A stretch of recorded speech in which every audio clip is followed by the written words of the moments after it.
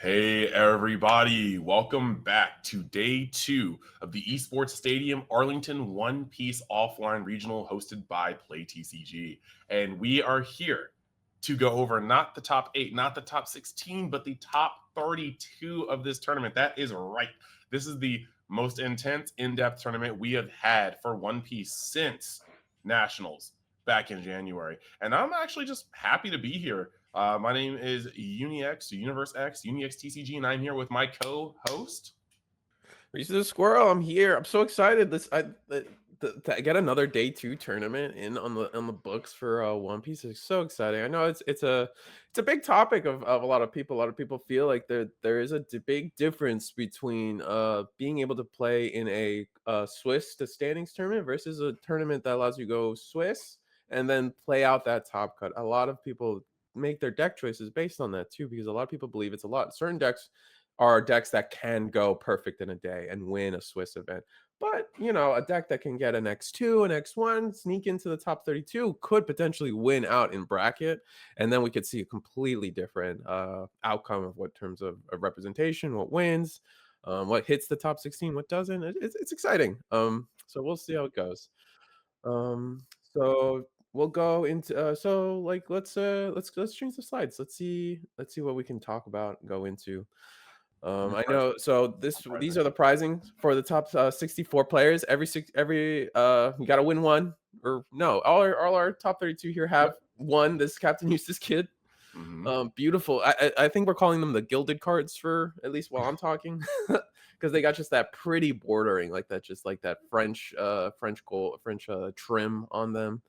And then all our players obviously have gotten their invites because they've made it this far, since it's been a 1,000-person tournament. Top Mm-hmm. 16. You got to win one today. You got to win your first round to get into the Trafalgar Law, as you see here. Beautiful card. We've mentioned it a few times. And then our top 8 got to win two. Got to win Yep. 32 to 16 to 8. Yep. And if you get that top 8, you get the next round of serialized cards. We've moved on to the Shanks cards. No more Luffy, but Shanks is just one level up. And on top of that, we still giving out Luffys to people. We got our basically our 4 Emperor Luffy. It doesn't have the tag, but we all know what these scenes are from. It's heat. It's heat. I Yeah. mean, this is like Roof Piece Luffy before he had Gear Fifth. It's awesome. You've got Shanks here. I'm hoping sometime we get Wi-Fi hockey Shanks later as a card art. Like, but this is heat. This is heat, and I think we actually now have this mat. We've been talking about this before. We've got Trafalgar Law as well as Don Quixote Rosinante, basically looking like really really fierce, both of them on both sides. This is just a really, really cool mat, and a lot of people have a lot of love for these characters and their connection. Followed by the first place mat that we've got going on here. This is Princess Power, pretty much. We've got Vivi, Shirahoshi, as well as Rebecca. A lot of power on this mat. A lot of plot. You guys, if you know, you know. But yeah, these are great prizes. I know once people get their second win in this top cut, they're going to be just pretty much relieved, because that's where you get like the bulk of what people are looking for. And then after that, you are duking it out for the right to say that you have gotten first place in the biggest tournament since Nats. This is a banger of a tournament. But what we also have for you guys is something you guys have wanted to know since last night. I'm sure many of you guys have lost sleep wondering who got into the top 32. And so we are here to talk about it. Looking at So this, cool. going down the list, we actually have, let me change this up a little bit. So going down the list, we have Jackie Mock with Reiju. That has just been, we saw that. He closed out day 1 with a flawless record. We got Matthew Peters with Gecko Moria. That's who he faced and overcame. But hey, you never know when the run back is on You its way, guys want especially in the bracket. if you guys want the totals real quick, so we don't have to go through every single, or so you don't have to do the numbers yourself. We got in the top 32, we got 4 Reijus, 5 Geckos, 10 Katakuris, 11 Sakazukis, and 1 Nami and 1 Yamato, going through all the entire list. Mm-hmm. Anything stand out to you? Realistically, with these numbers, we really actually have a fair breakdown. We expected at least 2 of these decks to be here in this in this like form. Like you with the 10 Katakuris and the 11 Sakazukis, I don't think it's any mystery that the 11 Sakazukis are there, and it shouldn't be a mystery that the 10 Katakuris are there because we saw Not them after literally every single. yesterday. Nah, I mean the fact that we saw it Ugh. lose so many times on stream means it was undefeated that many times before it Yeah. lost. So we expected it to translate well. Now the part that's funny to me at least is that 5 Gecko. I expected Gecko, Gecko right? to be much in line with Katakuri and Sakazuki. Like I expected I a expected 9, and a 9, like around there. Yeah, I expected Sakazuki to be taking the Gecko numbers. Like in Yeah. every previous event, the big two, if anyone's pushing ahead, it was Katakuri and Gecko were the like, oh, we're taking up most of the pie chart. Third would have been Sakazuki, but no, Sakazuki being at 11 is the first place, essentially the most represented deck in our top 32 right now. So Yeah. we'll see how it goes. A lot of Reijus. Mhm. Like a Nami, I expect to sneak in. A Yamato, I can expect to sneak in, but this many Reijus is surprising to me. I think maybe people are finally figuring out the play lines for Reiju, and so we're seeing them more bubble up. And it's funny to me because this is a top cut event, Reiju went undefeated. So if it wasn't a top cut event, we would have Reiju would have this would have been the first event Reiju would have won out and won the whole tournament. Mhm. But since it's not one of the big three, we decided to change the rules, go for a top cut instead, and really really make them work for it. Mhm. And from what I have been seeing when it comes to these Reiju decks, because this is probably the most like I played with Reiju, I played against Reiju, but this is the most I've seen like on stream and one thing. So I've been getting a little more insight to it. It's in a format where some of the best decks are able to just break your board repeatedly. Reiju's ability to chip, cycle through cards, Mhm. amass a hand, and then after chipping for most of the game, just apply a board, look at your opponent and go, can you break this? Chances are, again, the later you get in the game, the harder it is to break a wide board because you've used more and more of your resources, your great eruptions, your ice ages. And then whatever they don't KO off the board becomes the game push for the next 2 turns or so. And that seems to be a very good strategy with this. Not a lot of decks are able to go wide enough to contest the destruction of Sakazuki and Moria. So it's actually nice. It feels like it takes way more player input. However, the payoff is clearly working out. And I mean, just also looking at this, we have a singular Yamato and a singular Nami. I do believe we are having it's not even I believe we are having one of these decks on stream next round. We're going to tell you in a moment. We're going to tell you in a moment. Yeah, But 3 yeah, minutes. this is going to be pretty nice. This is going to be pretty nice with the top 32. So with that being said, we start momentarily. I think we can go to break, but I believe actually not even believe. I believe our first matchup is yeah. Oh, we're about to okay, we're gonna go. I didn't know if we needed No transition break. time. We That's don't all need I a was break. saying. No. So we are about We're to go staying. into a Yamato versus Reiju Nami. match to Or start off Reiju. this morning. My bad. Um, this is pretty cool. It's pretty cool. A battle of the OPO Sixers. And yeah, we've actually seen both of these gentlemen on stream yesterday. So we already know. Cream of the crop right Okay. here. I feel like, yeah, I think we saw him and then William P. Yep. I feel like we did see both of them. Maybe we didn't. I don't Oh, know. I want to if this is Hmm? oh, okay. Well, I know for a fact we saw Young. I recognize the name, but I know I'm pretty sure we saw William P. I just didn't think this was the same because we even talked about the Yamato with the Yamato sleeves and the Dawn. We were like, he is ready. Oh, yes. I know what you mean. Okay, so Uh, we maybe get some redemption. get some revenge. Made it. I mean, made it this far. It's very exciting. Um, I want to know how this matchup goes. Reiju can have a hard time against Yamato, I would believe. The Mhm. the double attack from Yamato, like Reiju doesn't really want to counter out that many big swings early. Like we're definitely gonna have to see Reiju probably prioritize establishing a queen early potentially, or we're just gonna have to race, and we don't have a double attack leader, so the race is gonna be a little harder. Yeah, Um,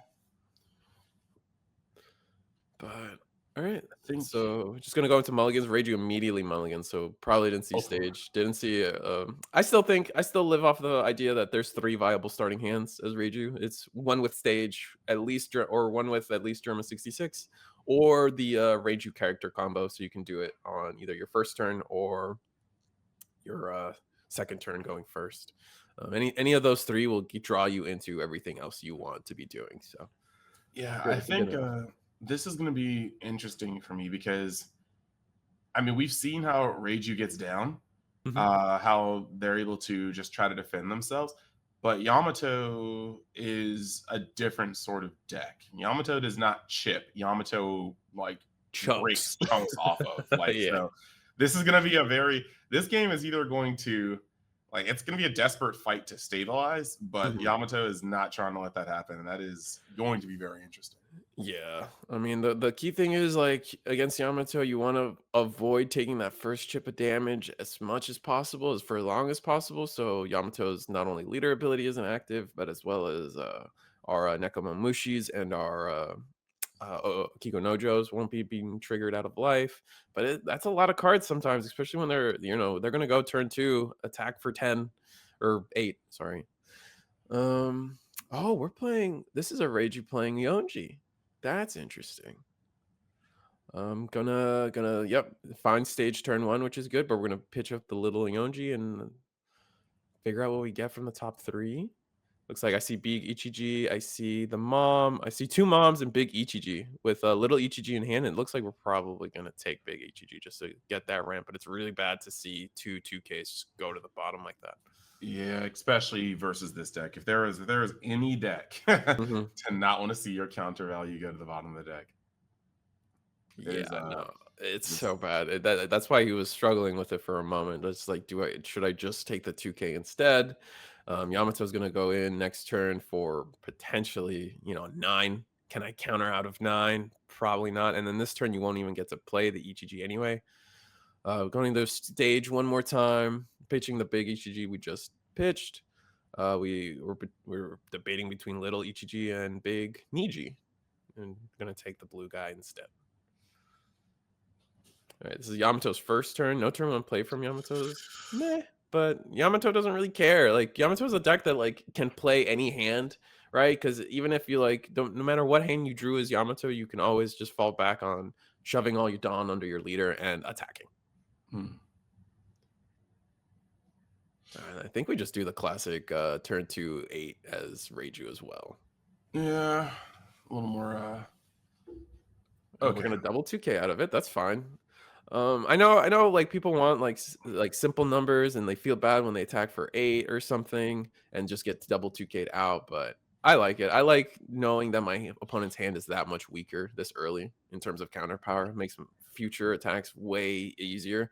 Only 7. We're gonna go Onami 7. This is kind of a weak. We definitely just counter out of this early, maybe with a double 2K because I think they have it. I think you just use the pitch the big Yonji here or Niji. No, oh my god, Niji. Yes. I am. Really debating it though. All right, I'm gonna pitch the little Niji instead. Okay, you're really No, I'm just trying to break this down. I'm like, mhm. because the early game is gonna be so important for Oh Yamato. yes. I think how the early game goes for against Yamato ends up being one of like the biggest things. Um, because if you take too much damage from Yamato early, then it gets really rough for you because like you're just sitting at 2 life from the rest of the game or 1 life, and then they have rushers and they're gonna have that big turn where they just go for game. If you can defend your life early, and if they attack small enough throughout the game, you can kind of stabilize and outvalue them because they're not establishing bodies as often as you are as a Reiju, and they are just prioritizing trying to get that first double attack off as their leader anyway. Hmm. All right, so we did do the big EG combo. We drew a card off our leader. We're doing Germa 66 now. Our hand's kind of small because we haven't seen the a Reiju character combo yet. We'll start getting there. All right, we got the big Reiju done. Probably just hard play it next turn to draw 2 cards. Will be probably make things easy. We still have stage to access. What are we gonna pitch for stage? Gonna do little Reiju. We're gonna do big Reiju or big Niji. All right, gonna pitch the big Reiju. Search top 3. Finds another Reiju. Finds another. I think we take the little Ichiji here or Niji here, but that's just maybe me being wrong. Only 3 cards in Uh, hand is rough though. Hmm? yeah, I was about to say like this is about to be the shields are down turn. I just I'm not gonna say I wish Yamato got like a card from life, like a trigger, but like we definitely two attacks would be so good next turn, especially with this low of a hand. Oh, yes, from the Yamato player. Hmm. Absolutely. I could see Yamato probably maybe donning up this Nami, and then we go in and just use the rest Oh, oh, on our leader to try to guarantee. oh, okay, yeah. Oh my god, the double tech ban, and we're just gonna go 9, and we're just gonna have to take it. Double Nami Onami is kind of crushing, especially in the way the hand has been going, and do we counter? We have to counter out of this. 2 cards just going straight to the trash is a little much, right? Does he have it though? I mean, we saw the big Reiju. I think it's just all 1Ks in hand, unfortunately. I don't think they Oh have my another lord! 2K. I think they have 1 2K. So it'd be their whole hand for this, and that's just probably not worth it. I mean, the whole hand probably spells. I don't want to say spells game, but like, Mhm. huh. No, it gets kinda yeah, there it goes, I giving mean, it at least up. those hits weren't bad. Yeah, little Ichiji and a That one hurts, stage. but the stage is like, Stage is kind of passable, yeah, and then we're gonna attack with a Nami, 1 more, and we definitely counter out of this. We just lost 2 I mean, life. this is I love this right here because this is Mhm. just like a you've already taken the worst of the damage, but I'm gonna need one more card, please. Like, Oh, that's painful. Hopefully, we uh, can establish a Yonji, which makes a lot of this a lot easier to deal with. so let's be real. Mm, Yeah, I was just like, let's be real. You're not taking this. yeah. And And, we pitch a little Niji again, even though we have the one in hand. I guess we're just valuing having the big characters in hand to be able mhm. to hard play them instead of minusing Dawn, trying to ramp up to a Judge. We haven't seen Judge yet though, and now all the Nekomamushis and things are live out of Yamato's life, so that's gonna be rough. I'm gonna go attack 7.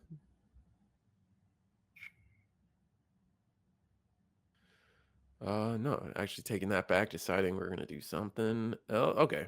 Gonna go Reiju, draw 2. And just fill our hand back up. Yeah, we needed to see this Reiju earlier just to draw into more counter power so this 9 didn't just devastate us. Correct. I mean, it was like we were all saying, like this was literally the shields were down moment. Mhm. And, we're not gonna be able to establish blockers, and we're gonna do it again? Ooh. Yeah, right, because we have the little Reiju, gonna draw 3 times. Nice. And then we're gonna Very good. stage. We're just gonna fix our hand. We're just gonna try to find everything we can. Little Niji, big Ichiji, and the Yonji. I think we have to take the Yonji. We haven't seen one yet out of all our draws, I believe. And we're just trying to collect all the brothers. We are taking the Yonji. Unfortunately, we won't be able to play it this turn. And if we're peeping hands, I think there's a third Onami coming in Yamato's or Reiju's way, Ugh. which is just gonna be Ugh. so annoying. So, like, here's the thing that happens for me here. Mm, It that definitely was a wake up call. That attack mhm. was a wake up call. That was very much so to me a wow. I can't get hit by that again. And so the hand is now fixed up. Yep. It'd be so funny to see like an all in Onami play, but like, do you just get I think you anvil might attack? lose the game if you do Yeah, that. immediately. Mhm, But the question is, does he have anything in his hand that's going to stop him from losing the game already? mhm. Like we need to see a blocker, but I mean, depending on what gets put out, we're still kind of in a scary place. For Yeah. you know what I'd like to see? A Momonosuke. Momonosuke. Oh, the yellow or the green one? Uh I wanted to say the yellow, but let me make sure I am not tripping. Yeah, yeah, yeah. I want to Yeah, see a yeah, Momonosuke. yeah. Just to defend. The green one, like the searcher, like could probably get you to somewhere. Oh, we're only attacking 6, so we're definitely not gonna try to high roll this turn. And we drew so many cards. Surely we have Yeah, a that's 2K. just that's fallen out. But Yeah. yeah, I definitely would like to see Yellow Momonosuke in order to maybe put the Onami back because that's gonna be some insurance. You have to Hmm. swing differently. Ah ha ha ha Ooh, and aggression. now, okay. And This that's is gonna stick. interesting. Yeah. That's my favorite part about it now. And then I think we have to counter out of this. 7. It's another 2K and a 1 card. We drew so many cards that like let's just go for it. And I think we'll be on 8 Dawn next turn, so that's kinda hype too. Mm. Do you attack into this and would you attack into it now? If I had another Ichiji, I think I would try to find a way to attack into this and now. I mean, you definitely want it off the board, and you know that to save it, he's gotta take a life into the Mhm, trash. It's just it's so scary because this card does have a fair amount of stickiness to it. You definitely want to be at a higher life total mhm. before, or generally for most of this. But I mean, in all of realness, if you don't put a blocker on board, he's pushing game the following turn just with that Enel in his leader, and that's a little scary. That I think Mhm. that shouldn't be ignored. So we are countering out. We're using a 2K and a little Niji. Really throwing the little characters out instead of the big characters. It keeps it interesting for me. And then we're just 1King out of that. Oh, again, little Reiju. So really just trying to keep that big Niji in hand the whole game. I wonder what big play they're trying to wait for. It must be like they're trying to wait for them to play a blocker and then they just bounce the blocker. Yeah, because that does get pretty scary right there. All right, so where do we go from here? All right, find the little Ichiji one more time, and then I imagine we just go for board with an Ichiji play. But we might not even have. We do. I think we do have a second Ichiji in trash.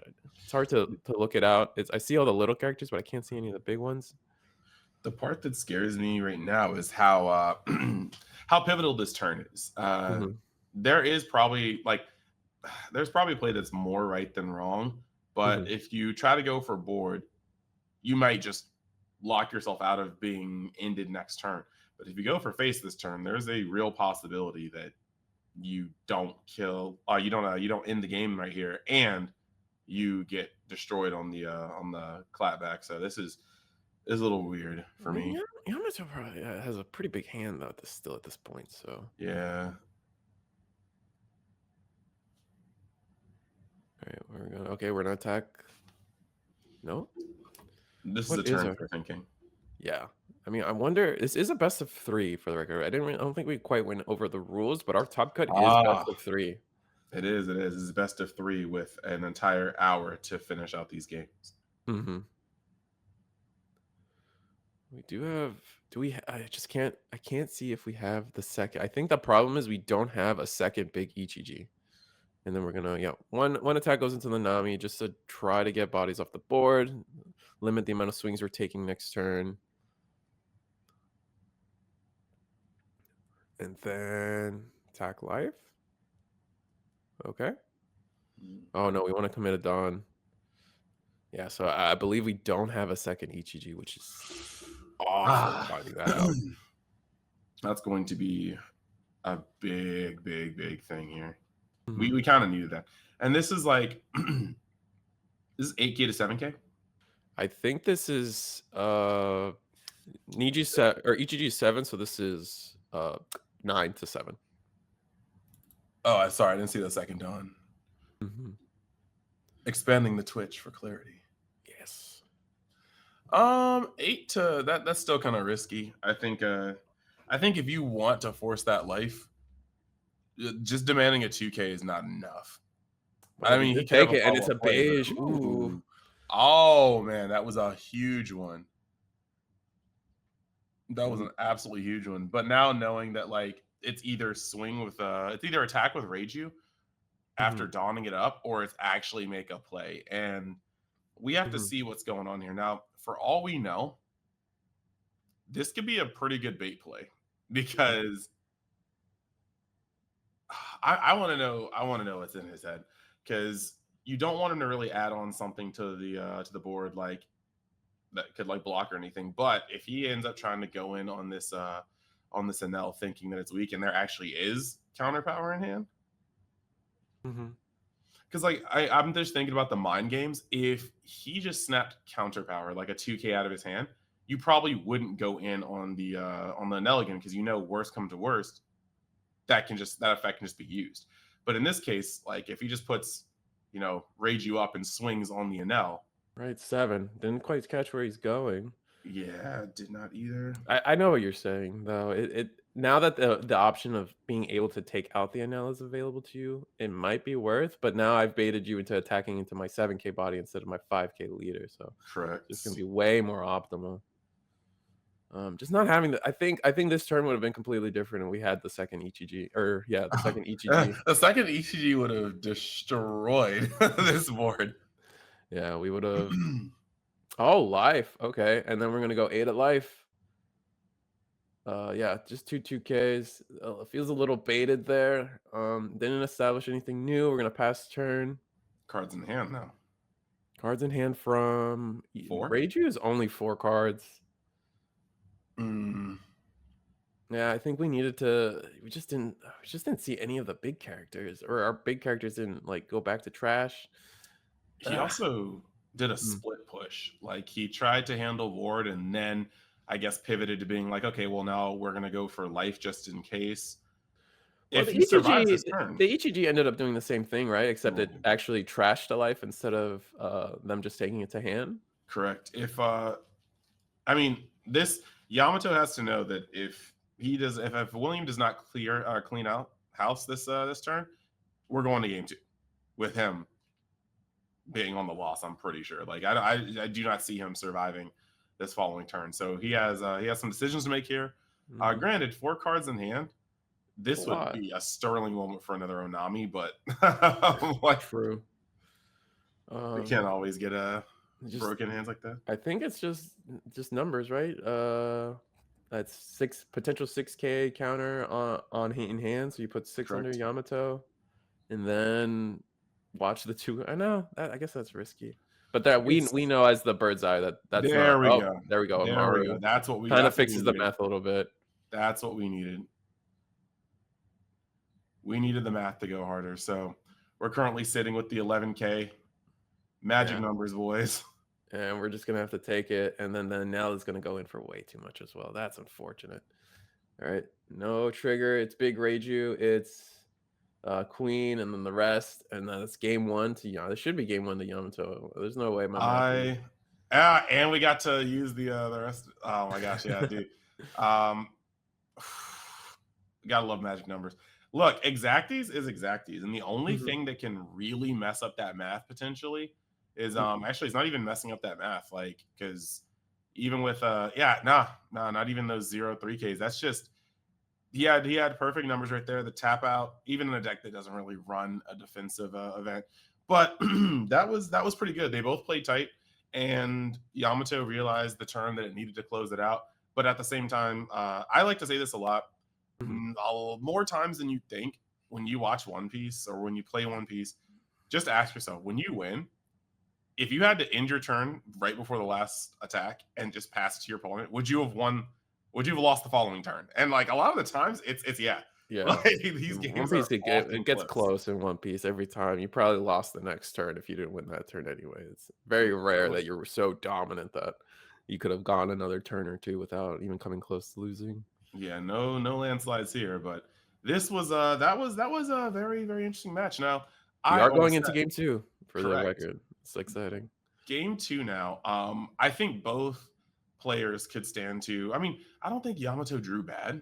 I was gonna say both players could stand to draw better, but to be honest, Reiju opened up with its stage. It was unfortunate not to see more EGGs later. That would have really broke the game wide open on that last turn.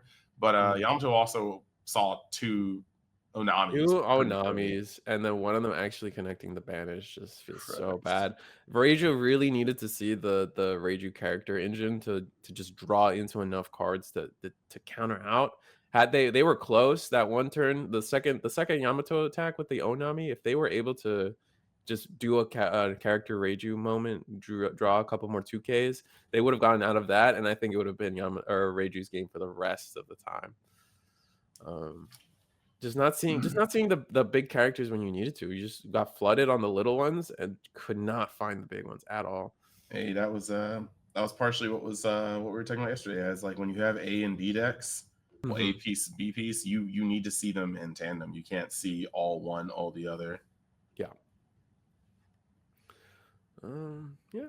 All right, so you're Reiju. You just lost to Yamato. I think you do. You want to make Yamato go first and you go second, so you could get that turn one Reiju effect. It's gonna be interesting where we Um, go. I think Yamato turn. wants to go first, though.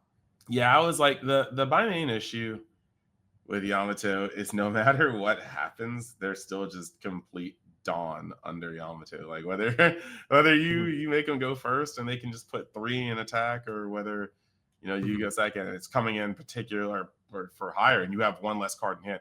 I think when it comes to Yamato doing what it wants to do, I would prefer to have the mhm. extra card in hand when they start attacking. All right, so we actually chose to go first as Reiju or second as Reiju, but our hand is Hmm. delicious. We got Germa 66 into the stage, so we're gonna be able to Germa 66 first, and then play the stage right after this point, getting the or little ETG out of the five selection, and Hmm. then ending the turn with stage. Imagine activating stage, getting we have big ETG next turn ready to go. Looking at top three, I see big Reiju, another ETG, and little Niji, and we're gonna take the Reiju. Very, very good. But yeah, like I that's optimal. Not only was the hand optimal, but like I was saying, going second, you get an extra card to hopefully defend Mhm. yourself with. They get like one less option. I think this is fine. The eight going in for eight Yamato, pretty classic, and not having 2Ks. I think we have to take Oh, this as Reiju. Yeah, I would take this since it doesn't have the Onami buff and we didn't draw enough 2K counters out of everything. I'm fine taking this and just trying to defend out the rest of the game because the ones you really want to counter out and save your counter power for is the Onami attacks. And like your opponent didn't establish any attackers. Oh, and then this Nekomamushi first check. Ah, right as you said it. They haven't established any time. Oh, and from the top ropes, Nakamamushi. Like, yeah, like this is sorry, his wrestling name has to be Cat Viper. Um, yeah, yeah, like it's we are countering out. Okay. And then stage. We are keeping it even. One, two, getting a Yonji. And that's gonna be our turn this turn. man, that flip. That burns. For top Nekomamushi burns. We're gonna tap two Onami, okay, and then eight again, but surely we Oh have my enough. gosh. We have some counter now. Yeah, he has Yeah, to drop there's that. the two 2Ks. Perfect. But that Now being said, we're Nekomamushi will we're go up here. in 7. 7. And then we take. Ah, it's so painful. I mean, there's counter where it counts, but on Mhm. TIS. But at the same time, the life is looking pretty healthy on Yamato, and we are kind of threatening We do have game next Ichiji turn. Niji in hand, so we're okay. Going to attack it to Cat Viper. See if we can get a card. Well, we let it go. Okay. Oh yeah. Oh yeah. I Well, I guess mean, we like know because the Ichiji is coming in. Going to Ichiji into life. Is it another trigger? Nope. Thankfully. I have to feel like you have to kind of start letting things go because at some Oh, point you're gonna have Queen to defend Queen. your ooh. Is that a treasure That is cup a queen? top. Was it top 64? Top 16 Queen? Very Yeah, nice. powerful. Getting to just discard two cards, draw three, and at the end, after it's all said and done, you get to draw three cards off of the queen because of the Reiju ability, which is nice. And then we're gonna end with stage and pitch the big Niji. Look top three. I see stage. I see little Reiju and big Reiju. Imagine we take the little Reiju. I forget. I think we got to take the big Reiju. We haven't seen big Reiju yet, so definitely need that draw engine. We have so many cards in hand now that we should, in theory, be okay going into the next couple turns, especially since we do have a 5 cost blocker. The only thing that's going to be able to rest the 5 cost blocker is is what's his name? Horty Jones. Yeah. Horty Jones, yeah. Top Another 16 Queen. character that's way better in the card game than he ever was in the plot. Yeah, there's a few guys like that. Oh, there we're seeing the NL one more time. Going to put two Dawn Ooh. under, attacking for 9. Surely we can get out of 9. Guy said, let me get that last life real quick. So the thing is, 9 is Not we see. I think that's a Sora at the top of his hand. So it's at least one 2K. Mm-hmm. Block Yeah, but do we save it? 2 yeah. Go 5. One more card. Just picture the big Reiju. Oh, Beniji. Okay, same thing. Now we go to our turn. How many cards does Yamato have in hand? I see 4 cards, 5 2 or cards. 3?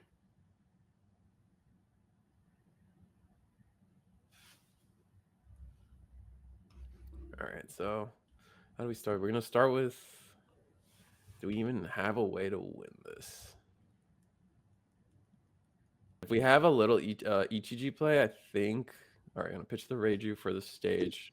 If we have little Ichiji one more time, we could potentially try to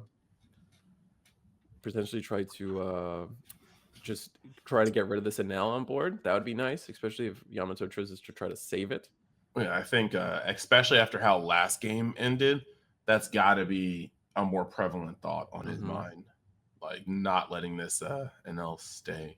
All right, digging 5 more. Imagine just trying to find big Ichiji. And There can only be one. Get it? One Ichiji. Oh, you're so funny. I know. I'm laughing. I'm type nice. Yeah. What are we taking off of this 5? Only seeing one Ichiji. Oh no, we do have one in trash. I believe we have another Ichiji in trash. Now that I'm looking at the trash more properly.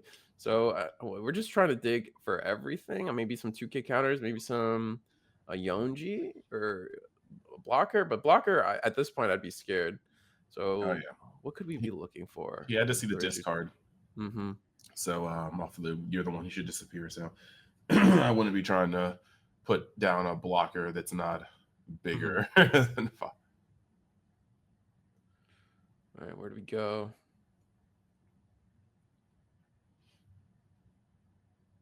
Do have a lot of cards in hand for Reiju.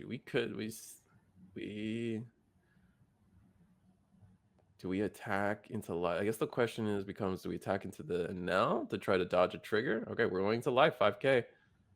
I think you probably take this as the Yamato player. Yeah. I mean, yeah. You only have to, you only have to gain 7 at life.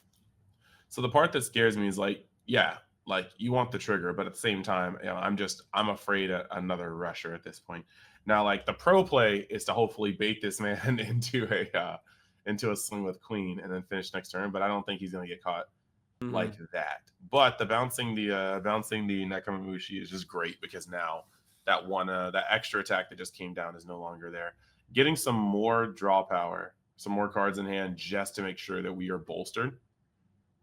Draw 2 more cards. A double finger, a sword. He picked up 2Ks with that. Yeah. All right. He did pick up 2Ks with that. Clutching. He said there will be no sweep on my watch. All right. He said, Germa 66, wake up. We're getting swept. They said, oh, my bad. I just feel like we lose to Horty Jones here is the problem. Well, yes, but no, Horty Jones is a lot of Dawn commitment. It's a Dawn commitment, and he just picked up double 2Ks. Yeah, you're right. I think Reiju might have this one.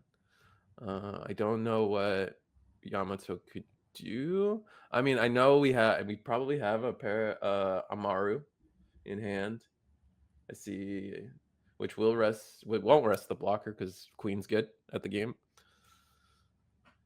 So we are going to Momonosuke searching for what can we pick up? Oh, yeah, Hioria picking up a 2K. Okay, getting to look at our last life and maybe set it up. If we have you're the one who should disappear in hand. That might be a good play to try to survive the onslaught next turn. But Reiju does have a lot of counter power now. Drawing the 2Ks is kind of busted. This turn went from a potential game ending one to let me try to tear apart the board and hope it's game next turn. Now Reiju, now seeing this, we use the Paradise Totsuka to rest the character Reiju, meaning we might be planning to go in onto the Reiju, or I mean, as Yamato, getting 2 Dawn rested is not really a big deal since you just reuse that anyway with your leader effect, putting it under any character. So just trying to like maybe optimize Dawn, like going in and saying I want to use 2 Dawn before I start putting it under a character. Mhm. And then it's not a bait. We're not going into this Reiju at all. We are going to use leader effect, put 2 Dawn under the Onami, 3 Dawn under the Onami, and we're going. Where are we going? What are we trying to hit Reiji for neutral? See if he's willing to risk cards. We are countering out. Oh. Okay.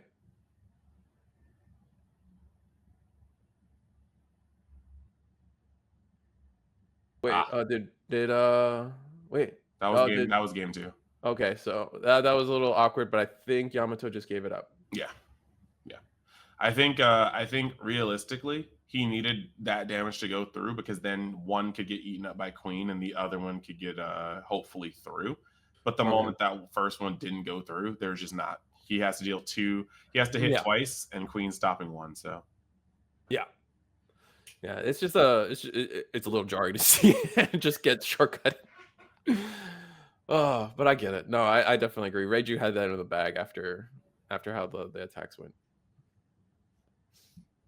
All right, German 66 denying the sweeping allegations, and we are now moving into game 3. It was interesting to see Reiju go for second, and Yamato technically had more attacks. Just not the double Onami is definitely like pretty. Not seeing that is pretty clutch. Well, true, and I think the thing that got me was that Reiju chose to go second, and that's what I was talking about. I agreed with that because they have one less card to find, like particularly Onami. You have one more card. You also have one less attack or one less Dawn to use, right? For all your plays. So every attack is just that 1 Dawn smaller, especially if they try to Onami you. Yeah. And I think the numbers just work out better. Yeah. Didn't stop them from having to take 2 damage first rip, but true. I mean, if you were going to take one, at least take the one that's not in Onami. Correct.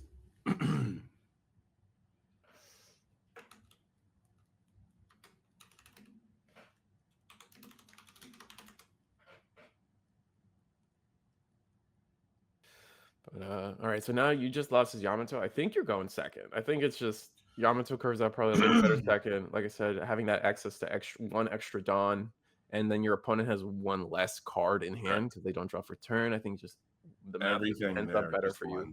Yeah, it just all lines up. Optimization.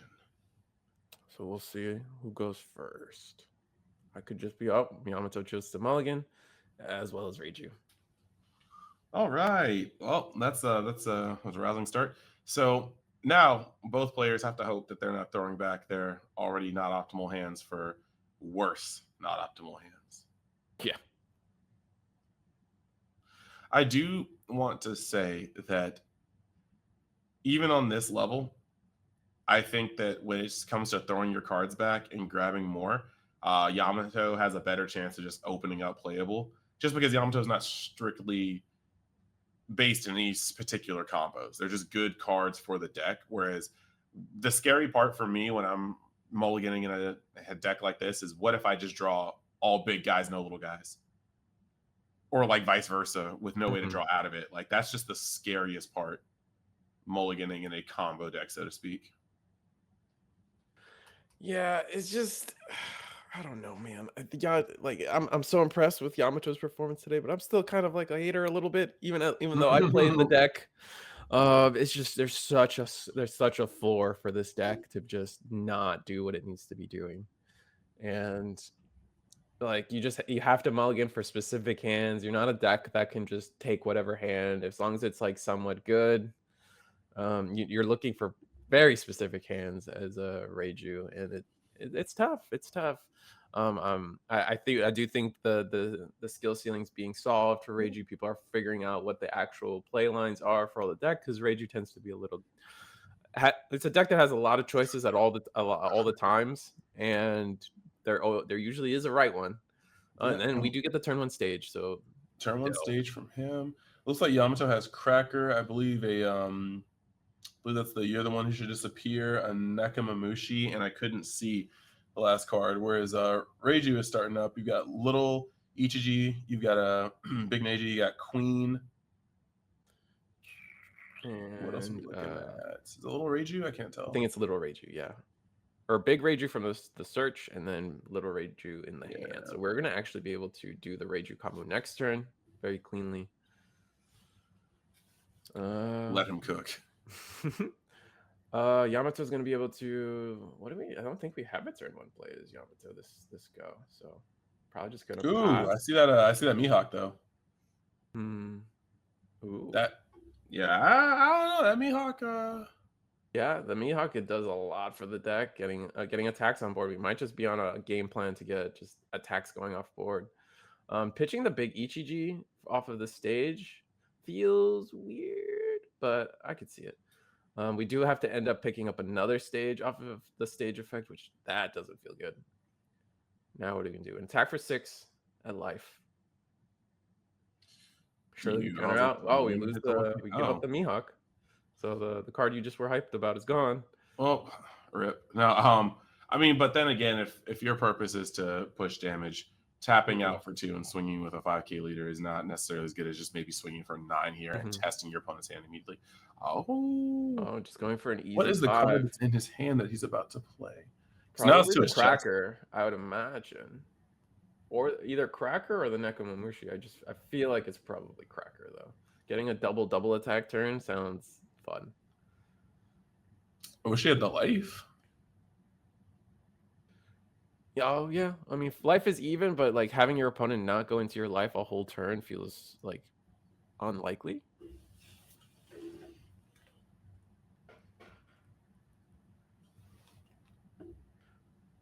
All right, so we will. And we passed turn playing the Cracker like we saw. Unfortunately, didn't like. I feel like their play, they wanted it to be the play just Mihawk into Cracker, so we have 3 attacks going in next turn, but didn't work that way out.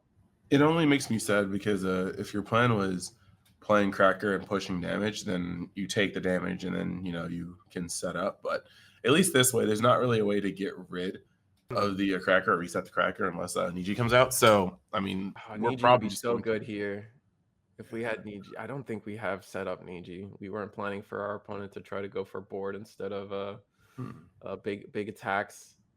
If we do have the Niji, that would be sick though. Is it okay? It was a check. We didn't see what it was.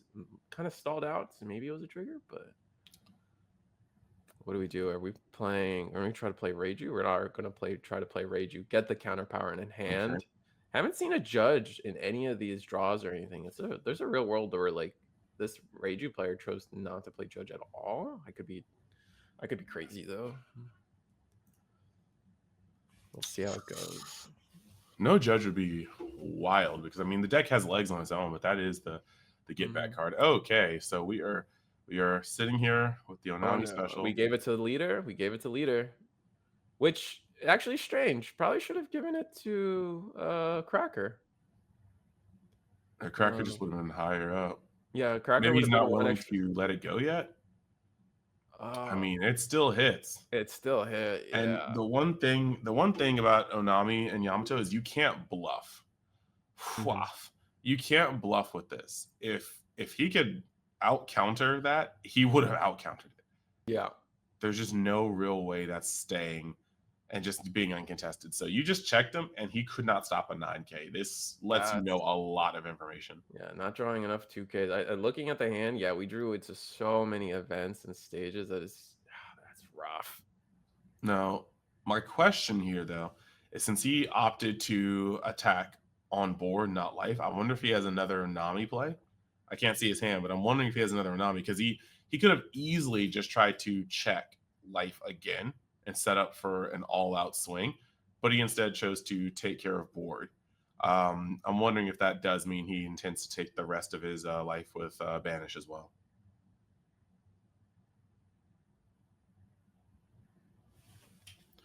Also, offering up the Cracker to potentially draw fire from life is not bad at all. But I mean, it is... no, it's not active yet, but we will attack... Man, not countering out. I feel like we just should have saved the Reiju there. It was only a 7K. But maybe I'm crazy. And then I don't. Man, it's tough. It's tough stuff. I feel like that we should have just countered out. Just losing 2 cards like that feels so bad. We are going to stage, get a 2K, so we're actually finally gaining counter power in our hand. He We may do have have. access to a bunch of the little ones in our hand. We just have to get through these just kind of sort of bricks in our hand. We have Germa 66 in our hand. We have another stage in our hand. They're just clogging everything up. I We do think have I'm not sure if he's just tired or a little nervous, but I think he missed a Reiju draw. Oh, potentially.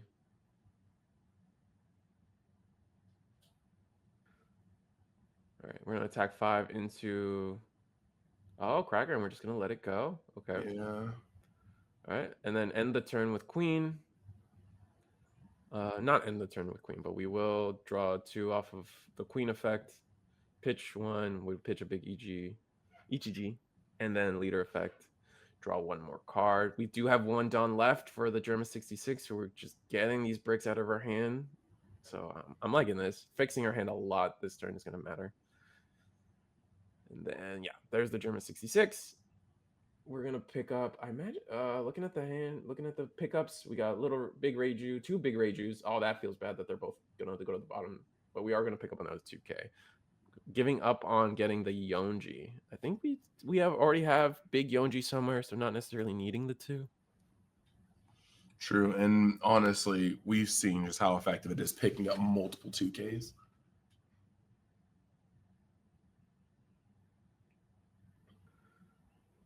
All right, so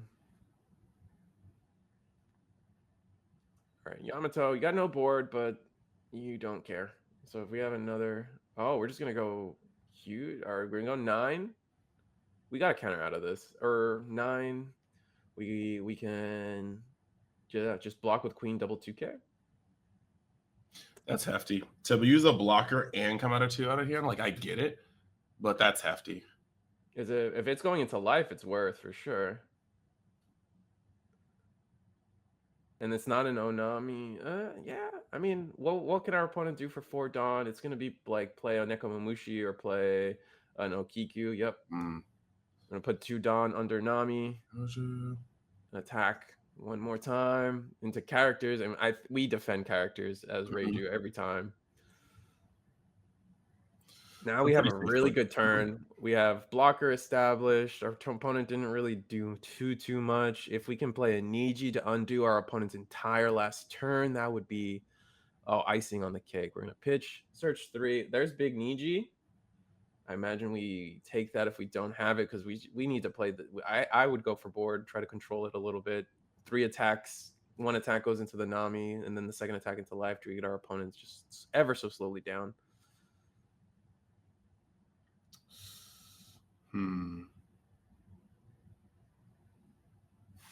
So what do we do?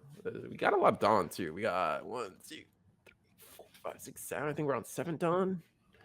It's hard to count the black Dawn on the black mat.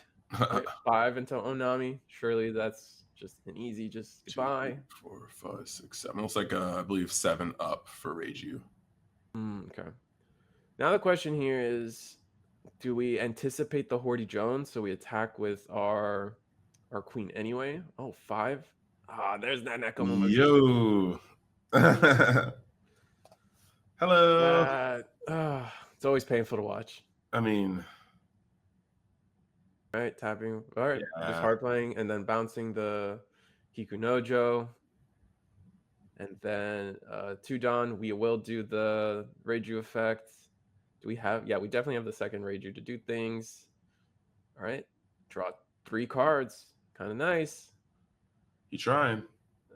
Assuming we have the correct hand count. It's hard to remember. It's not hard to remember, but you can start snap trying to draw. And Reiju, the character Reiju does have the requirement of if you have 5 cards in hand. TCG. Oh no, his hand. I'm looking. His hand doesn't seem that strong, but the Queen there is gonna be doing a lot of work.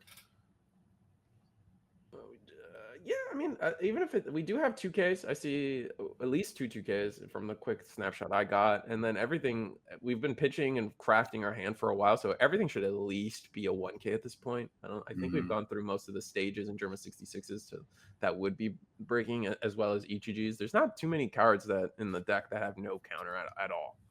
So speaking of bricking, Yamato's up for the play now. And no, I don't think I see a Hordy unless it's that far left card in his hand. Yeah, what? Amaru, you're the one that should disappear. Amaru, we can't tell what that last one is. I think it's a Momonosuke next to it. It looks like a green one. Or a Paradise Tosca, but it does look like a character. Sure. We will Amaru. And wait. We're Amaruing the Nekomamushi, using the 2 down under, and then we're going to attack into a character. So I imagine we're going to attack into a character. Maybe it's at life. However, what am I not seeing here? Hold up. So where I just can't. I didn't see where the attack went. I don't think the hand motions were clear enough. So this could either go into a character because of Nekomamushi's 2 down effect, or we're just going to life really large. So a 10K attack into life would be pretty good, though probably not efficient. So I imagine we're attacking into a character. Yeah, and you got to kind of see the desperation on the play, because using Amaru when you can't even rest anything, just to be more efficient on your Dawn when you're pumping, that just kind of just shows you at that point what kind of time he's on. Yeah, because if our game plan was to go for life with Nekomamushi, we would have attacked with Yamato first. So I think we must be attacking into the Queen, which feels good as Reiju, because we don't necessarily have to defend this, and then we just go for game with all our characters and an EG next turn and call it a day.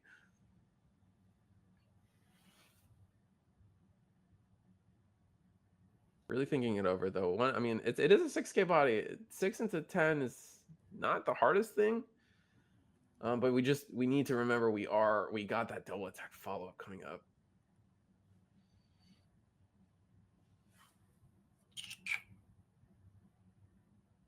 Yeah, this is not biased for anything, but you can tell like Yami, Miss Yamato, well, Yamato in general is running out of gas, like straight out of gas.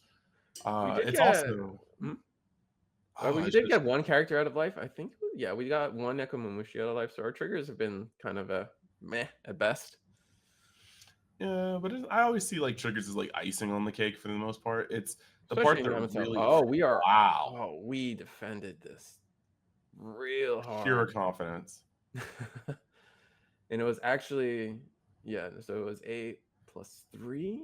No, this was way bigger than I was advertising. This was actually 4 Dawn under the Nekomamushi. Yes, I was just incorrect. This Nekomamushi was huge. That was a 12 Dawn, and or 12K power, and just that protection on the Queen prevents Yamato from being able to really do anything meaningful. Like anything that goes, you're letting it go.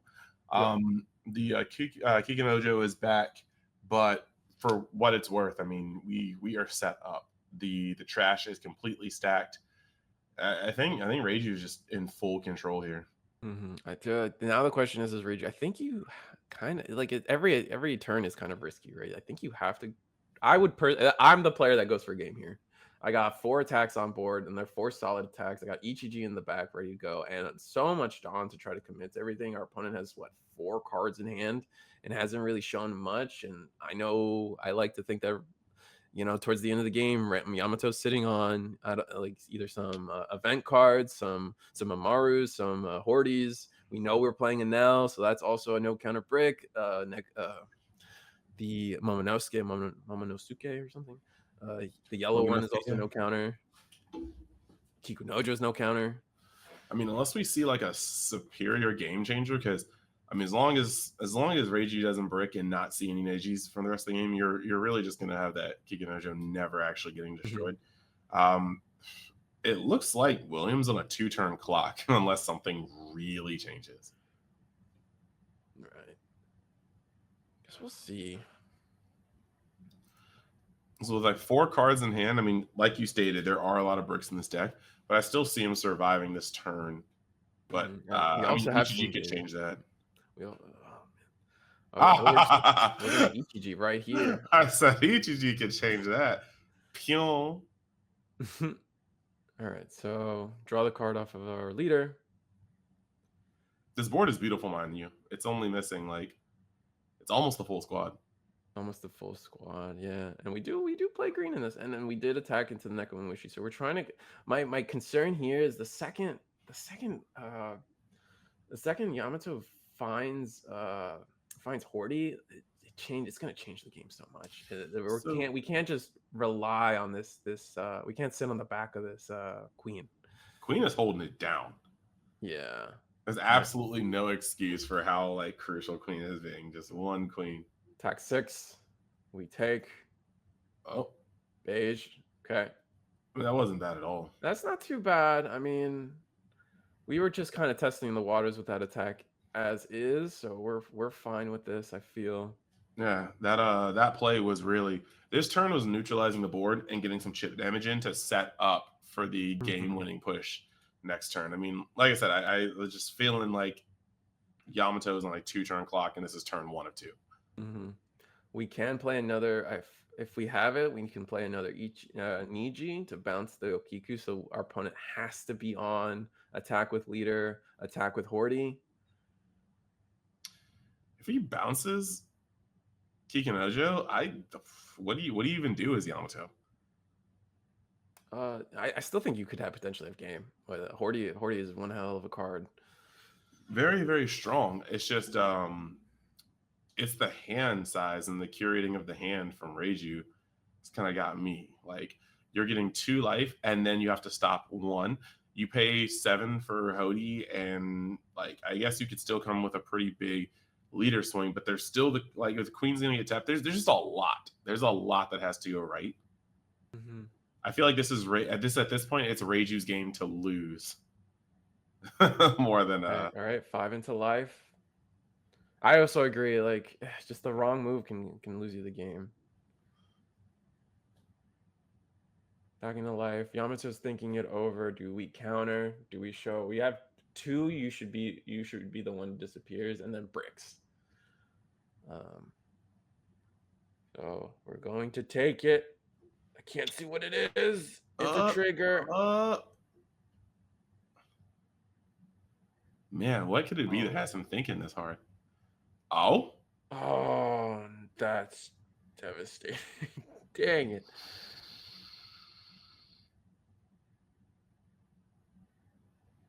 Just see, like I didn't want to attack there personally as the but we are going. Oh no, that's bad. Oh wait, what is our counter power in hand? We have 2. You should only be the ones to disappear.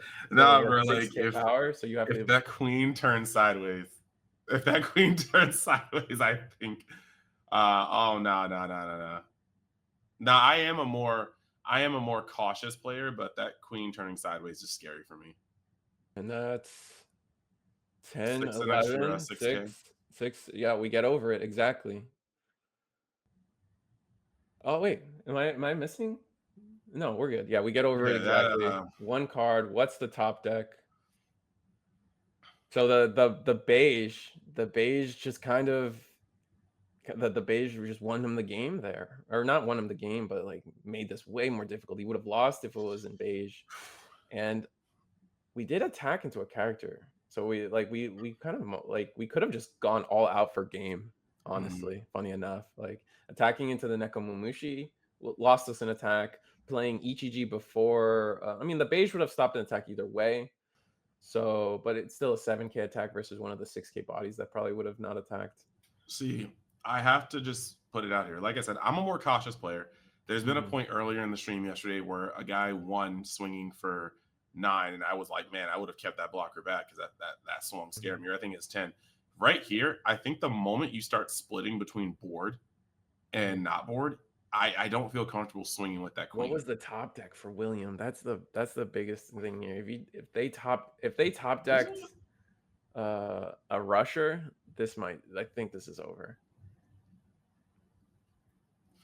Realistically, that's the part that scares me, right? Oh, that's kind of weird right now. I think the moment you started split pushing, swinging with the blocker was not it. If you were going all face, swinging with the blocker would have been fine.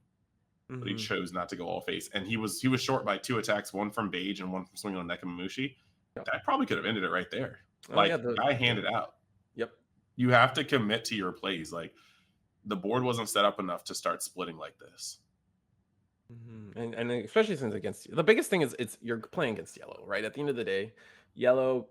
I mean, now you're staring down another Okiku that you didn't have to deal with. This is a third attack that's just going to make things annoying.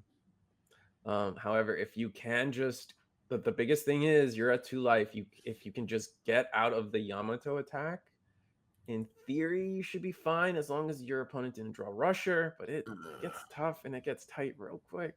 I think Yamato has 4 cards. Not Yamato. Reiju has 4 cards in hand, I think. 1, 2, 3, 4. Wow. We're going to take that. Probably. I don't think we have it. Oh, is that 4 or 5? Woof. Draw a card. Oh, we drew a brick. Okay. Attack. One more. This is 9. Wait, yeah, 9. Surely we have enough cards for everything. We did draw into a brick. I mean, 9 is a very good number because 7 is an excellent follow-up number, but this is tight. This is going to be a tight game. Mm-hmm. Can't really see the full hand. We don't have 2Ks. I see 1 2K. I don't see another. It's a little Reiju. Oh, I see 2 2Ks. So. But the question is, after dropping 2 2Ks and a 1K, are we getting out of the 7? I don't think we are. And that's the saddest part. The liar. Oh, we got it. Oh, we got it. So Reiju took it. Yeah, we had exact numbers. That's the way nice. So Reiju takes crumbles, man. That is the way the cookie crumbles. That What was the top deck from Yamato? Because Yamato, all the Yamato needed was a Rusher. A Rusher now would have gotten us there. Rush 40. To be honest, another Amaru would have won it too. He just needed one. He needed one more 1,000. Just one more power because we had exacts. And then, granted, like, congratulations to both players getting this far, but like the sting of being 1K short, like on both sides, you have a player that was sweating because he knew he knew. Well, like, actually, that's actually crazy. If that wasn't Germa, like, I mean, there are so many variables, but you have a player sweating because he was really only 1 away, and you have a player probably a little stingy right now because he literally got out countered by 1. That's crazy. That was a really, really good match. It's really cool to see. It's really cool to see our first round of Top Cut just go to 3, not be a sweep. Just both players for the most part was playing clean the entire time, sharp, and I hope that's just a good prelude to what we're going to see the rest of this Top Cut. Did you have any thoughts, Risu? No. I think that was a great game. Like, really came down to the nitty gritty. I'm sure people are going to go through the VOD and try to figure out what like that key change was. Obviously for us, we've noted that the Reiju could have just gone for game and had that one extra attack that they wasted on a Nekomamushi, air quotes. They could have just won instead. However. That's one thing we know. I'm sure people are going to go back and maybe Yamato could have attacked a little less on their leader and then gotten the game their way. I mean, there's so many different little things, but this is best of 3. The Yamato will now be out of the tournament. That was our only Yamato. We still have 4 Reijus. I don't know how the rest of the matches went, but we're going to go into round 2. We're going to take a small break. See you guys then. We're best of 3 all night, so it's going to be fun. All night?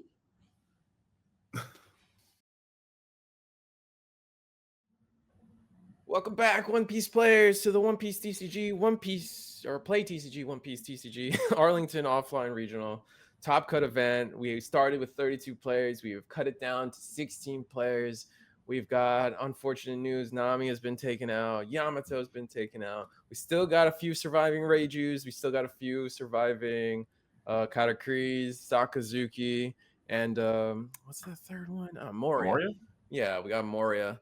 We don't have exact counts, but those definitely are the 4 decks left.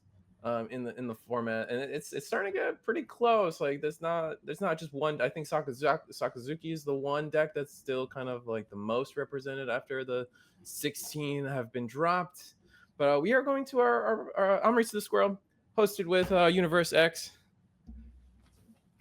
and we're gonna go into the match. I think it was, what was it? It was It's we're gonna go for Sakazuki versus Reiju. yeah. So Yeah. Sakazuki versus Reiju. We just saw Reiju. I think Reiju's just kind of been a fun story to watch after winning Swiss. It's actually a different Reiju because I think we still have at least three Reijus have made it through out of the four we started with. Should be a fun game. Yeah, I'm actually digging it a lot. Like this is it's actually really funny because yesterday you said Mm-hmm. that Reiju, if you had to say a big four, you were like, it would be Reiju.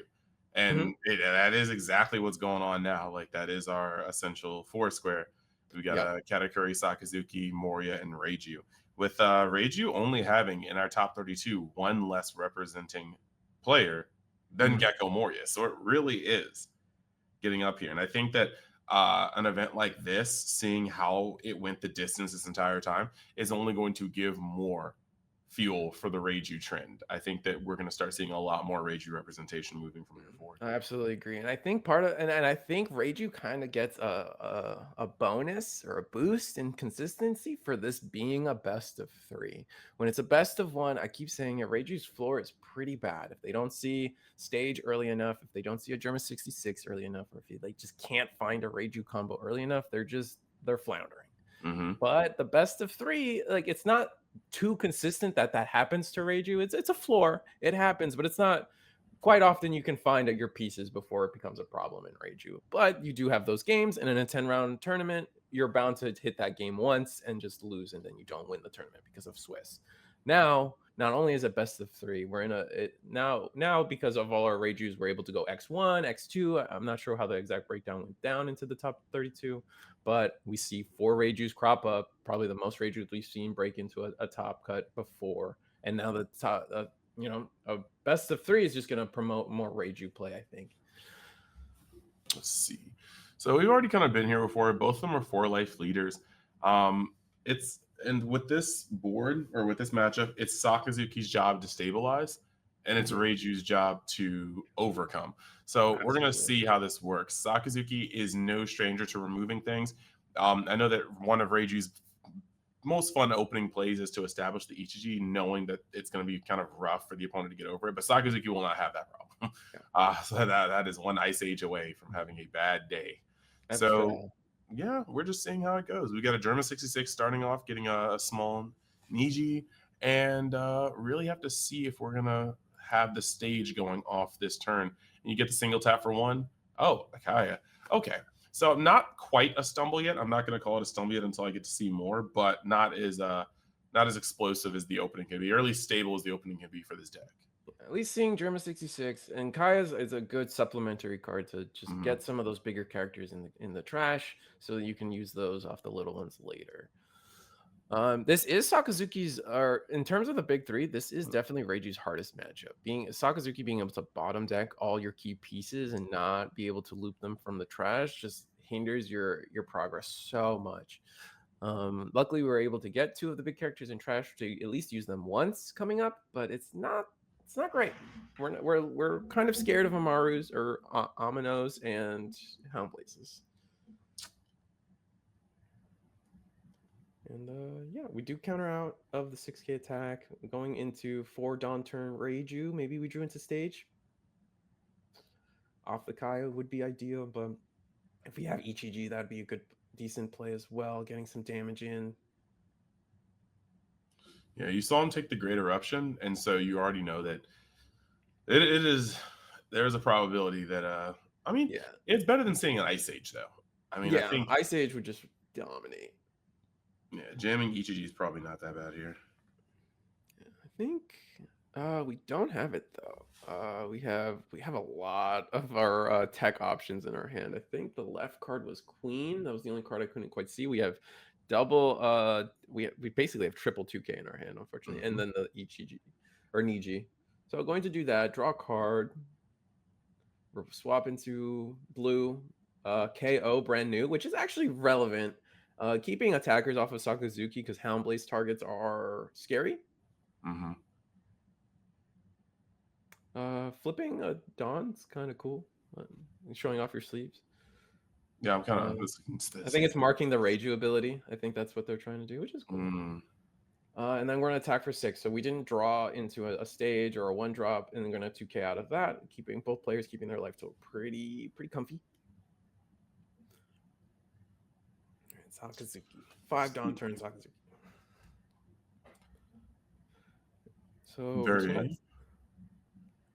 I imagine the Niji is not long for the world. It's very, we already saw, like you said, we saw the great eruption. So as long as we have a removal option in terms of either Lucci, probably Lucci would be nice to just get both bodies off the board, but a Houndblaze is just as good. Fire right here. But I think ideally it's Houndblaze. Haven't used leader ability yet. Meaning we probably just like our hand, or we're just trying to save it for the end. I was like, I like Lucci just because it adds another body for pressure and it clears the entire board. Mm-hmm. Houndblaze does feel bad here, so hopefully it's an Amino.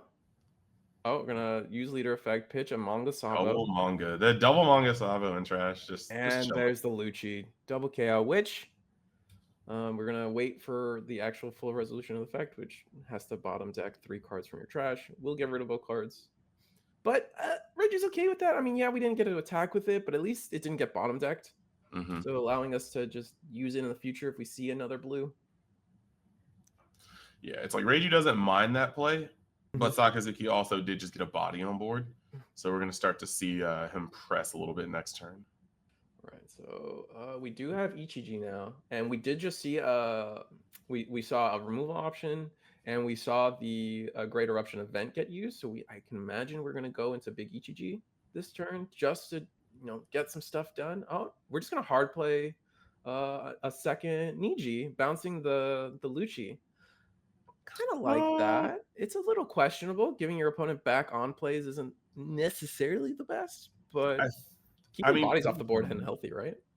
So personally, I think that I could be reading too much into this, but overthinking is what I do. Bouncing, hard casting the Niji to bounce the Lucci kind of tells me that Lucci, like the hand isn't that strong. That Lucci was going to be a bit too much pressure to take consecutively, because giving him destruction back in hand, knowing that, like, I mean, that's fine. That's absolutely fine. That card is not searchable. You have to get it back with a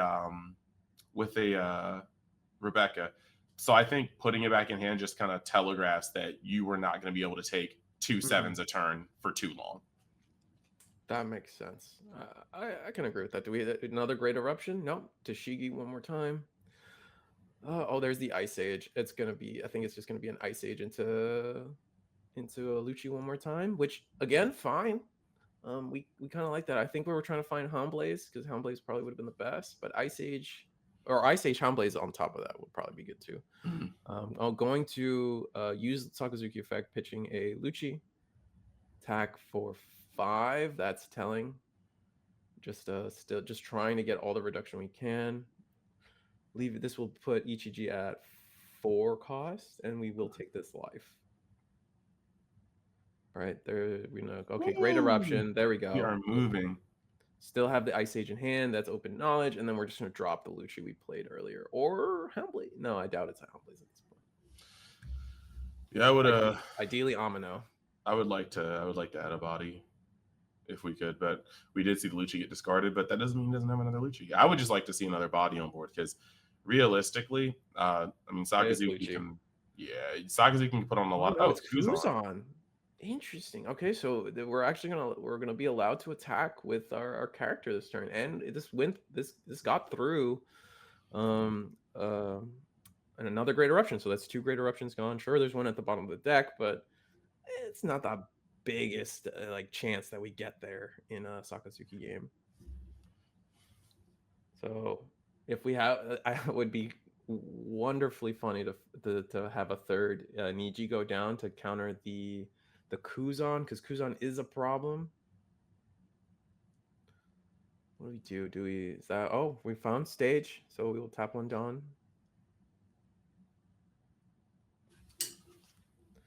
Better late And than never.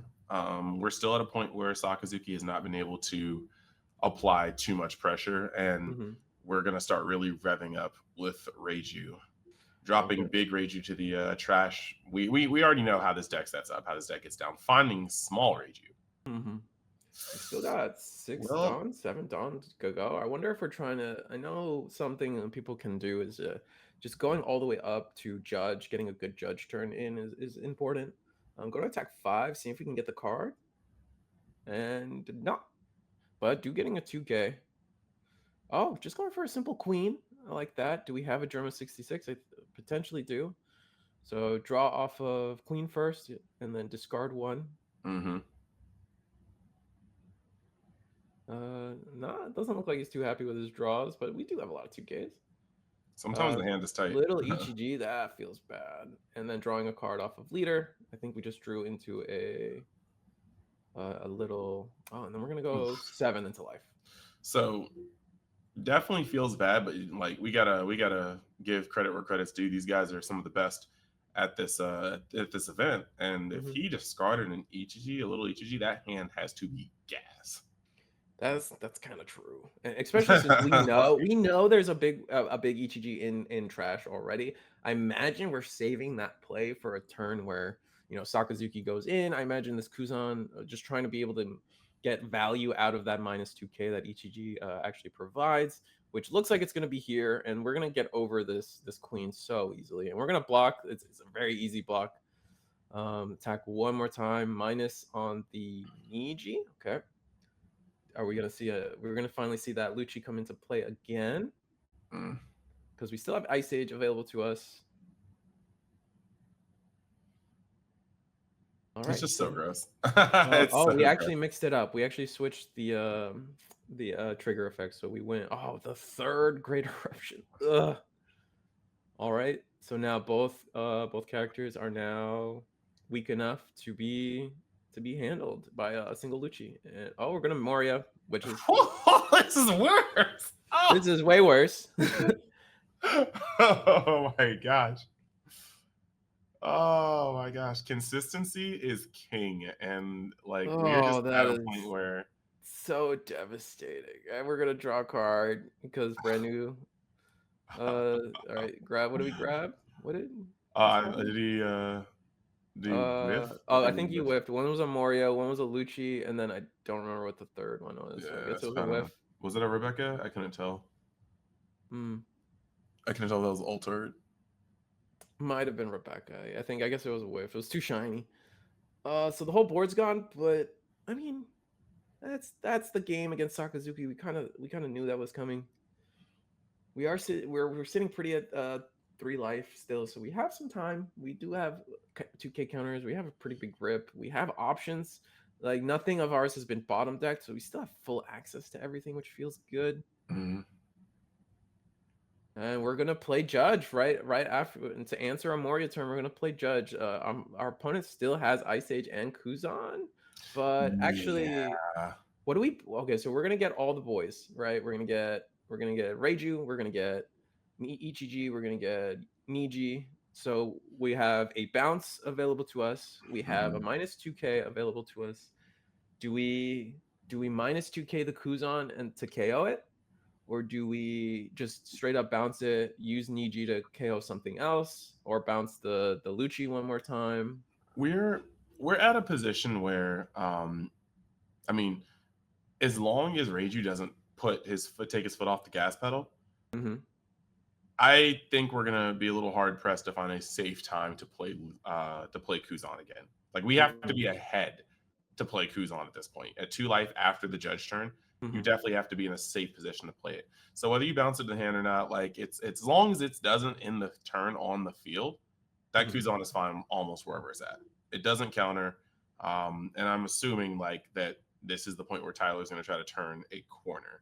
But -2 and then attacking it, that's not bad at all either. Like it's just that Yeah. I think that we're getting to the point where you did see a Gecko hit the trash and get put back. But if Gecko comes down next turn, that's going to be where we start sliding advantage, especially if we Mm-hmm. see something like a Rebecca that gets discarded at Sakazuki effect. You activate Gecko Moria. we can really start seeing the advantage turn. So I would like I think this is the point where Tyler has to really start becoming the aggressor. Mhm. So we are going to do the play where we minus 2k the Kuzan, attack into it with our small leader or 5k leader. We're gonna do the Niji now. I imagine it's some form of bounce the Mhm. Lucci. Maybe I would have gone for the brand new Kaling. Brand new feels good too, but not a big deal. Because we still have not. There's still 4 Houndblazes in this deck, and I don't think we've seen any. And then this 7k will go into life, getting the 2 cards out of hand. And now it's on. It's 10 Dawn for Sakazuki. We did see a Moria go to the bottom. If we drew into another Moria, that'd be nuts. I think Moria. How do we get rid of this board is going to be the biggest thing. We do have some big attacks. We're being able to do what we need. We still have Ice Age in hand. I think we We still have do. that same Ice Age from the beginning. I'm kind of I understand wanting to put the Lucci back in it. This is really rough because essentially, like whether it's Gecko Moria or Lucci, I mean, Mhm. there's a lot to work with. And like you said, we still have the Ice Age. There's a lot to work with. Kuzan being discarded. Mhm. Yeah, it's tough. I think I don't think there's a world where you leave the Lucci on board. I think I like the play that went down. I mean, yeah, you're giving them back a Lucci, but there's chances are they've seen the third one by now, or they have a way to bring it back anyway. I mean, this is Sakazuki after all. We will -1 onto the judge. Judge sitting at 7 cost after the Sakazuki attack. Man, it's super thick too. Going to Ice Age the judge.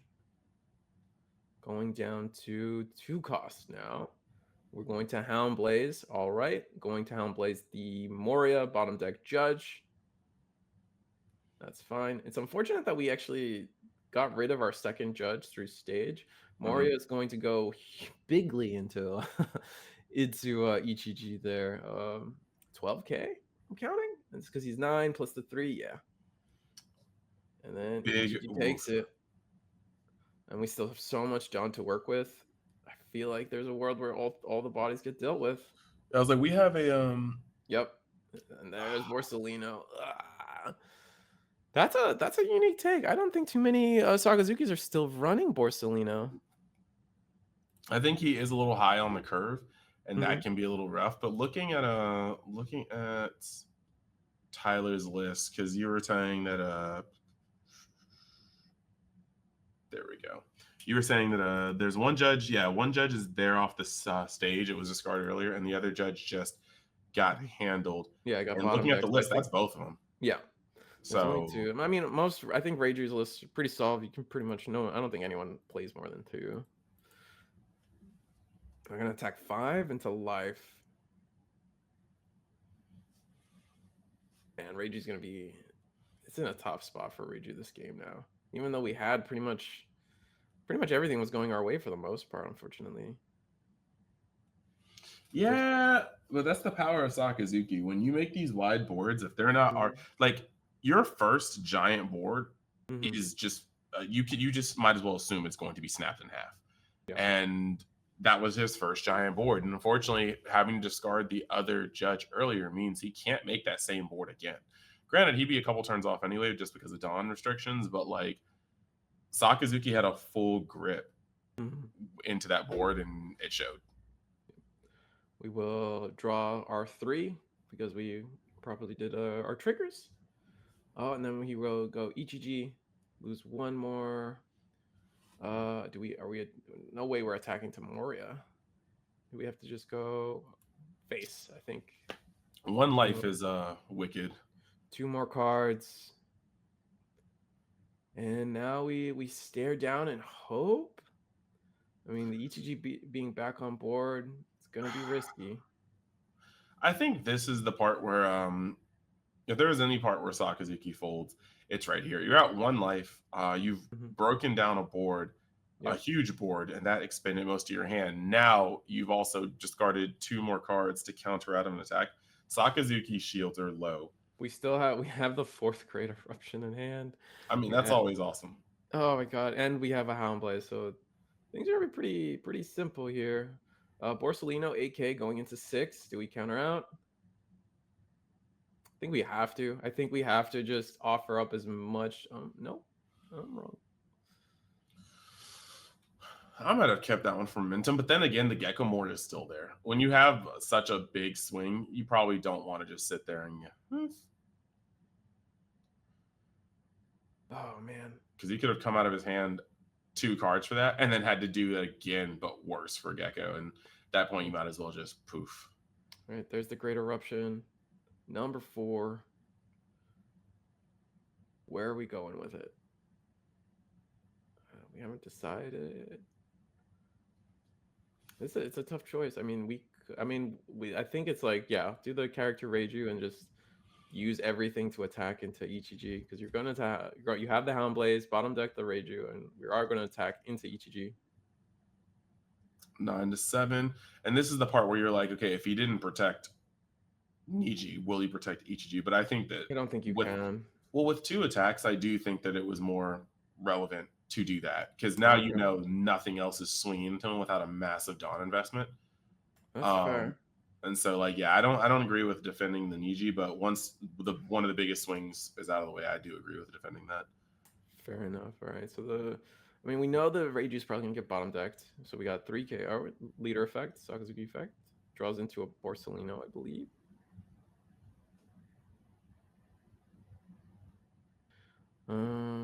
Yeah, it's just, I know maybe it's a little player knowledge or commentator knowledge, but we know that there's the Houndblaze is coming in, and so there's just this Ichiji's is going to eat up so many attacks. Eventually, we got 5 Dawn coming in, or 4. Yeah, Rebecca. Bang bang. See, it's just kind of not seeing a Houndblaze all game. It's got to feel also bad because you know it's here eventually. It's not here yet. So it's gonna be tough. Or what are we choosing to bring back? Blocker is also very important here. Yeah. No, well, you don't want your opponent to be able to sneak. We're gonna grab a 2K. Are we gonna opt to play anything? I don't see a point to play anything unless we're trying to go for cost reduction, and that's exactly what's happening. -4 onto the Ichiji. And now we're sitting at 3 and 2. Houndblaze, bottom deck. And we know we have the Lucci in hand. So rest in peace. Wait, no, we don't have the Dawn. So we can. Are we gonna? 11 is wild. Yeah, 11's a little too much. Yeah, this is kind of, at least it didn't get bottom deck, but I don't think hopefully we have a second big Reiju. Board neutralized. He would literally need to stick just to attempt to push for game, because the hand is fairly weak, but to attempt to push for game, you would need to like get rid of the blocker and have Ichiji established. And that's just like more than. Do we have another little Ichiji? That's the question. We found it. I mean, he found it, but like, does his that's 1, 2, 3, 4, 5, 6. I mean, technically, I think his board does permit it. I just don't think he'd be able to push through the last damage. Yeah, I also agree. But like, there's no way we go for board, right? It's kind of rough because if you go for life, there is a chance that he just doesn't get through. But if you go for board, I still think you're gone next turn. Yeah. All right, so maybe we have a little Reiju. Okay, we're going to attack into a character, it looked like. And block. All right, that's fine. Got to get rid of the blocker somehow. Yeah, and at this point, it doesn't matter where that attack goes, whether it's taking your last life or just getting out of an attack that would destroy one of your big swingers. This is not where you want to be. I think Reiju. I mean, there's a world where Reiju get 3 life still. To be fair, we're still at the. We have 3 like real attacker, or we have 4 real attackers. I thought that was a TCG at the end. 10 Dawn. Like, there's a world where Reiju is able to survive, and we're gonna. Yeah, that's fine. Take the biggest attack. I think we just let the Ichiji go. And hopefully we have a 2K counter in hand, the mom to bring back and go for a big swing next turn. Yeah, he just had to make sure he's not immediately getting slid the following turn by an Ichiji that he left there. Yeah. Right, we're gonna 2K out of that. That feels bad. All right, 5K. Now we're safe to take all 3 life if we need it, but we're not going to do that. Now we start taking life. Hopefully we find a little Ichiji. Or Sakazuki still looking at 10 Dawn. Imagine imagine a Moria. We're going to Sakazuki effect. Moria would go so hard here. Nope, 4 Dawn. Oof. Play blocker. Okay. I mean, he needed that though. Bring Like back he needed that, Sabo. and the Sabo is just icing on the cake. This is Mhm. pretty much just ensuring. Like you do have your bounce if you have the Niji Mhm. play, but like Reiju is criminally low Yeah. on Dawn right now, and the double blocker is always you just hate to see it at Yeah. this stage of the game. Yeah, it's gonna be too much. I don't think Reiju can get through here with it's gonna be 7 Dawn. If it was 8 Dawn, we could project another Judge, which would be huge, but not at 7. Judge would be insane, but unfortunate. With the 2 life here too, and what's going on the field, yes. But this is he's setting up for like next turn is likely lethal. Wow, wait, how many cards in the end? No, wait, I didn't realize his grip was that strong. His grip's pretty strong. We could if we have okay, EGG one more time. And then we minus the Sabo and just go for attacks to face or to leader. We'll see at least 2 bodies leave the ground, and then let's just stare down 4 attacks into our 2 life. Mm-hmm. Where did we go with this? We're gonna block. Okay. He's like, doesn't matter. Like, I mean, realistically, Right, as long as you swing a face, you're getting rid of bodies while you do it. So, mm-hmm. 3 cards in hand, 2 blockers. Not really much of a reason to swing on the Borsey, the Gecko. Discarded a stage for a 2K. It's gonna be real relevant coming up here.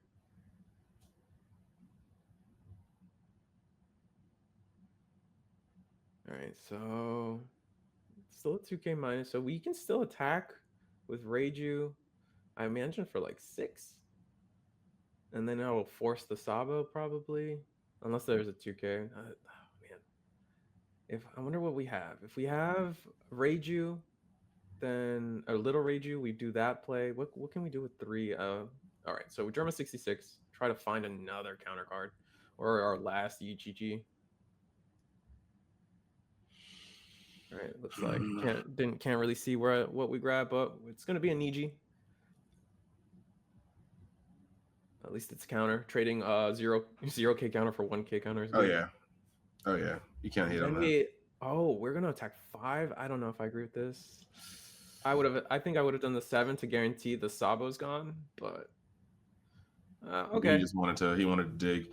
I mean, we see Reiju on the back foot. The rough part is that we are about to hit half of the round's time, and a slower game benefits the player that wins round 1. The player that wins round 1 will just win the match if we go to time in round 2. They need to make it to game 3 for us to go to end of match procedures as per the current time rules. And right now, it looks like Sakazuki. Oh, and we just had a misplay with the Reiju. Oh no! Did he not? He did not have a Reiju in oh, to get this far in the game and accidentally make a misplay like that is crippling, which is fair. It happens to all of us. It's just you want to see it where it doesn't matter, not in top 16. Yeah, that sucks. I mean, and we could have attacked for 7 as the Reiju, which would have been so much better because it would have gotten rid of the Sabo, I imagine. And we're just gonna scoop it up. And we're gonna take it. All right. I mean, the Reiju didn't I don't know. Missing out on the Reiju is unfortunate, but I think at the end of the day, I don't think the play was to play Reiju to begin with. I think it was to just attack 7. Probably more than likely the 7 would have caused the Sabo to block, and then we're staring down one less attacker with cards in hand, but it didn't seem like it mattered too much. Yeah, and honestly, like it was a glaring thing. So here's my take on this. 1, he played Reiju multiple Reijus and got them bottom decked. And I think he just forgot about that. Between the Lucci's flying and Mhm. every now and then, I think he forgot that the stuff was bottom decked. But the other part about this is I'm not gonna hold you. I don't think drawing 3 cards was going to get him out of that situation. He was Mhm. on a clock and Sakazuki was stabilizing very hard. Mhm. So like I'm just kind of glancing over at some comments. That was a pretty big misplay, but like I that game I don't think was Yeah. going any Yeah, I different. think Sakazuki had it either way. The only thing is you like my only bit is like if you attack with your Reiju a little bigger, you force the block of Sabo so they have your opponent has one less attack. Hmm. But I think you were it was just kind of over in this at all. People would be reacting like if he had Reju'd, he would have like drawn like Mhm. the Giga Omega hand and just like gone off and won that turn. No, Mhm. bro, that's not it. No. So we're gonna see some adjustments going into this next round. I mean, their game plans are pretty set. I don't think that Yeah. anything necessarily went wrong. They both played out their hands well. I do feel like in this game, especially seeing how the last game went, you might be a little more apt to hold on to your second judge because there probably were some lines where playing into a second judge might have just swung the game again. I don't think with 2 cards in hand, Sakazuki's not breaking that board again like that. Yeah. Yeah, that's that was the yeah, I questioned the discard of the first judge because you have to. I feel like you have to assume that, especially since you saw the Ice Age early and you hadn't seen any Hound Blazes at that point, that it was just gonna your board was kind of for naught. Mm. And you are now sitting here with them having less than half the round Mhm. to go, which benefits the player who won first. I mean, and this is just going to be a lesson to everybody. Never be afraid to call judge if you think things are going too slowly. We are now in a precarious position where they need to finish game two. For Tyler to have a chance of winning this match, he needs to finish game two and then have a pretty good game three. Now, going into game three, I think Tyler would be favored because an early game GG and swinging can really just set the mood like that. However, this is now Tyler. Like Tyler has to push. Every card needs to be played fast. He needs to be sharp, snappy, and not misplay while he's being sharp and snappy. Whereas all Kyle has to really do is not die. Yep. And then we do German 66. Looking at the top 5, we don't have stage unfortunately, and our hand is a bunch of 2Ks. That's unfortunate.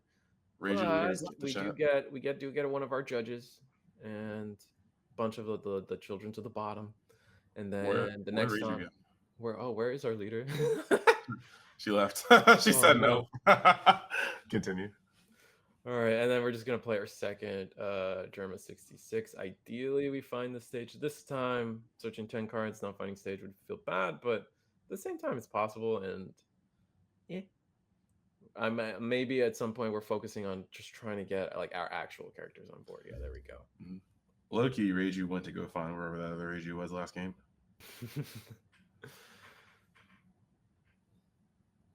All right, so Sakazuki turn 3, probably just gonna play a brand new attack for 6. It's like the bread and butter. All right, gonna Mm. pitch the leader effect. Pitching a Hound Blaze already is interesting. Oh, attacking 8. Okay. Yeah, there's like I said, there are certain pitches in this game where Hmm. like it's just like chills down my spine because to pitch that card, their hand has to be a 10 out of 10. Yeah. Like there's just no shot. You don't just have like a Tashigi in hand, but you're dishing Hound Blaze. Like Hmm. that hand has to be.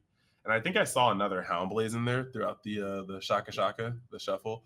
The shuffle. Um Oh, it's 2 Hound Blazes. I think it's 2 Hound Blazes and an Amino. okay, so we're here now. Hand is not gas. Hand is gas with the G being silent. Using a 2K But to get out of a 5K is kind of interesting. I there's an mean, like Amino it's in there telling, too. not interesting. Like it's he's doing what he has to do. Going to ramp with double finger. Mm, Interesting. What are we gonna discard for this? Big there's an Ichiji? Or Amino in little here. or big Reiju. Gain 1 Dawn. Okay. So he got 6 cards in hand, 5, 6 cards in hand with an Amino and at least 2 Hound Blazes. This is sheesh. Like, All right, so we've ramped a Dawn, so we're kind of getting off. We're just gonna try to go for Judge.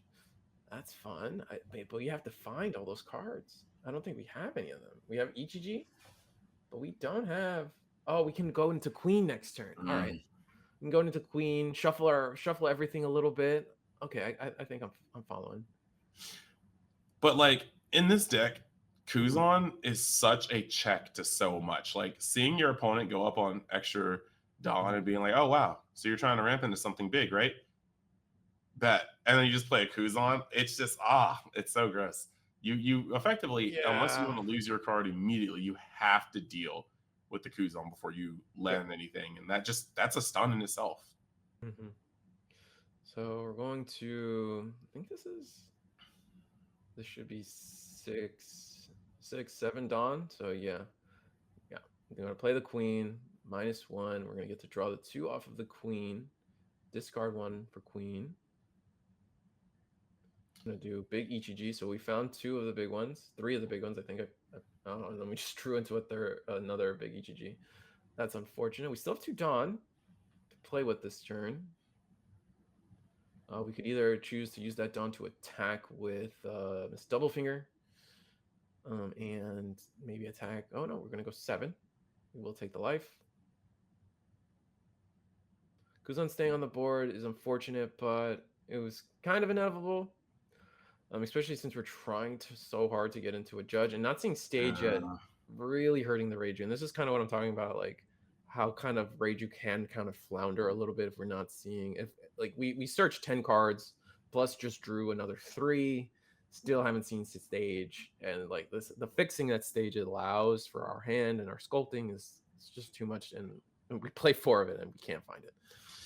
It's rough. And on top of that, you now have the like I kind of like going for 6. Interesting that we choose to attack with Sakazuki, and then so it's a -1 off the queen, making it a free block. Doesn't seem like the optimal sequence. Maybe there's something I'm not seeing. Well, with his hand, we don't know what he's trying to play this turn. He may be going off of a full curved out tap out.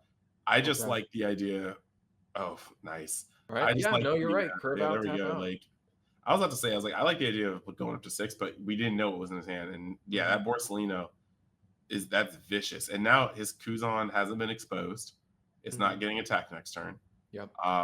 Borsellino is a huge card to have out right now because like it's very likely this card will stick on the board the rest of the game. Yeah. And now we do have. We just don't have the trash set up at all for our judge. And we are on our 8 Dawn turn. Is there anything we can do? I see EGGs. We can start trying to roll EGGs. Second queen? I kind of like second queen. To go into both games and not have stage for the first couple turns is painful. There we go. Find stage. That's the start of everything we want. Gonna discard EGG.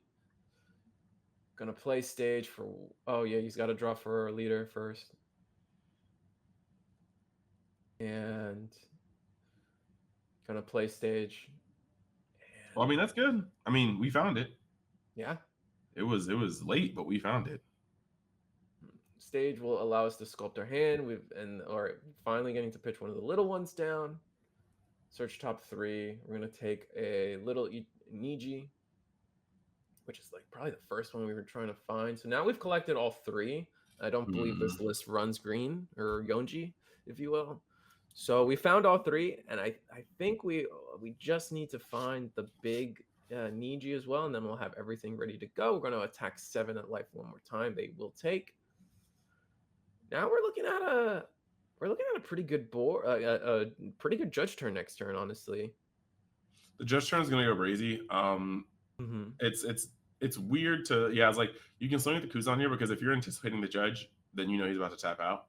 Yep. Meaning you can easily defend your Kuzan. This is just an easy block because you know this is gone. You have to block.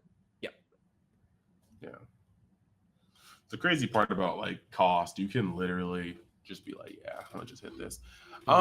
Again, I am in the camp of liking, unless you're about to tap out, I am in the camp of liking swinging with 6 into this queen because they have to block it and lose a card in hand. But I mean, again, curve may just be perfect right now. Yeah. No, I agree that we like that Sakazuki has not been asked to lose cards at all. We will Hound Blaze. I think we Hound Blazed our leader. Attack for 8. I Pushing think we're for gonna Moria. I think Moria is happening.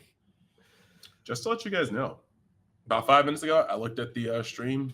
495 people. We are currently at 525. So thank you guys for giving support to the stream. This event hosted by Play TCG, and we're just really happy you guys are all here. Woo! Oh, this is fun. All right, so we're still trying to resolve the Sakazuki attack, I believe. Maybe I misread the situation. We do have a grip, and we do need outlets to discard cards, so maybe this is the time to do it. Nope. Going to go down to 2 life, and we draw a stage out of life. Ugh. And now, yeah, that's the problem with taking the 8. Now we're free to just offer a bigger hit and force you to go down to 1 almost. Brick squad in hand. All right, we're gonna looks like we're countering out. Okay, little Reiju. Oh, Little Niji. This is what we needed. This should have been the play I think last attack, unless I'm miscounting how everything went. I think this should have been the counter out for the AK, in my opinion. We're gonna play Sabo. And then that's gonna be the full turn. Yeah, I feel like we should have countered out of the AK. Sakazuki would have saved us a card, but we needed all those cards in the trash anyway. So maybe I'm just full of it. Well, I mean, no, we would have saved 1 2K. No, I think I'm on the money with this one. I feel like you always block the attacks that you can block. Like you blocked the higher one, had to get rid of another card to 2 cards, whereas he could have blocked the other one with 1 less card. I think you really just block the ones you can. It could be not a big a deal too, just because if after the judge, if we're more than 8 or 5 cards, we won't get the Reiju draw. So maybe that is something we're thinking about. I would be thinking about it. So, all right, this is Dev. There's no way we're not playing judge. Like, we've been stacking our entire game plan around playing judge here and now. If anything, it's not going to get any better. We're going to finally discard the Niji that we've been needing, get all the brothers and sisters out, and then just go down 1 by 1, draw off of the leader. So now the question comes up again: where is the Ichiji minus 2K going? Where is the Niji bounce going? With Ichiji being a 7K, I think you do minus the Sabo and then you swing on the Kuzan. You minus the Sabo, swing on the Kuzan. Okay, so then Niji can KO the Tashigi?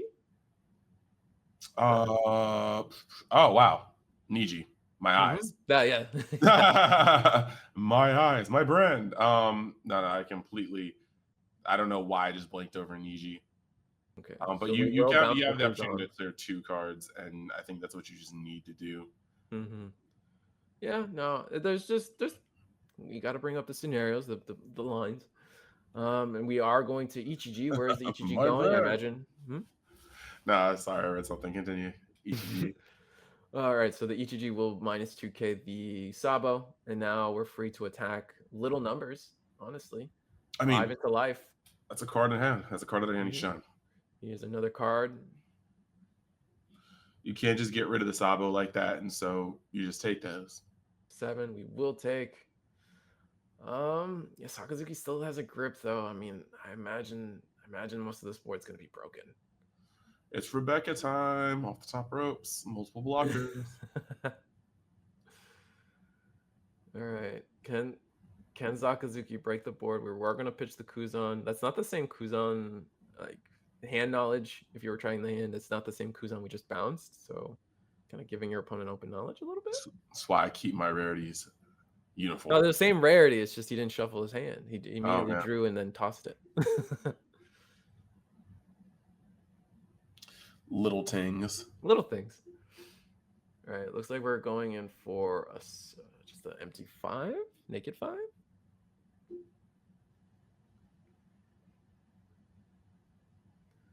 gonna be a complex turn. It's gonna be the turn that decides. Honestly, if Sakazuki breaks this board, I think Sakazuki takes the whole thing. It just depends on what is in the hand, but that hand is stacked. Like I can't get a hand count, but it's at least like Ah, it's at least like 7 cards. thanks, Kat. But also, yes. All right, 5.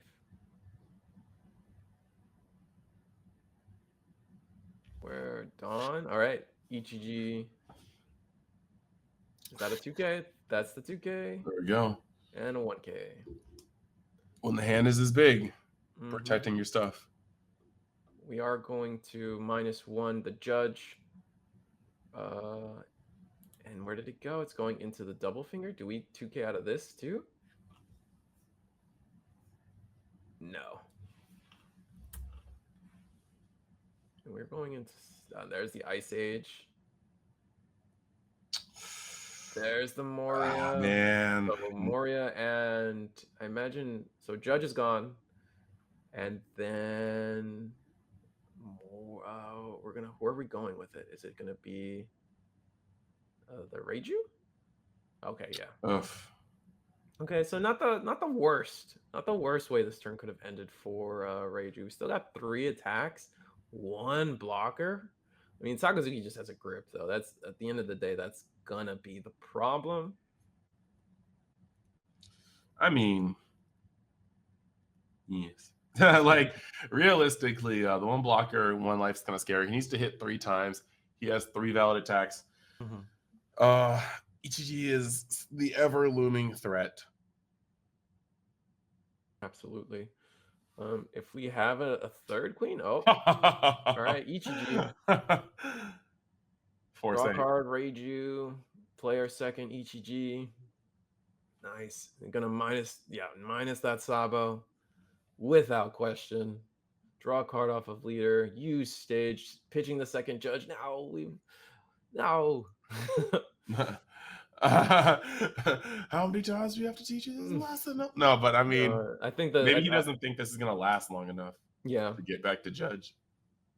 This could be game. Okay, so attack into life.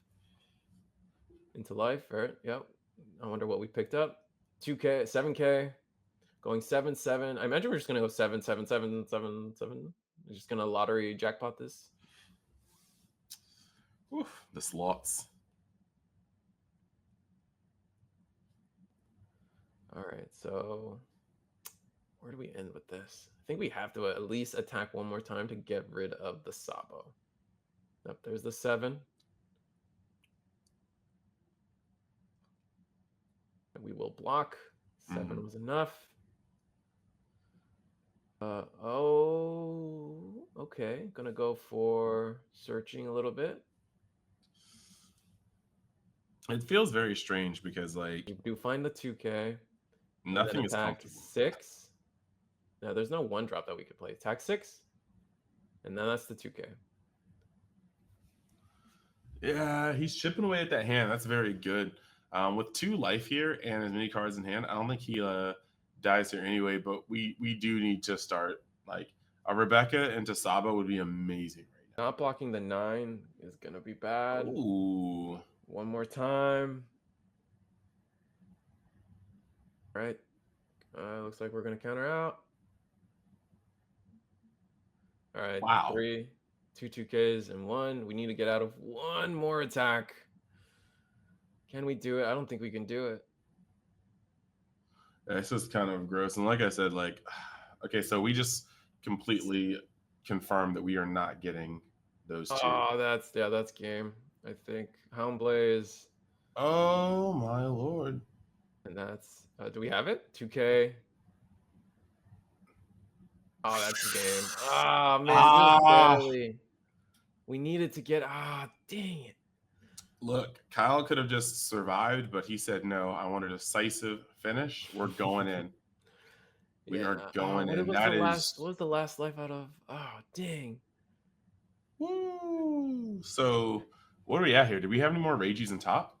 We don't know. Let me see if the sheet's been updated in terms of what we know. Because we had a win last round.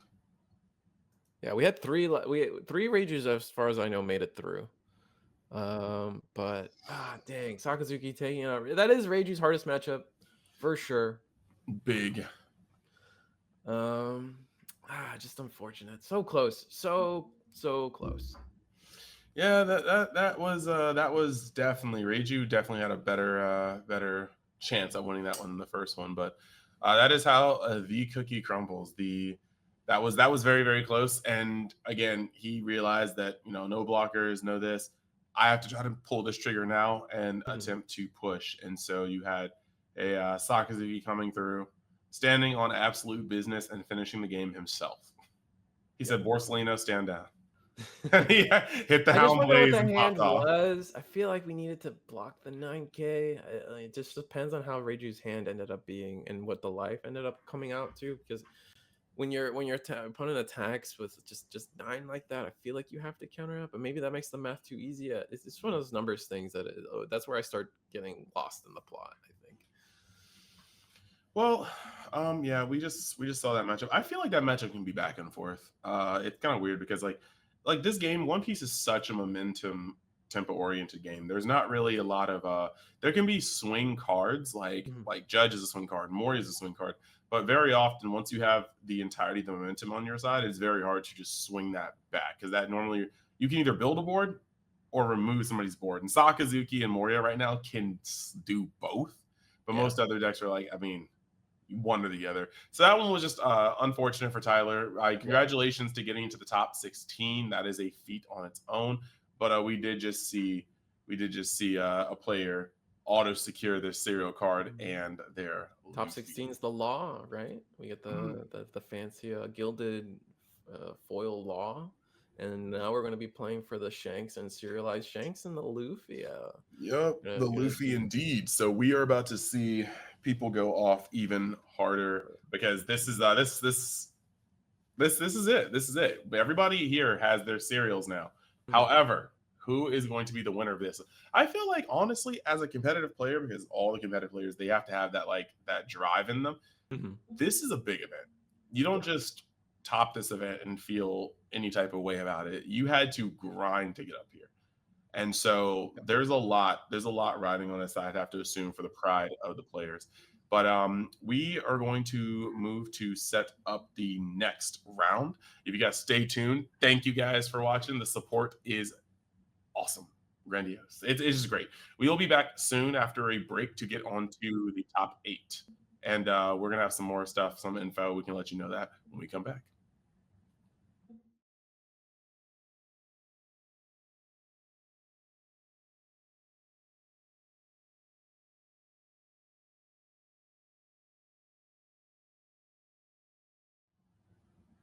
Alrighty then, welcome back to the eSports Stadium, Arlington One Piece Offline Regional, hosted by Play TCG, and we are going into our top 8 match very very soon, probably in about 5 minutes. As most of you guys should know, because it's also in chat, we have gotten to the top 8, and unsurprisingly, there is a swing here. There are 5 Sakazukis in top 8, followed by a singular Reiju, a singular Gecko Moria, and a singular Katakuri.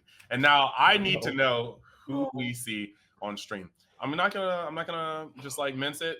We saw Reiju twice now, so that's probably the least likely option. So I'm going to assume it's either going to be the Gecko Moria game or the Katakuri game. And it's the Gecko Moria game. I mean, honestly, if they face each other, that'd be sad because 2 rogues face each other and 2 dark horses in this race face each other. But Yeah.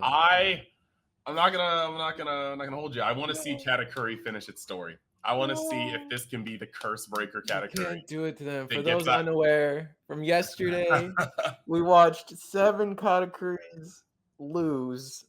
Every time we were getting an undefeated Katakuri on stream, it would just lose. And I felt so bad cursing every Katakuri on the screen.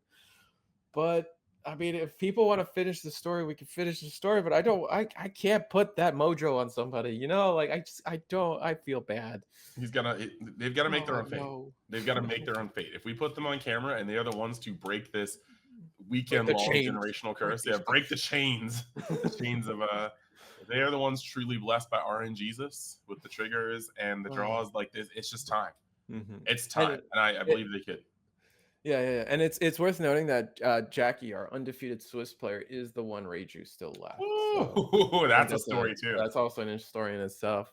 So yeah, I mean, hope we're probably, I think we're set on watching Moria. So or I don't know, maybe it's up to production. I was told Moria earlier, but maybe we will mix it up. But yeah, top 8. So all these players are now in serialized Shanks competition. So now just winning this is not going to be enough. This game, like, there is no top 4 prizing, for example. Mhm. It's just second, and we're just at second and third now, or second and first. With the only thing left are the mats. So we're playing for mats, and we've seen them before. The mats, it's the Don Quixote duo, the Trafalgar Law and Rosinante mat from using the secret rare art and the vanilla art from OP4.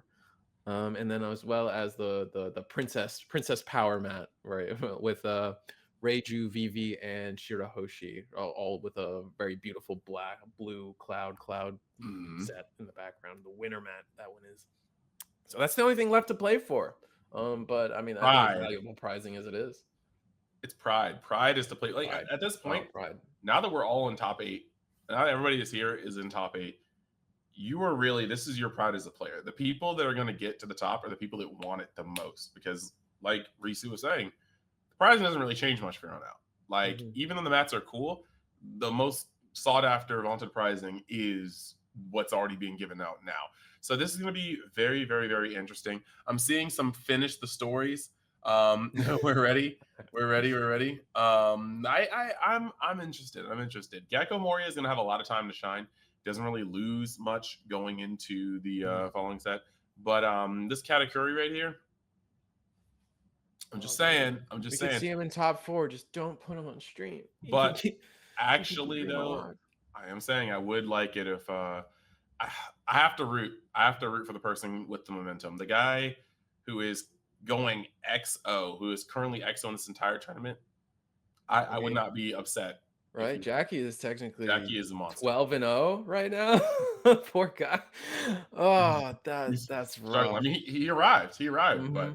there needs to be a little bit more. So we have some interesting prospects. Hmm. We have some very, very interesting prospects, and this has been a roller coaster of a tournament. I'm happy for it. How do you feel about soccer? Like, the script is flipped. I feel like going into this tournament where, like, it's Gecko Mori and Katakuri and Sakazuki bringing up the rear, but not this top cut, not this tournament. Sakazuki is here as number 1. So I mean, I say it like when you have 10 rounds, Mhm. your X2s are having a higher chance of getting to your X2s are like a lot of X2s are getting in the top 32, especially some good records. And across a 10 round tournament, it's just your most consistent decks are going to be the ones that likely get that. When you have a 5, 6, 7, even 8 round tournament, yeah, there are going to be some decks that have some good high rolls, but and if they can high roll 6 times out of 7 or 7 times out of 8, they're probably going to place. But in a tournament this long, consistency is king. Being able to perform around the same level of power, albeit that power level being good, great, is going to be what gets you through. And Yeah. Sakazuki and Moria are probably the most consistent decks in the game. We're seeing some Reiju. Reiju has power. Sometimes Reiju can be a little off-putting. Oh, Right. that's our, like I said, we just heard Sakazuki versus Moria, which Mhm. by the laws of our off-screen Katakuri, just like decree, that means they're probably getting into They're the getting top top 4, 4. grats. Mhm. Congratulations on Katakuri for getting top 4 because they're not on camera. But we don't even know how Katakuri wins at this point. Like, there's Yeah. no evidence. It's Yeah, just I don't know. We just don't. We haven't seen it happen, to be honest. But yeah. So we're gonna sit the players down. mhm. Moria versus Sakazuki. How do you think that goes? I feel like Moria has the better top end, but Moria. Sakazuki is just. You think it's Moria every time? No, I mean like 8 cost Moria. Yeah. Yeah. They both have removal. The only difference is like while Moria is using the toolbox from the grave, of course Sakazuki is just hard drawing a lot of things. And the main difference for me is that Sabo is a shut off to Moria. When you play Right. Sabo as Sakazuki, Moria has to look at your field and just be like, well, I guess I attack.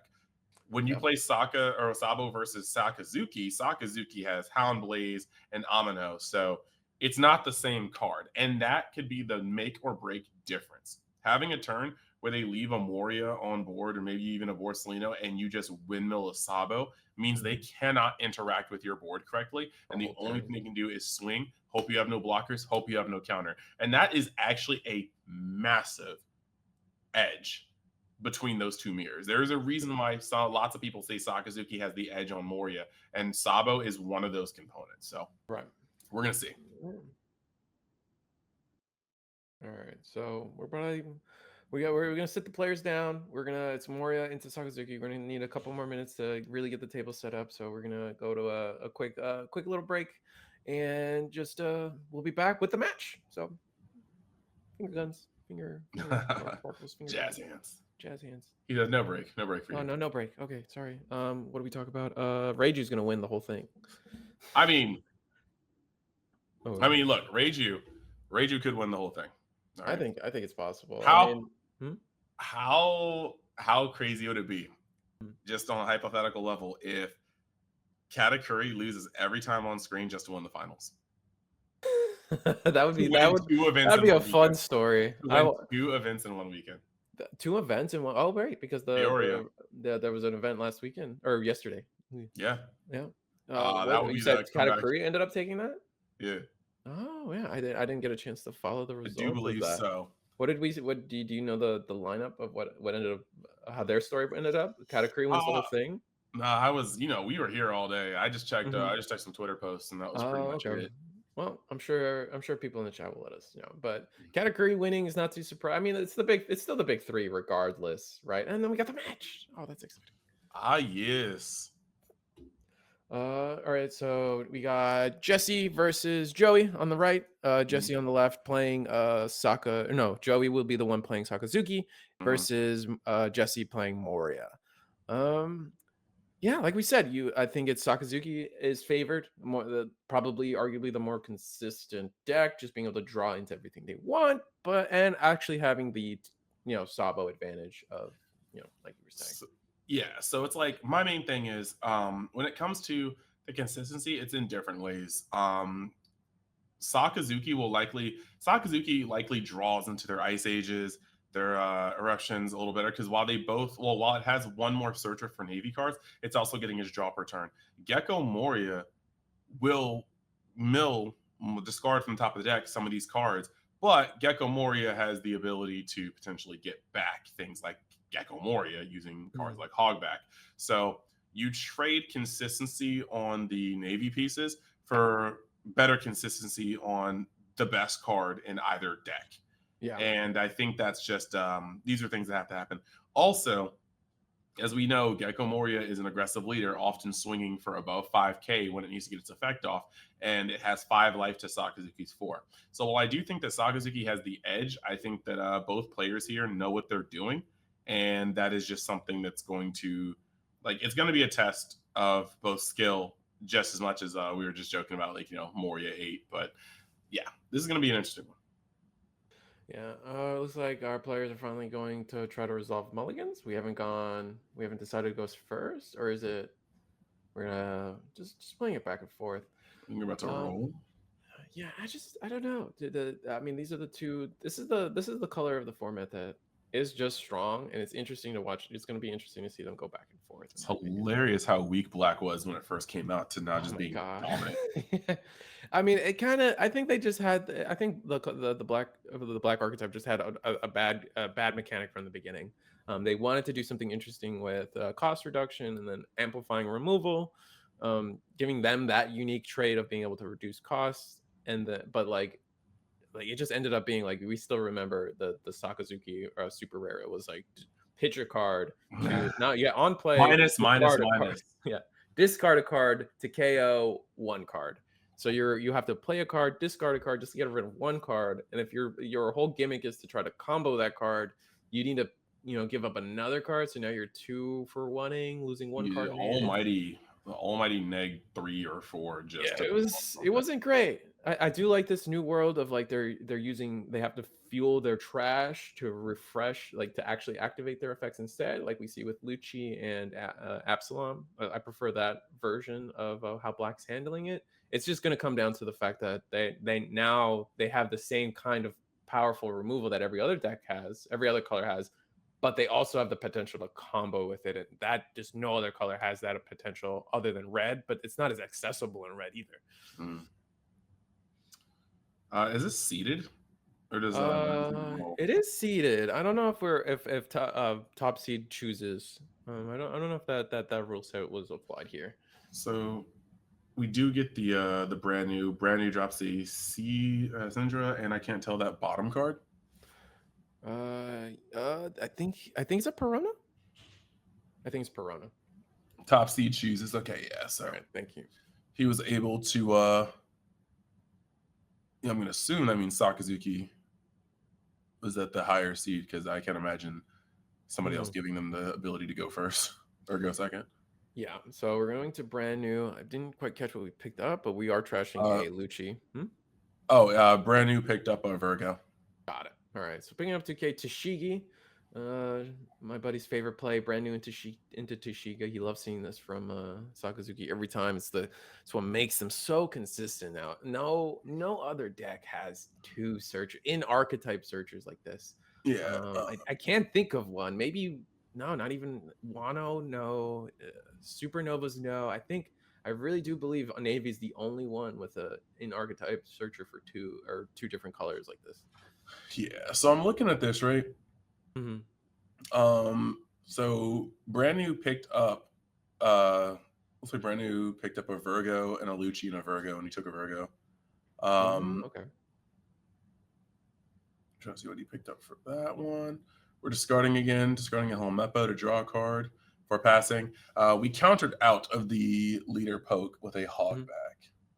Yeah, and to correct my previous statement, red purple Uta does have two searchers. They have Luffy and Buena Fiesta, and but it's now Gecko. It's Gecko's turn for Dawn. We got the Great Eruption in hand. We got some combo, but we don't have a play. We have Sabo. Can't play the Sabo yet. We got a Perona. Are we just gonna drop a Perona? Maybe try to go for leader effect this turn. It looks like leader effect this turn. Yeah, I like the hand being low. Sidra, is it a Kuzan? Yep. I like Perona being put out here because Okay. the hand is mid sculpt. Yeah. You have the opportunity to make them discard a card before they even get the card from their life, and then go. And with a hand this like small, these choices are crucial. Every card he has in his hand is a card he wants to keep, and that's why it's taking him so long to choose. Yeah, it definitely is a tough decision. And then yeah, that's something that's pretty important. Like when I play this game, I try to poke little attacks early, is just for that reason. Your opponent's hand is pretty small. They're trying to keep most of it, so you probably can sneak in a 5k attack and give them give them a card or make them lose a card.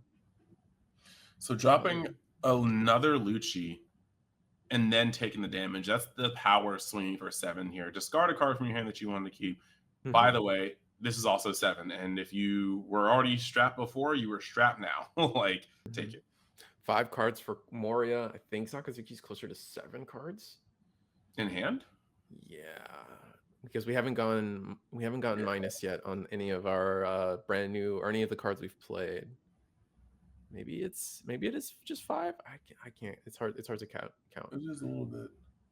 We're gonna attack 5. No, I'm taking it back. 1, 2, 3, 4. It's actually 8 cards. All right, attack Sakazuki. We're gonna -1 the Perona. And then what do we do? I imagine we counter out. We're a 5 life leader. We want to maintain that wall against their opponent, especially if it's just 1 card. But our hand is getting small. We are going to take it. You're already ahead in life. You might as well just take the quick draw real quick. Yeah. Especially if you don't want to get rid of anything in your hand. Especially against a 4 life leader. We're going to Hina into Houndblaze, giving it to our brand new. So Perona now gone. Brand new going in for 6k. Going in 2K.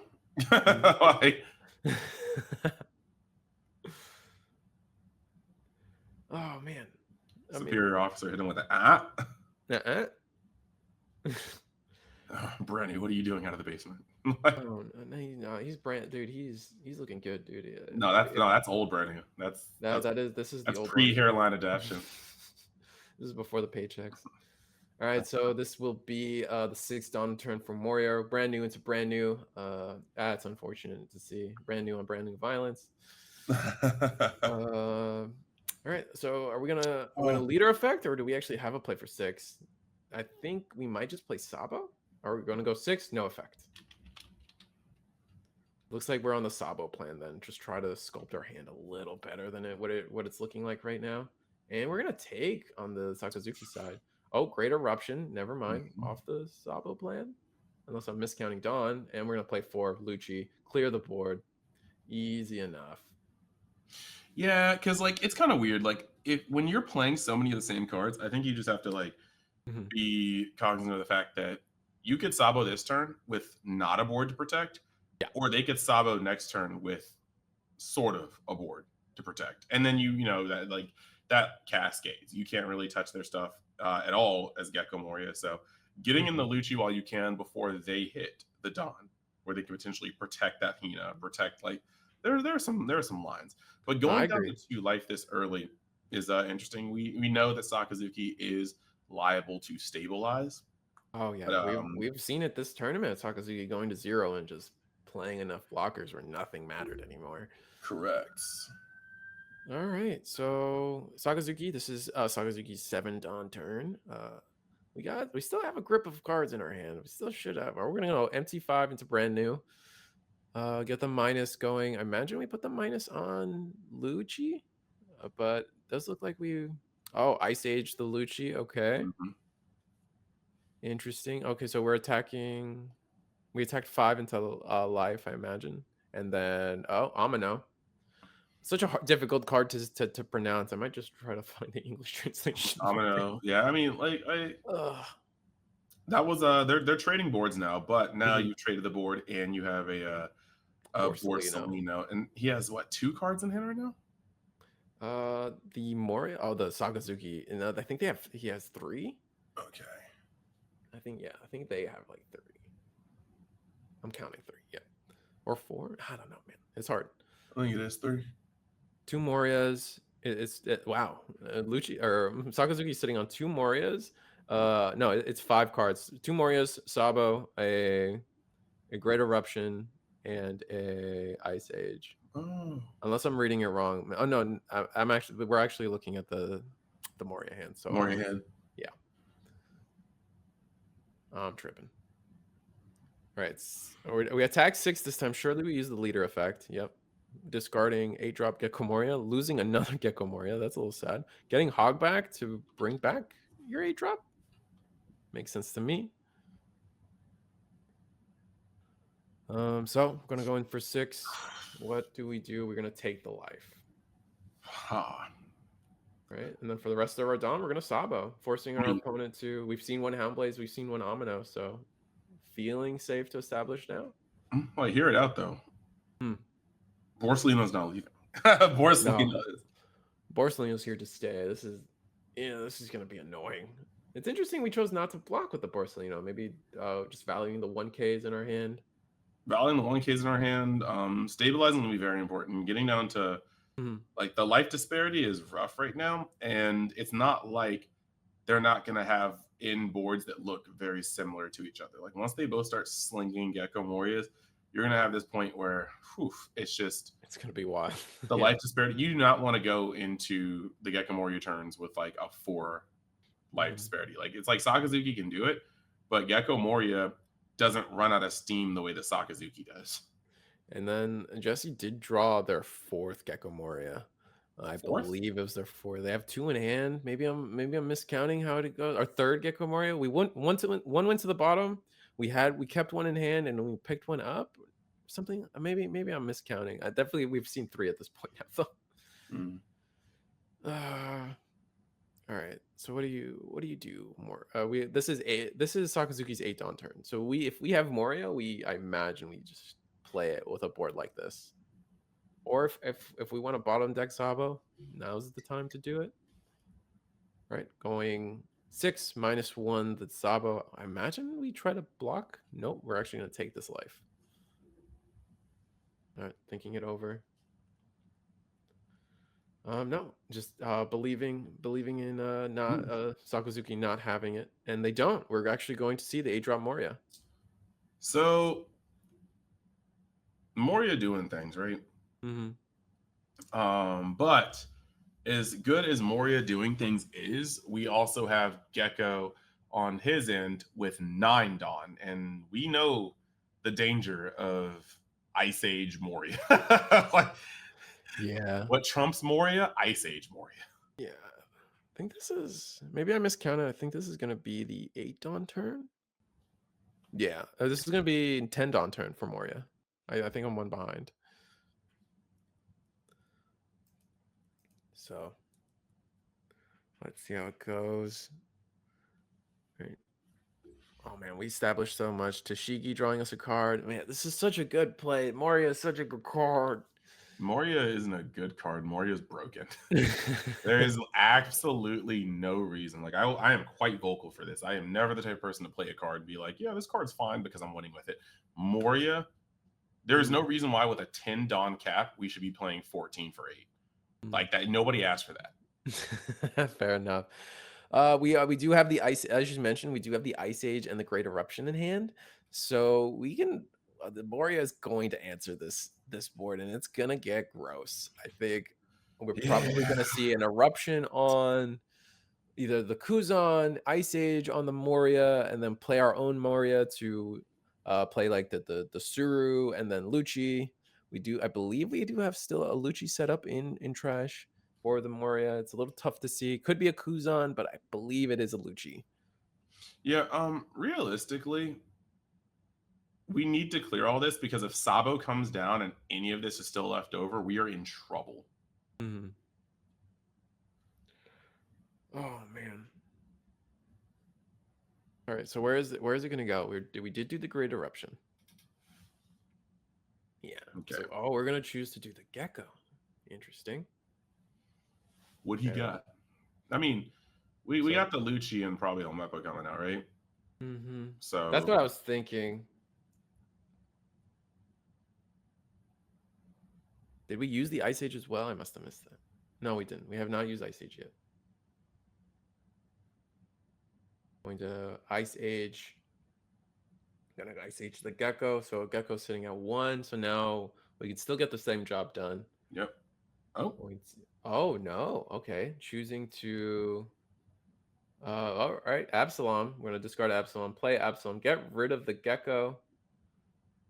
Singularly, sending back both Ice Age and Great Eruption to the bottom. I guess that must be a Kuzan in trash and not the Lucci that we think. So we couldn't get like the full board clear.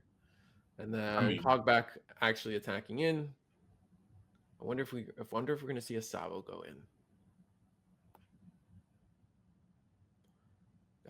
That would be interesting. 3 life. Physically, Sakazuki is pretty low. Cannot be KO next turn. Hand extremely low. Mm-hmm. This well.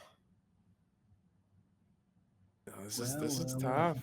We got. Oh, we take it. Now we're gonna go 8 into life with the Sabo, and that Borsalino has to go. And we are going to block, just being aggressive, and we are going to counter. We're gonna block and counter out with I think at least 2 2Ks. Interesting. Yeah, the crazy part here though is quite literally for me. This next turn needs to slap. Yeah, I mean, from who? Sakazuki needs, I mean, yes, we are so behind. We need established blockers. We need maybe a second Gecko to refill this board of ours. I get what you're saying. Absolutely. The Moria will Sakazuki attacked. I'm minusing the Absalom, and I think it's going into the Hogback. Something we haven't mentioned or touched upon is that this is actually the stage version of Sakazuki on top of everything. Yes.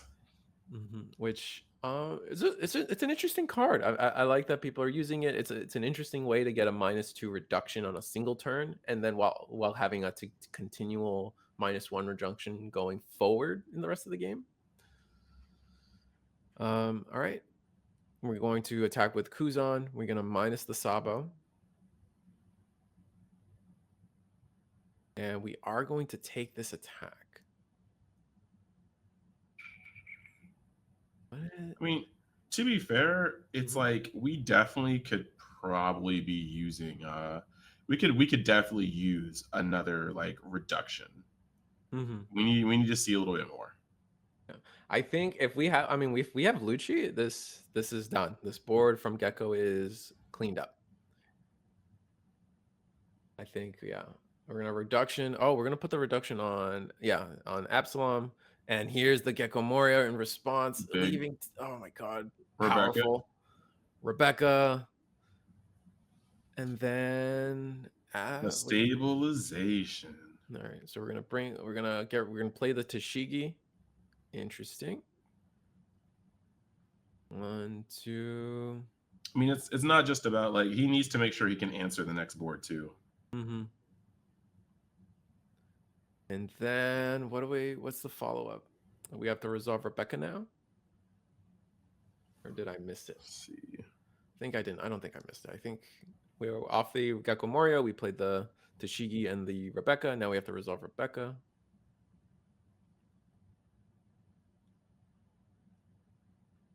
I think we picked up a Virgo. This is interesting. Like we are definitely at a space where All right. All right, now we're resolving Rebecca. We're going to play the Hina minus more. And for 2 Dawn, we're going to Amino, I believe. Yeah. Full board clear. 2 blockers. Clear. Oh my god, yeah. Establishing double blocker. I mean, and when the Borsellino is just gonna be there. We are actually just out here. We do have a follow-up Moria on Moria's side, pretty sure. Correct. So, that momentum has. It's a lot. It's a lot.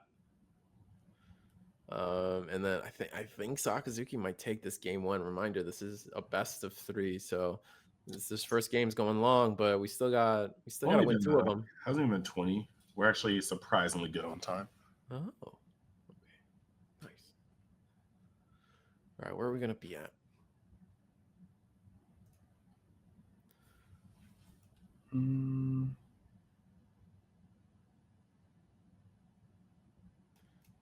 This is gonna be a tough turn. Do you have to? Is it a turn? Is there a world where you don't play the 8-drop Gecko Moria? Is there like is there a play line that establishes a couple blockers and then actually gets rid of some of these bodies? I mean, we still have leader ability. We can instead, if we are not going the Gecko Moria route, we can put 1 Dawn under Moria, try to attack into Hina or life, potentially forcing a block, which I think we have enough counter power from the Sakazuki hand. I mean, the main issue is how thin. Like the hand is so thin. If you can get an attack through, you get an attack through. The question is, what are you doing with these 2 blockers? And we also have to realize that this turn is so important because if a Sabo comes down, we are so cooked for this game 1. Oh yeah, and then we're going to minus the Rebecca actually. Okay. Well, we can't destroy the. You can't get rid of Borsellino, but I mean, we do have. I think we have Ice Age, so not prioritizing the blocker over the 8-drop. Or maybe we have another way to get the extra reduction. So Ice Age plus something else gets us Moria off the board. Okay, attacking for 8. Where are we attacking? Not sure. Where are we gonna play? We're gonna discard our 8-drop. Probably bring back Absalom.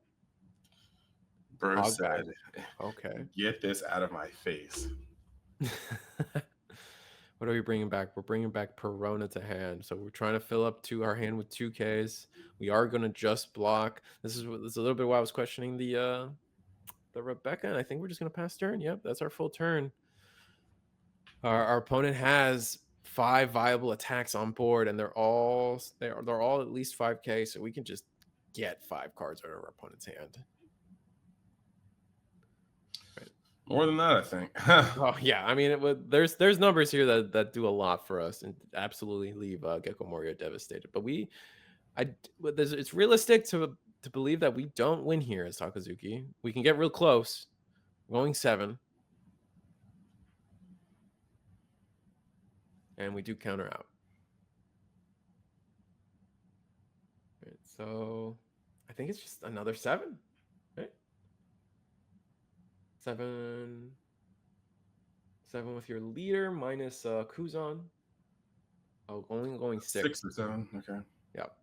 6 into lead, asking for another 2K. I mean, these You are just- these. you snap it. Mm-hmm. We do take the 2K, attack Kuzan minus their Kuzan. It's just now a 5K attack now. The hand is looking so thin. Yeah, but if he survives, there's a good chance of him just donning up what he has on board and Mm-hmm. swinging through it. Like another blocker needs to land, and it probably needs to be a Sabo to make next turn extremely safe. But I mean, Joey's hand has gone up. Yeah, I believe. All right, here's the 8 from Gecko Moria that you drop, and then I think we're seeing an Amino. I think. Oh no, we're just gonna Hound Blaze. Oh yeah, we Hound Blazed. Into a And Sabo. then. Mhm. Yeah, that was the worst case scenario if you were the Gecko Moria player. Yeah. You can't interact with this board, and you have you have 2 swings, and you need to hit once, and you can't interact with the board. Yeah, absolutely. I think this is the safest route as Sakazuki to play the game. Absolutely, especially if you're playing with the. Yeah, I mean, there wasn't. I feel like there were numbers that were attacks that could potentially have won you the game last turn just by donning up appropriately. But this is so much safer. You're sitting behind 2 unKOable blockers. With a full stack of 5 bodies, Moria is not going to be able to do anything about this. Doing a 2K out of that, going to attack with Gecko Moria, and we're just going to give it up right there. All right. Yeah, there is a game 2. There is a world where essentially drawing, like seeing so many Gecko Moria's early game could actually hurt. But yeah, that was rough. But now we're moving on to game 2. I mean, we pretty much saw what happened. Like I'm like I put it out there. Like one of the biggest pivotal moments or pivotal cards in this matchup is Sakazuki not being turned off completely by Sabo, whereas Gecko Moria is. And we saw that last game. There could have been plays had Sabo not come down, and that's just part of just part of this. Nice. 724 in chat, and we're out here. That's so many people. That's so exciting. So many people get to hear me talk. But no, I know, I agree. It's just like it's sad to like there is a part of the like, because where do I want to go with this?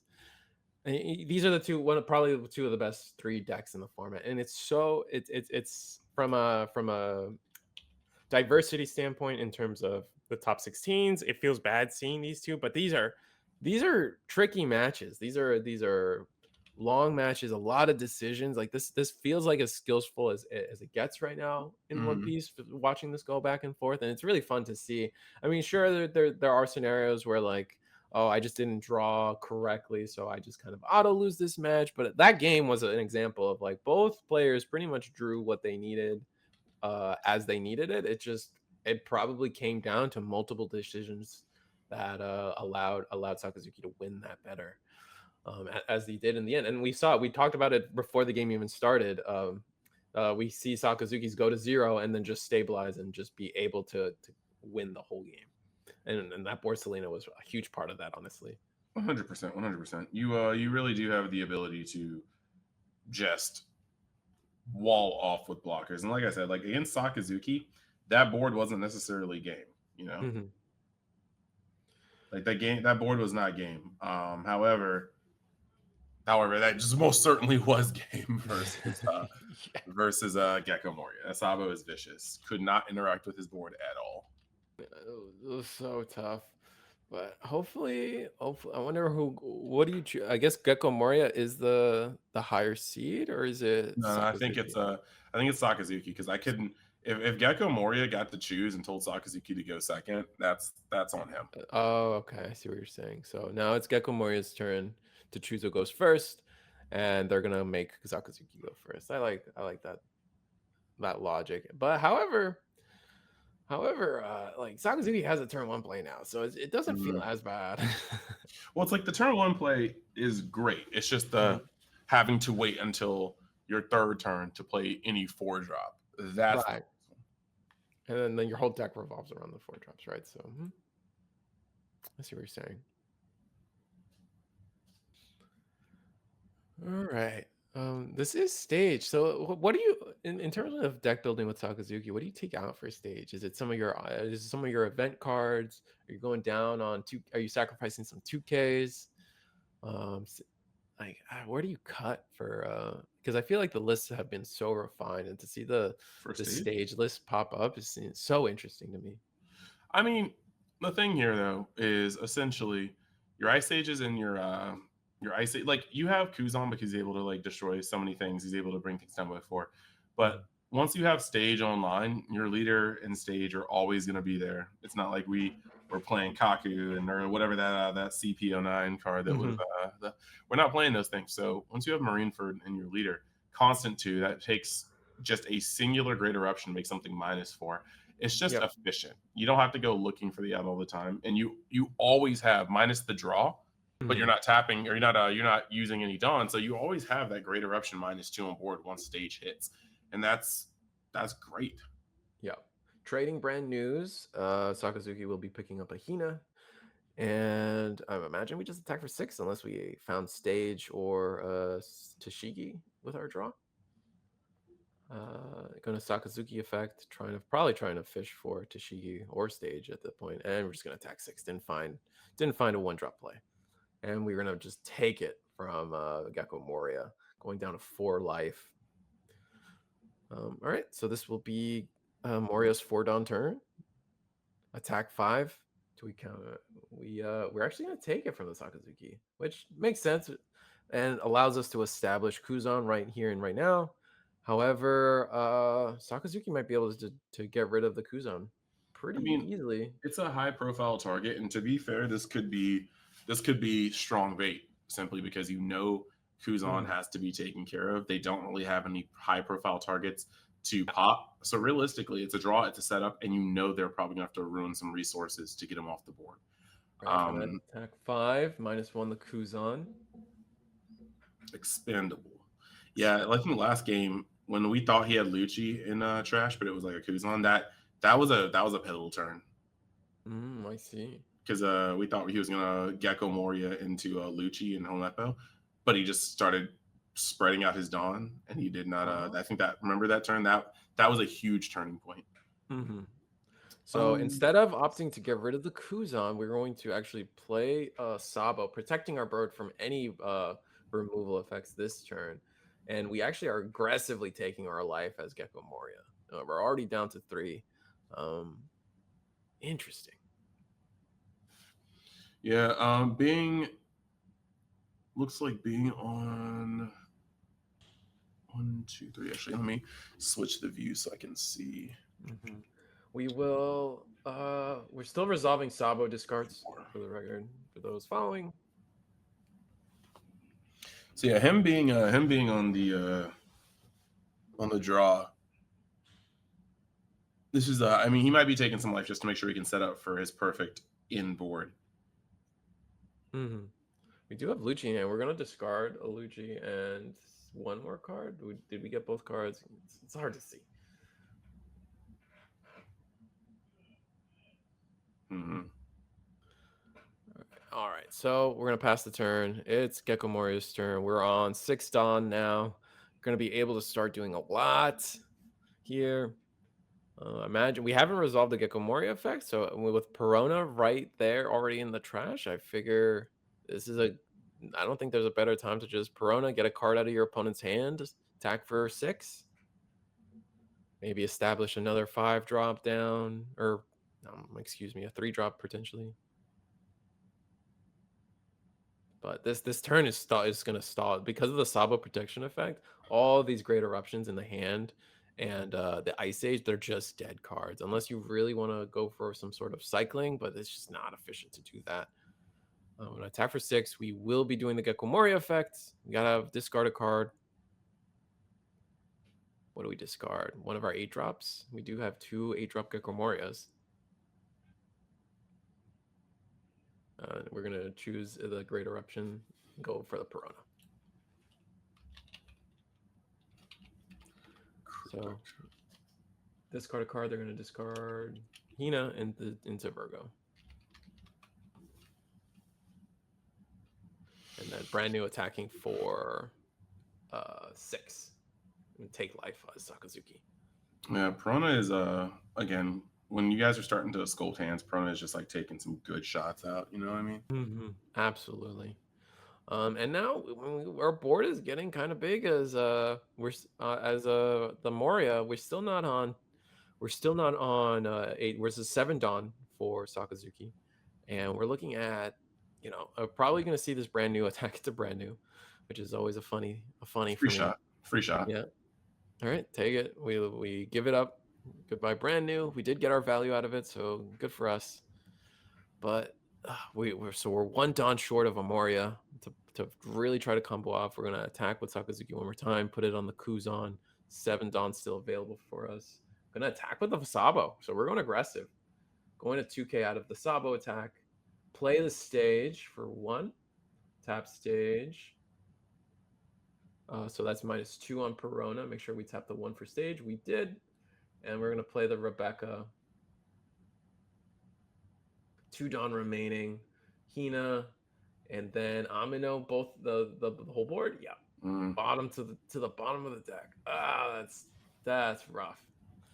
And knowing we were establishing blocker into no characters on board for Moria, the attack with the Sabo makes so much sense.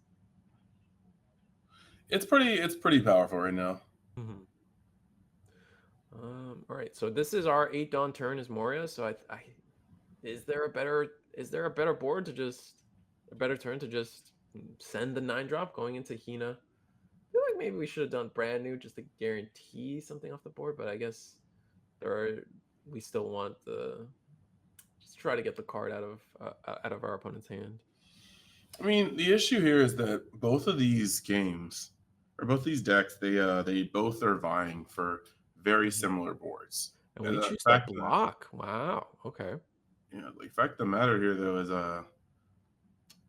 Sakazuki has better removal when it comes down to both of these because it's not limited to just KOing. You can KO, you can bottom deck. And to be this far in the game and have the boards be this lopsided. Now, like Gecko Moria, don't get me wrong, Gecko Moria is going to come back and do some things. But yeah, you don't want to fall this far behind. We're gonna we're Suru, Absalom are our play targets. We are going to remove the Hina. And that's our turn. We have established 8 drop. We've got 3 bodies on board. One of them's kind of just going to get eaten up by the brand new. So brand new going to be going +3 cards over after everything's said and done. Nice. The trash is criminally light for Gecko Moria. Oh, it's pretty sad. Yeah, they haven't had any turns that really allowed them to use their leader effect at all. All right, so now we have stage. I mean, surely Sakazuki. Yeah, we have Ice Age. We have the suite of removal in our hand. I just don't see an actual removal card unless I'm missing. Oh no, we have an 8 drop. So we're on 9 Dawn here. An actual book in hand.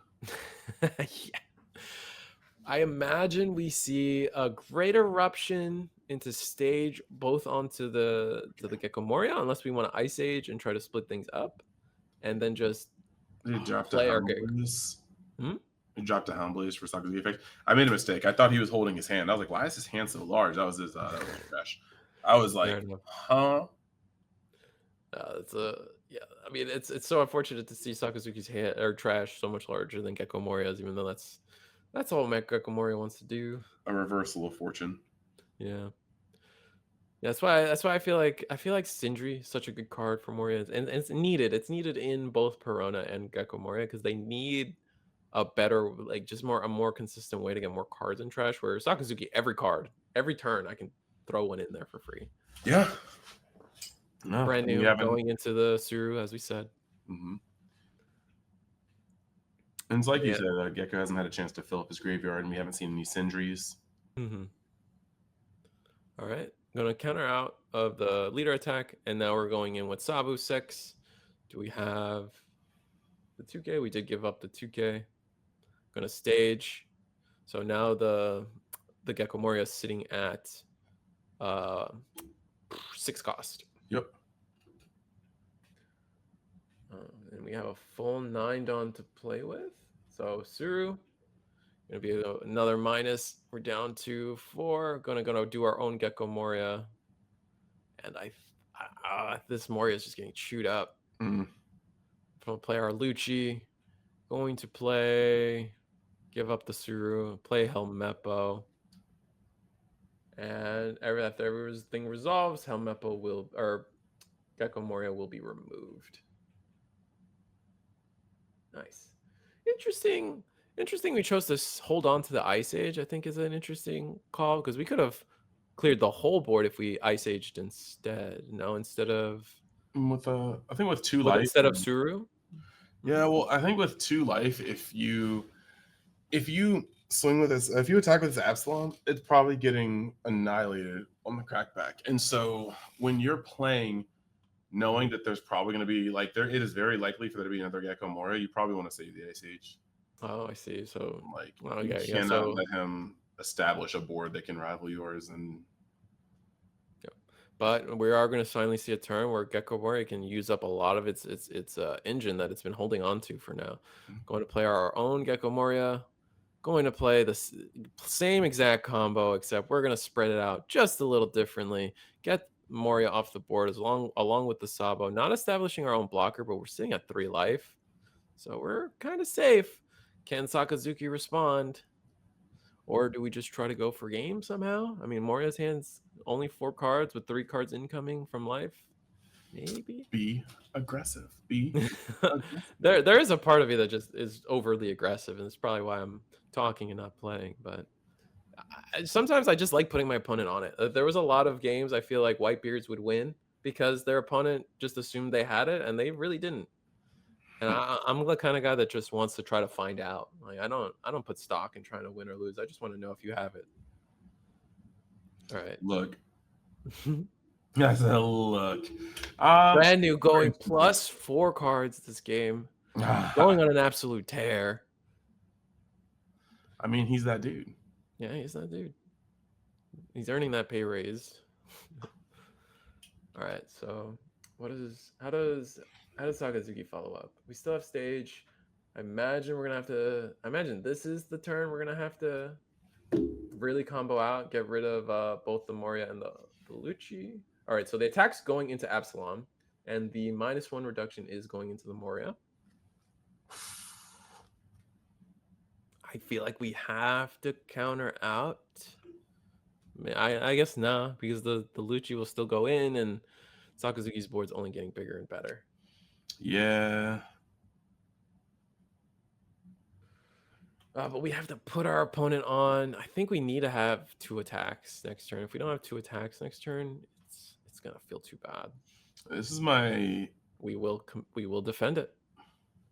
This is my least favorite part about this stage of the game. Like you will start trading, especially in mirror matches. You'll start trading your signature bomb until one person runs out. Which is exactly what we're seeing happen. Well, I guess it's not exactly what we're seeing happen. We're actually going to play a Rebecca off of the Gecko Moria, and then playing a brand new, replacing brand new for brand new. Fun. Getting to draw a card. What are we going to get? Not draw a card, but search a card. Search a navy card to be exact. We're going to get a Hina. Trash 2 more cards. Now we got to resolve Rebecca. get a Virgo, and I imagine, are we gonna play? We're not gonna play. And then attack into Absalom. Oh no, we played the Helmet Bow. All right. So with 2 Dawn still to go, we have Amino or a Houndblaze. Oof. Okay, we actually got to play. Yeah, the Hina comes down, Houndblaze onto the Lucci, and then we're gonna attack into Absalom. Yeah. Board cleared and traded again. This is But we the do have 2 attackers. If we have a way to KO Rebecca, we might just get there, in my opinion. 3 cards in hand on the other end. Oof, are we looking at a game 3? We might be looking at a game 3. I mean, Rebecca's not protected. We do have Absalom in trash, so it's very easy for us to, 1 Dawn, Suru, Oh my gosh. and just have the numbers. We do know that they have a 2K Virgo, so if we're swinging anything less than like 9, it's not worth it. I mean, I think he has the split though, because like, yeah, he has the 2K Virgo. So 7 is a good number. 7 is not an assured number. And what if we spend 1 to play Great Eruption or a Sewer or anything like that? 2 for Elmappa would hurt, but if we spend 1 to get over Rebecca, we've already got Absalom chilling. This is not bad. What, 1, 2, 3? We have to save. That is rough. This is numbers. Swing for 8, use 2, 1, 2, 3, 4, making Lucci a 10K. I think that's pretty much the best thing you can do, really. Just put Gecko Morio up to 8 and hope it bangs. Yep. And that's exactly what we're going to do. We're actually attacking for 7. I didn't agree with the 7. But I think 7 is a little too easy to out. He's still deciding. He might attach 1 more. Oh, okay, never mind. He is gone 7 to Absalom. We will discard, play the Absalom, put back a Gecko Moria, put back a second Gecko Moria. And is 7 enough? We know they have we know he has the Virgo. We know he has Virgo. I did not like 7. I liked 8. I do not like 7. 8 a lot. Oh no! Was it double 2K? What was the other card? Was it double 2? It was double 2K. It was a Suru. Okay. So we needed 9 there. But I mean, that's at this point. Yeah, I think that's just too. We didn't have they had the double 2K. I think it's just over now.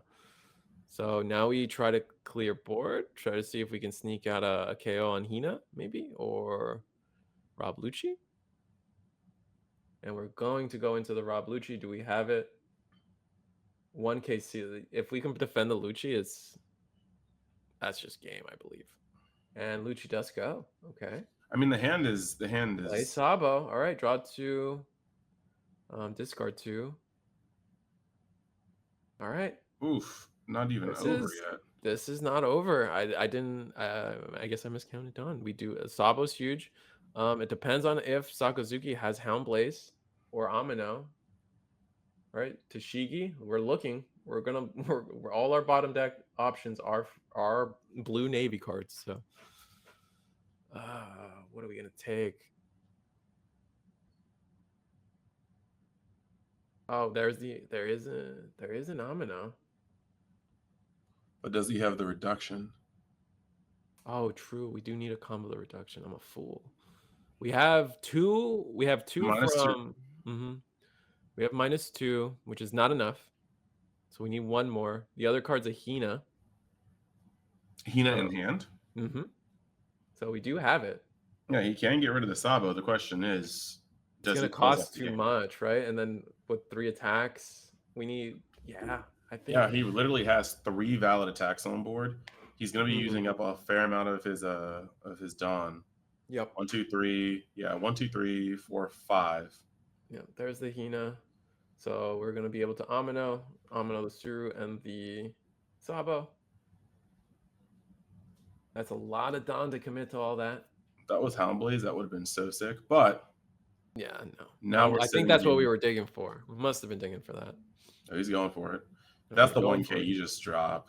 That's 5K. If that's neutral and you get it's interesting. Going what's this? 6 into life. Okay. I wonder if that's serious. We got out. and we're just gonna scoop it up with a Oh, game 3. Smart. all right. Wow. Yeah, I mean, he needed writing the wall. He can't KO. He doesn't have Didn't doesn't have establish key cards in blocker. hand, Yeah. no blockers. Yeah, he needed writing the wall. Now the thing is to get to the game. Now, this is the scary part if you're the Sakazuki player, because all of these games so far have shown that Gecko easily pulls ahead in life, and then Sakazuki stabilizes. And Sakazuki is known for not having the best counter in hand. Mhm. So if we're going off of this, you have a 5 life leader versus a 4 life leader Yep. pressing the aggression going into game 3. This is potentially. The I'm timer not comes going into to count. play, right? That's Um, what you're getting at? not going to count. Yeah, I'm not going to count Sakazuki. Yeah, their games have been about 15 to 20 minutes. So Mhm. easily this could be a whole thing. But at the same time, Mhm. yeah, I think the timer. As a Sakazuki player, I get it. You want to randomize. You want to make sure that everything is where it needs to be and not clumped, especially after all this searching, after this bottom decking. It's just the time is not on your side as the Sakazuki player. Yeah, I agree. You're already starting at a deficit, like you said, at 4 life. Joey's got to play fast, and like, I mean, it's possible. I mean, you could just play fast. Like, it's. I mean, I play fast, even if we're playing a slow control deck of 15 minutes, 14. I think it's gonna end up being 13 minutes on the clock by the time they're resolving mulligans and stuff. It might be it could be in Moria's favor, but I think they can pull it out. And to Sakazuki's credit, they just scooped. They chose to save the extra couple of minutes and Mhm. not give it to the Moria, so we could play a longer game, game 3 here. So because it's gonna end up being probably 13 minutes of actual time, and then into turns, or overtime, whatever. And so we have all that time to try to finish this game, and I think it's gonna be. I believe it should be possible to finish this game. It should be But had possible. we forced our opponent to try to take a whole turn to attack us, um, probably would have been wasted all our time and would have lost in a draw. Yeah, it's like kind of like this weird point where like you do have to be mindful of the clock. Some people will be like, it's scummy. It's scummy if you try to take it to your advantage, but you have to be mindful. If Mhm. I am Jesse going to this round, Joey can pile shuffle as many times as he wants to. Yeah, I am okay. if we yeah, get to turn 1 with a minute on the clock and I have 5 life, that's not my problem. So like it's like these extra moments of just shuffling, of doing this, of like the cutting, the speed of it happening in general, it's all in Jesse's favor right now. yeah. No, I agree. All right, so what's gonna happen? Uh, so I was getting conflicting information. So Stage Sakazuki wants to go first or second? I mean, Sage Suzuki has a bunch of Turn good one turn players. 1 plays, but I mean, playing your 4 drops on turn 2 versus turn 3 is huge, especially going into this game. That's the difference between having potentially a Borsalino on board Mhm. or a Rebecca who maybe got a Virgo back that you just dropped from Sakazuki's effect and not taking early damage when you're already a life behind in a game like this. So there's a lot. Right, so Sakazuki chose to go second. And we are going to play the Sindri that we didn't get to play game 1. So now our trash has got our trash has everything. No Absalom, but we already have Perona and Hogback. So next Oh, turn, the Sindri hit. I mean, at the simple cost of a Great Eruption, Sindri just went off. yeah, that's so good. We'll probably see either Perona come down this turn. This is gonna be so good. Is there a world where we try to get Hogback? I don't think so. I think we should be trying to getting the Perona, get the free card. Not only do we get the card, now we also have to look at we're attacking for 6. So good. And so there goes the card for the Perona, and then we take the life. Woo! Keeping just play fast, and the life's not going to matter as long as you actually win. So I like that. For the So sake of the plot, I do kind of want the only Gecko Moria to advance because sure, it's already going to be a Sokka heavy top 4. yeah, it is. I mean, I feel like some of the Sakazukis are probably battling it out against each other now. So If we like in probably a gonna lose, probably gonna lose 1 or 2 through it yeah, all. players out of the way, just looking at the decks in a perfect world, we have 2 Sokka, Katakuri, and Moria in the top. I'm still kind of on the Katakuri. Like, I don't. It's not about Katakuri being yellow deck. It's about Mhm. Katakuri breaking the curse. Breaking the Okay. curse. All right, we are going to go Perona 6 into life. Going to counter out with a Virgo, trying to keep our life total good. We are playing fast, both players. No one's trying to get the allegations of slow playing, so I Mhm. appreciate that. But I don't want to see misplays happen because of it. And we are going to Gecko Moria attack, go play Absalom, we will lose the Kuzan, and I think at this point, I feel like Gecko Moria is gonna run away with it. Maybe. I mean, I've seen some Sakazuki miracles for sure, but it's looking like Gecko Moria might have it here. Just establishing so many bodies, and Sakazuki hasn't been able to get rid of it. Bodies were coming out. Sindri just immediately rolled the welcome wagon. Sindri was just like, "I was gone, my child, but now I am here." Like, immediately just set up the like. That's crazy. That's exactly what Shows you are want to very see. good. We use leader effect. We win attacking, get the -1 reduction on Piranha, and we attacked into the Piranha. Interesting. And then Helmeppo play play Lucci, Rob Lucci, clearing the full Sakaluki. board. But this is a lot of commitment to clear all these bodies, and your opponent's still up for life. I mean, we're going into a Gecko Moria turn eventually, right? This is we're going to 7. And Moria still has a lot of cards. I mean, the thing about Gecko Moria that sure their board is gone, but they can easily just put one Dawn under, tap 2, when attacking, and get all that get a card from the grave back, any card they want. And especially if Sakazuki's still trying to maintain a hand, just another Perona, get another card out, and just kind of vibe after that. All right, brand new. Ooh, we get a Suru, nice. Lose a Sabo, that feels bad. All right, Ninja starring some of our Dawn, that's fine. Suru, get minus the Lucci. Where are we gonna go? Okay. Oh, so we're gonna Absalom. I imagine we're gonna Absalom here. We're trading. We're trading back and forth. Lose a Kuzan, Miltzu, play the Absalom. What are we putting back? It's gonna be Ice Age and something else I didn't catch. I didn't catch the other card. Ice Age and oh, hold up. It was quick. They stacked it real fast. I didn't quite see it. All right. So, what do you do? All right, Sakazuki. All right, you're on your 8 Dawn Sakazuki. So were you able to find your 8 drop Moria? 8 drop Moria will allow you to establish a pretty okay board, but you are only at 1 life.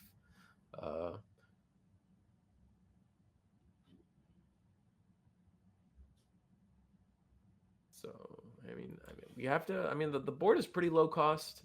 It's only the highest thing being a 4 drop is pretty removable. Still no stage is a good. Still no stage from Stage Sakazuki of all things. Imagine. I mean, sometimes it just kind of be like that. It's just a nice card. Like I don't think it's like a necessary card for Sakazuki to see, right? It's not like Reiju. I would not put it in the same category as like needing to see it as Reiju. Yeah. All right, so we are gonna attack. Use the win attacking to -1 cost off the Absalom, so it'll be standing at 4 drop, and we're gonna play. We do have Gecko Moria, so I mean, it's good. bringing back Kuzan, bringing back a brand new. We're gonna draw, and then brand new is gonna give us another card. I mean, we're staring down 2 big attacks, but Sakazuki does have at least a solid hand. But this is going to be the Gecko Moria turn. But do we put a blocker on board? Because that's Oh man, Gecko Warrior turn is cool and all, but like no blockers. that's true. But it's not like this. I mean, yeah. I mean, we're sitting at 3 life, still 6 minutes on the clock. I don't think this is not looking like it's going to time.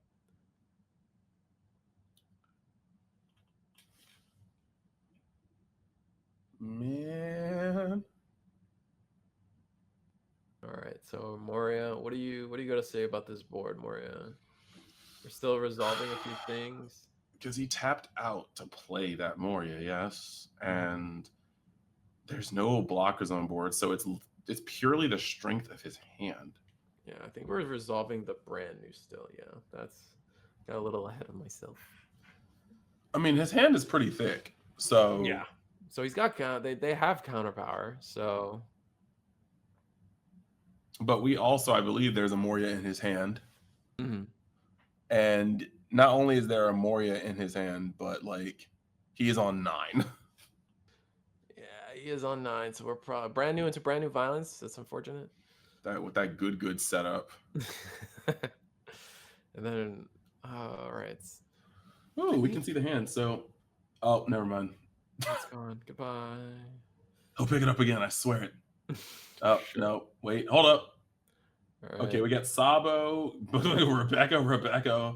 We have Moria. so many blockers. We have to, as Moria, we have to do something here. Okay, we're going to attack with Absalom. My lord. Another 5K. We will pitch a Sabo for that. So the going blockers are there, but we don't actually have like all the counter is all the counter is just kind of small. All right, so we're gonna Suru into our Moria. Gonna play Lucci, which will get rid of brand new and Kuzan. I mean, I'm here for it. All right, okay, so we're gonna play the second card we're playing is the brand new.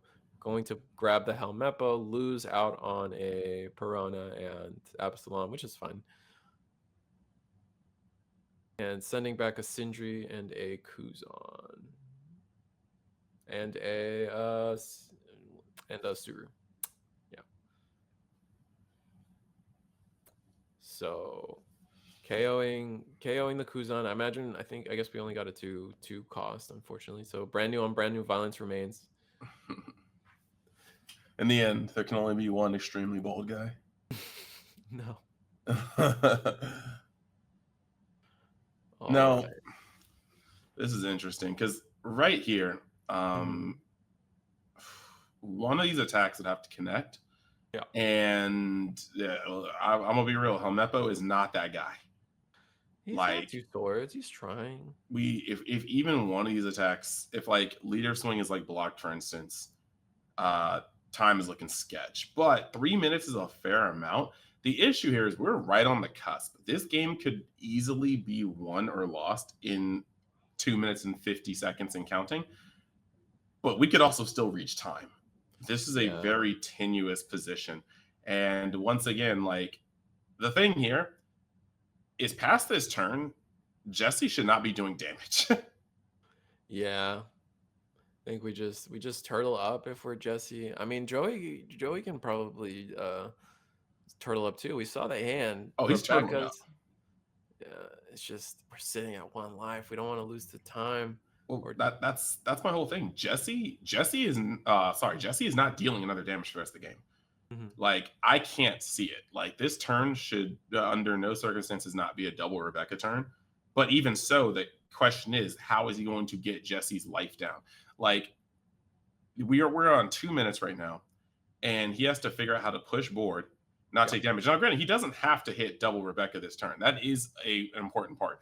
I think that double Rebecca it keeps him alive, but it doesn't keep him in the game because time is the factor right here. But the question is, how does he get past 2 life? At the minimum, he needs to deal 2 damage, and he's already left one of his attacks on the table. So realistically, as unfortunate as this is, while Jesse is probably incapable of dealing another damage, it's just the fact of the matter is Joey is probably not dealing damage either. Yeah. We see another blocker on board next turn, and that's a wrap. Yeah. All right, so we're gonna pick up Lucci, and are we gonna play? We chose not to play. Or, no, we played Lucci. What am I saying? All right, so board's clear. Just 1 Gecko Moria and a blocker. Oh, I'm so stupid. I am so stupid. I just looked at chat. I forgot that we do have overtime here because it's game 3. Yeah. We have overtime. Completely forgot about that. So, I mean, oof.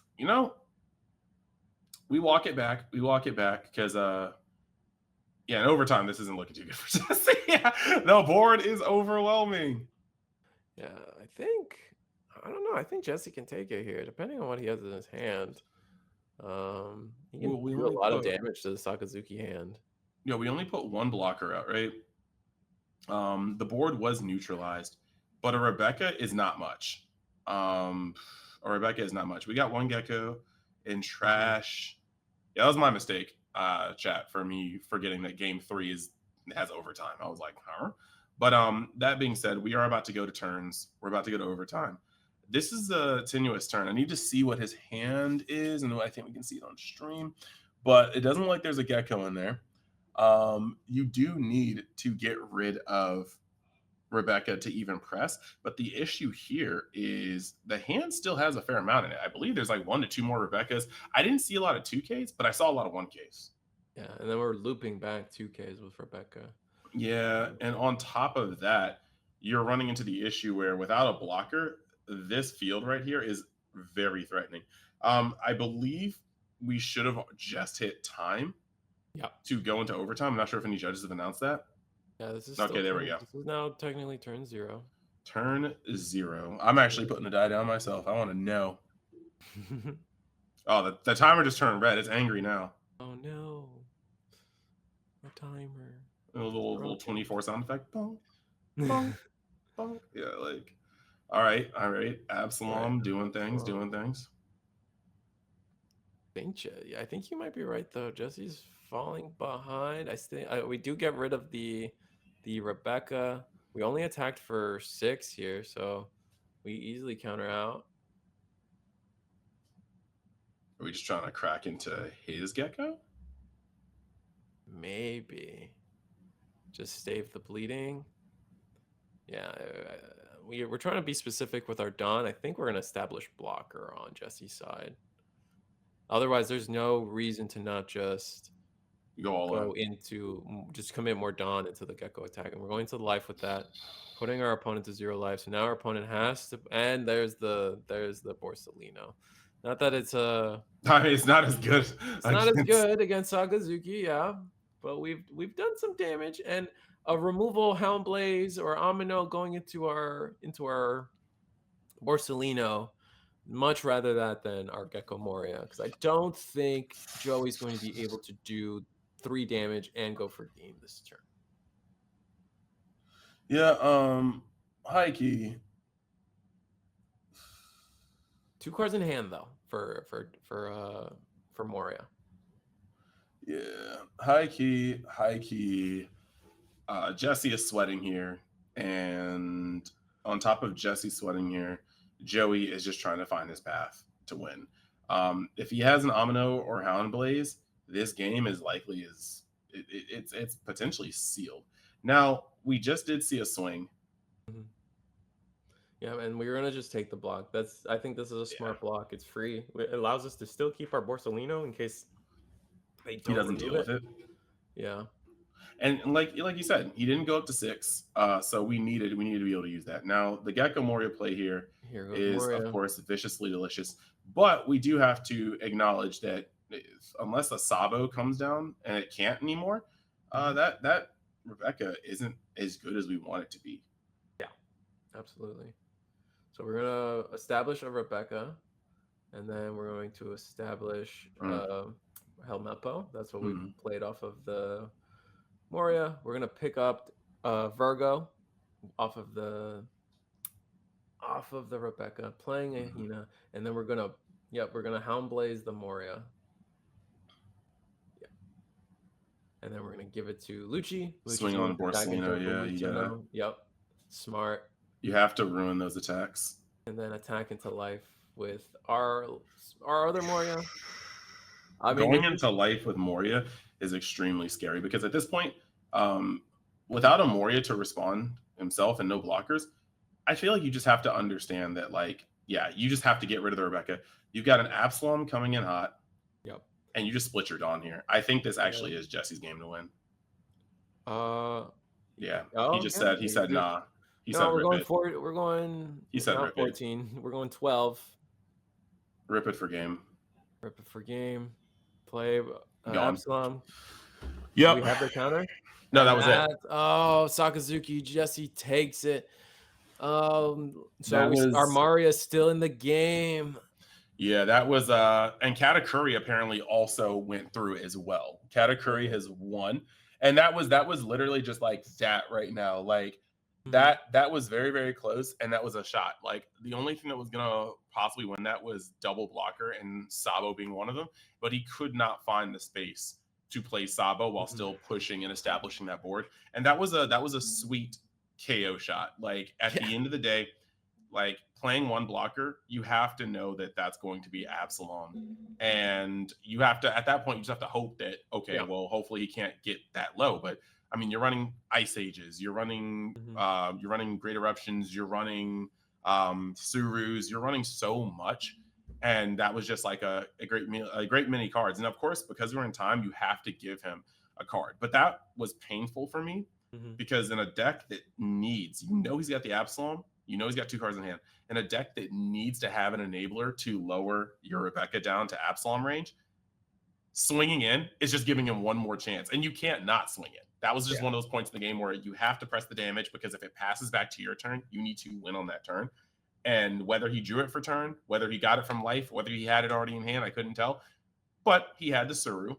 and that was just murder she wrote. 12K Gecko Morio for game. You just needed one way to cost reduce, and the through was it. That was good. I mean, I feel like there's a world where maybe like we played a block or we played two because we did that turn by playing two Gecko Morias. We played a Gecko Mm, Moria for the turn, right? And we knew we had the mm. Rebecca in hand. So I imagine there could have been a world where we actually instead of playing the Moria, we actually Just just Rebecca Sabo, just man. play Rebecca Sabo. I don't know if we had the Sabo, but we definitely had two Rebeccas at the end of that counter Um, spree. We saw that. Hmm? Yeah, yeah. Well, he had Sabos in hand at one point. I'm pretty sure there was one in the trash, if not in hand. But like, yeah, Yeah. like I know that Gecko Moria was necessary for pushing because he needed to push through those life. He needed a beater that could go through. It's just that like that's the hardest part of that.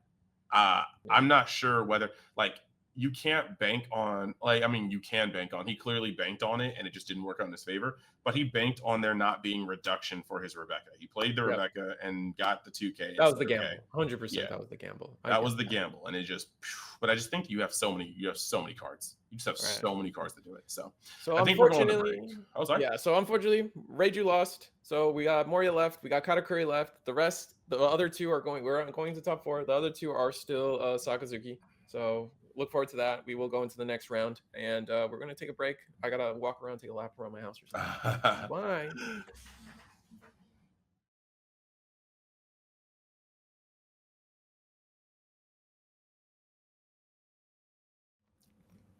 Hello, One Piece card game players. We are currently here at the Esports Stadium, Arlington One Piece offline regionals hosted by Play TCG, as well as the hopes and dreams of all the category players that have fallen by the wayside. No, but seriously, we are currently in the top four match. The players are sitting down. We're right about to go into it. We currently in the top four have two Sakazukis, a Gecko Mori, and a Kata Curry. This is pretty standard for what we're seeing. The big three Reiju slightly got edged out, but we are about to see potentially history in the making. We are about to have category on stream for the 8th time, and we are here today to answer one question. Is this the end of a tragedy, or is this the beginning of an epic finale?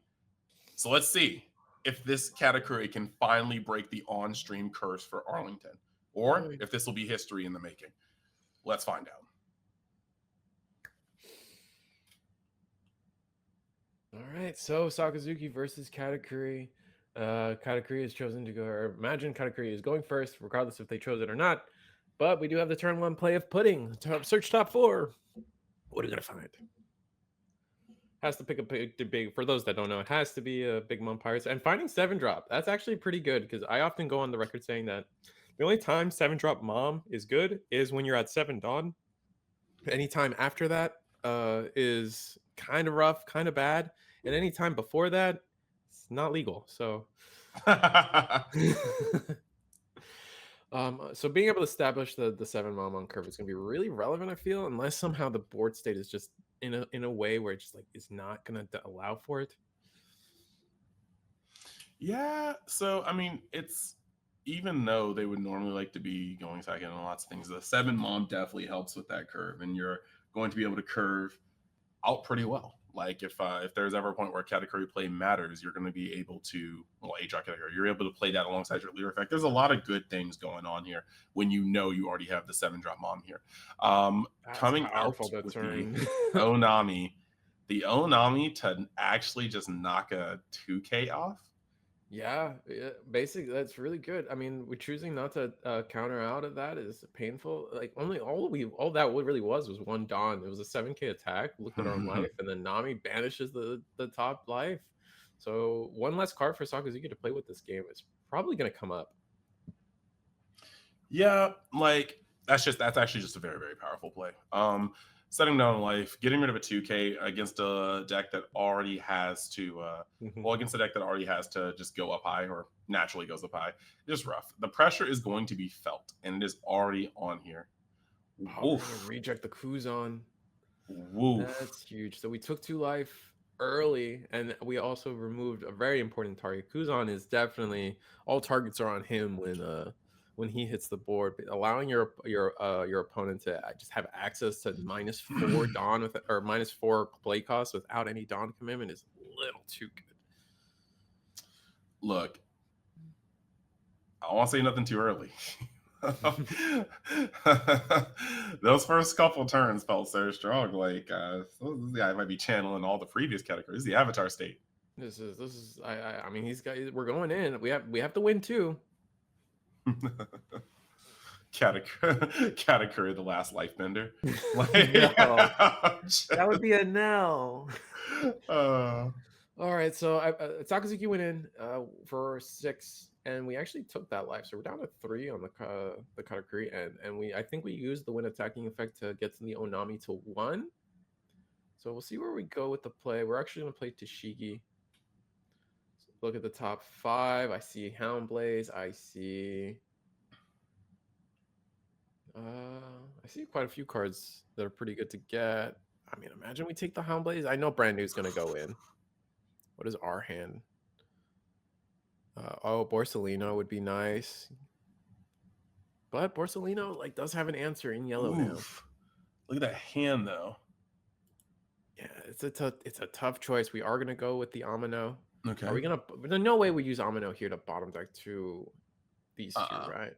It's not enough. It's not worth it. We have 5 Dawn. We're sitting on 5 Dawn. We could potentially Lucci if we really want to clear the board. Establish a 6K body. I would not sure if that's worth either. I mean, I would rather Lucci to clear off potential like neutral swingers because at least with the Lucci, you're adding a body to press later. If you use the Amino now, there's no forward momentum. Yeah. Oh, choosing to discard Lucci off the leader effect. Gonna play another Tashigi. What are we gonna find this? Digging. What are we looking for? Okay, we're gonna grab a 2K. I think you have the bottom deck of Mori right there. Borsi in hand. Play Borso, you know. All right. Leave the errant potential attackers on board. That's fine. You can't go. But this is 7 Dawn. You're sitting at 2 life. I would have attacked with leader first, but we chose to give our opponent the life. So now we're gonna be at 3. It's a little hard to see. The white sleeves are painful. I think it's 4 life. I wouldn't be surprised if someone told me it was 3 or 5, but it's hard to tell. There's a little bit going on here. Yeah. Let's see. Board is getting wide with the weenies. Plus Borsalino. Now, mom. 7 drop big mom out here with the cookies, freshly baked.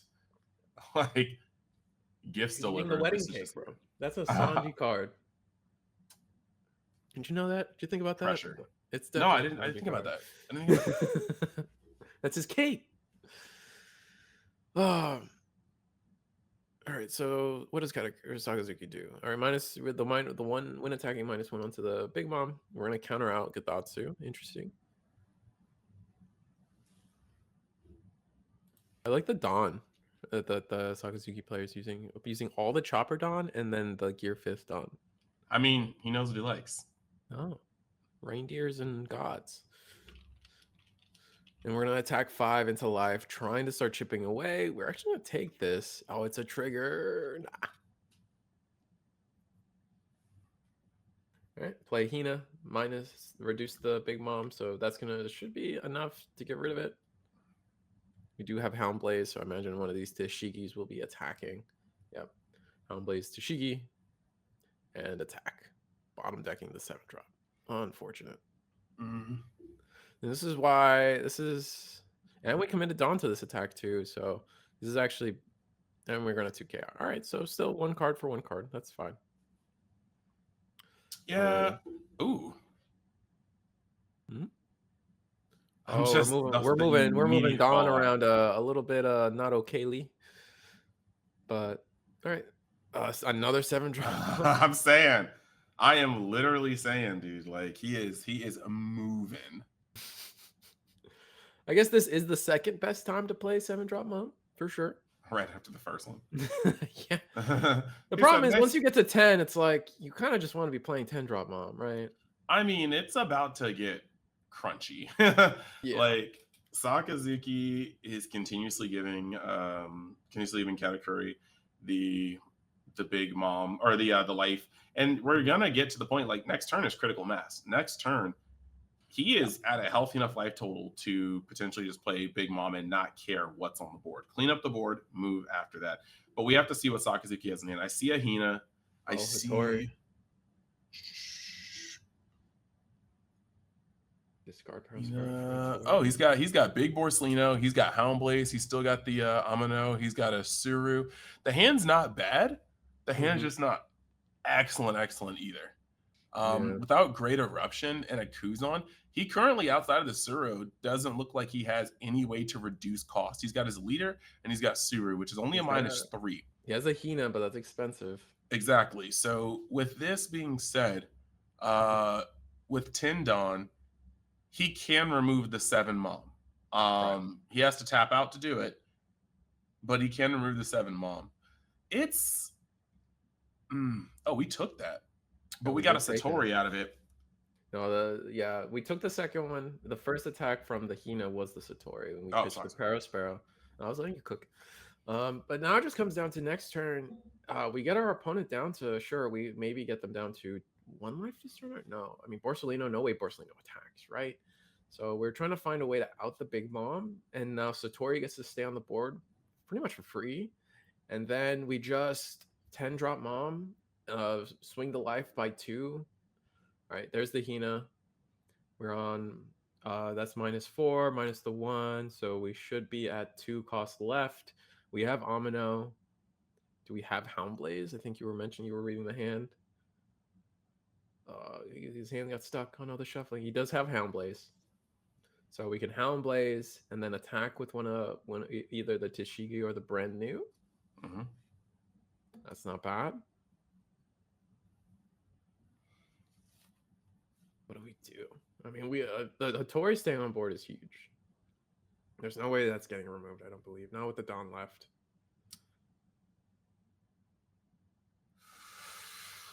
I mean, he has a choice here. Like, there's not really much he can do. He has to play this out. He has to. He committed to play the moment he played Hina. That tracks. That 9 Dawn, so 3 for Hina, and then 6 for Borsalino. Yeah, that tracks. No, the thing is, between Hound Blaze, we all saw that. Yeah. And another Suru. We have lost a minimum of 2 2Ks off of just burn. So he's got a Hound Blaze and an Amu and a Suru and I think a Helmeppo. Some of these attacks are walking. That's the worst part about this. Some of these attacks are walking. And with 3 life, yellow being yellow, and actually a hand, like not just a hand, but a hand, this looks to be a 2-card clock or a 2-turn clock. We will block. I wonder what the justification is for not blocking there. You know the 2 5Ks are coming in. You block the first one, and maybe like you don't block the first one, don't give the card, and then you're afraid that your opponent won't attempt to attack with the second one.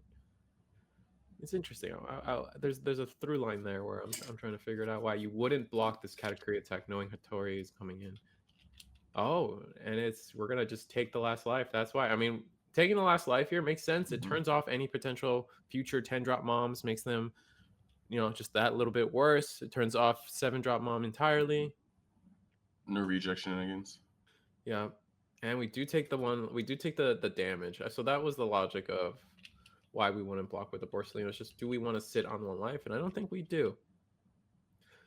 There is a world. I mean, we saw.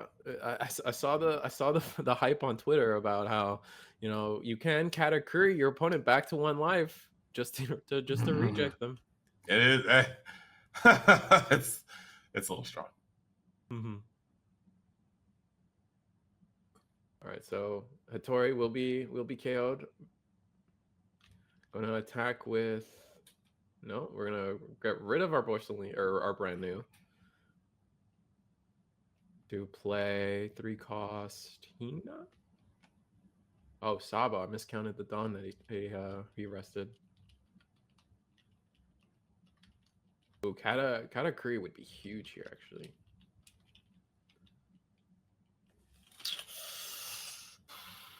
Oof. All right, Hina. Is it a trigger? No trigger. Our only trigger has been the Hattori. This is so scary. Mm-hmm. Like, legitimately, the line of play is just so there. Like, if he can get access to Katakuri, you just put 2 Dawn under your leader, swing for 9, force the block. I mean, tap Amino 8 too, and go right? in. Like, Amino gets us there.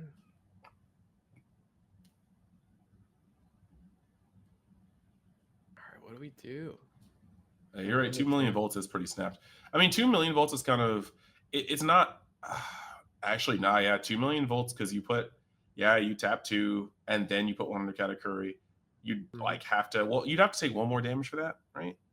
I think so. If he takes 1 more damage, then 2 million volts could tap Borsellino, and then your leader swings in for 10. And at that point, he has to put the Sabo in front. Sabo goes in front. Big Mom gets game. This is a very sticky, crunchy place to be. Yeah, I don't think you can afford putting your opponent to 1. So I don't think you can offer it. It feels bad. Unless you really need the 1 cost reduction off of the Sakazuki effect. I mean, I think he's cognizant of that. He does not want to open up 2 million volts. Oh, okay, Amino bottom deck the errant attackers. It's funny how we started off this game by like, oh, we could Amino those too, and here we are 4 turns later, and that's exactly what happens. I mean, the thing here with the Amino is that it doesn't. Those cards weren't necessary to win the game. So now you have this very, very nasty point where 2 million volts is not live. On top of 2 million volts not being live, yeah, he's just got to start pushing these guys out of the way. Yeah, blocks with the Borsellino, smart. Yep, 2 million volts isn't live. That other Sabo in hand is going to put in mad work. This is crunchy, and I do appreciate Quentin's ability to assess the situation and not punt game, because giving him that 1 life or attacking 1 more time. Yeah, we don't know what's in his hand. We can check though. Let's see. I'll say so. Kikinojo. Hold up. Moving the Twitch feed to my big screen to get the biggest view of his hand. Yeah. No, bro, don't put it down. He's got to count his Dawn. Why did he hear me like that? That's a little mean. He can also hear the voice of all things, and we're going to attack for a really big amount. Sheesh. Forcing the Sabo block, and then just ending a turn with the Parasparrow. Okay. All right. I like it. Boy is confident, but he also did put his last life at the bottom. So would I feel like it would have been better to play instead of attacking for 6 Dawn commitment? What is this? This was 6 Dawn. So no, this was 7 Dawn commitment and then 3 for the Parasparrow. If you had just attack with 6 Dawn and then tap out for Kikunojo, maybe that's a little better. Kikunojo, I'm trying to think, because Kikunojo is 4. I'm trying to think real quick. Force your opponent to have to bottom deck the Kikunojo, right? Well, so the extra Dawn, him going 1, 2, 3, 4, 5, 6, 7, him going in for 12 pretty much ensures that no matter what, like with 4 or 5 cards in hand, because he doesn't know how many bricks are in the hand. He can, I guess, but he's trying to ensure that Sabo goes no matter what. He does not want to enter next turn with 2 blockers. And the way this is currently going, Mm-hmm. Him All right. swinging for this 7 prevents him from playing 2 blockers this turn. Yeah. Well, not Sabo and the other one. The thing that's going to catch me here Mm-hmm. is that if he put a beige or a Sanji maybe not, but there isn't a stage. We just don't know. But he has a, I believe he has Marineford in there. So Mm-hmm. Sanji doesn't get there. Sanji will get bottom decked and will lose Katakuri the game. We know what our But last life is, so it if comes that down to this last, attack. oh yeah, if that last life is a beige, it really depends. Or actually, that last life could also be a 2,000,000 volts. Mm-hmm. If it The was 2 scary, million volts, I feel like we just take it, right? I think he's thinking, Or if it's but a like, yeah, if he has beige or 2,000,000 volts, beige is not safe here. yeah. Beige will stop one of the swings, and then the rest of the Dawn can pile on the other swing, and then it's like a 12K swing versus a hand, which no hand can really sustain. 2K, But 2K. if we get if that is a not a beige, ooh, did he just get out of all that? Yeah, 2 2Ks and a 1K Gadatsu.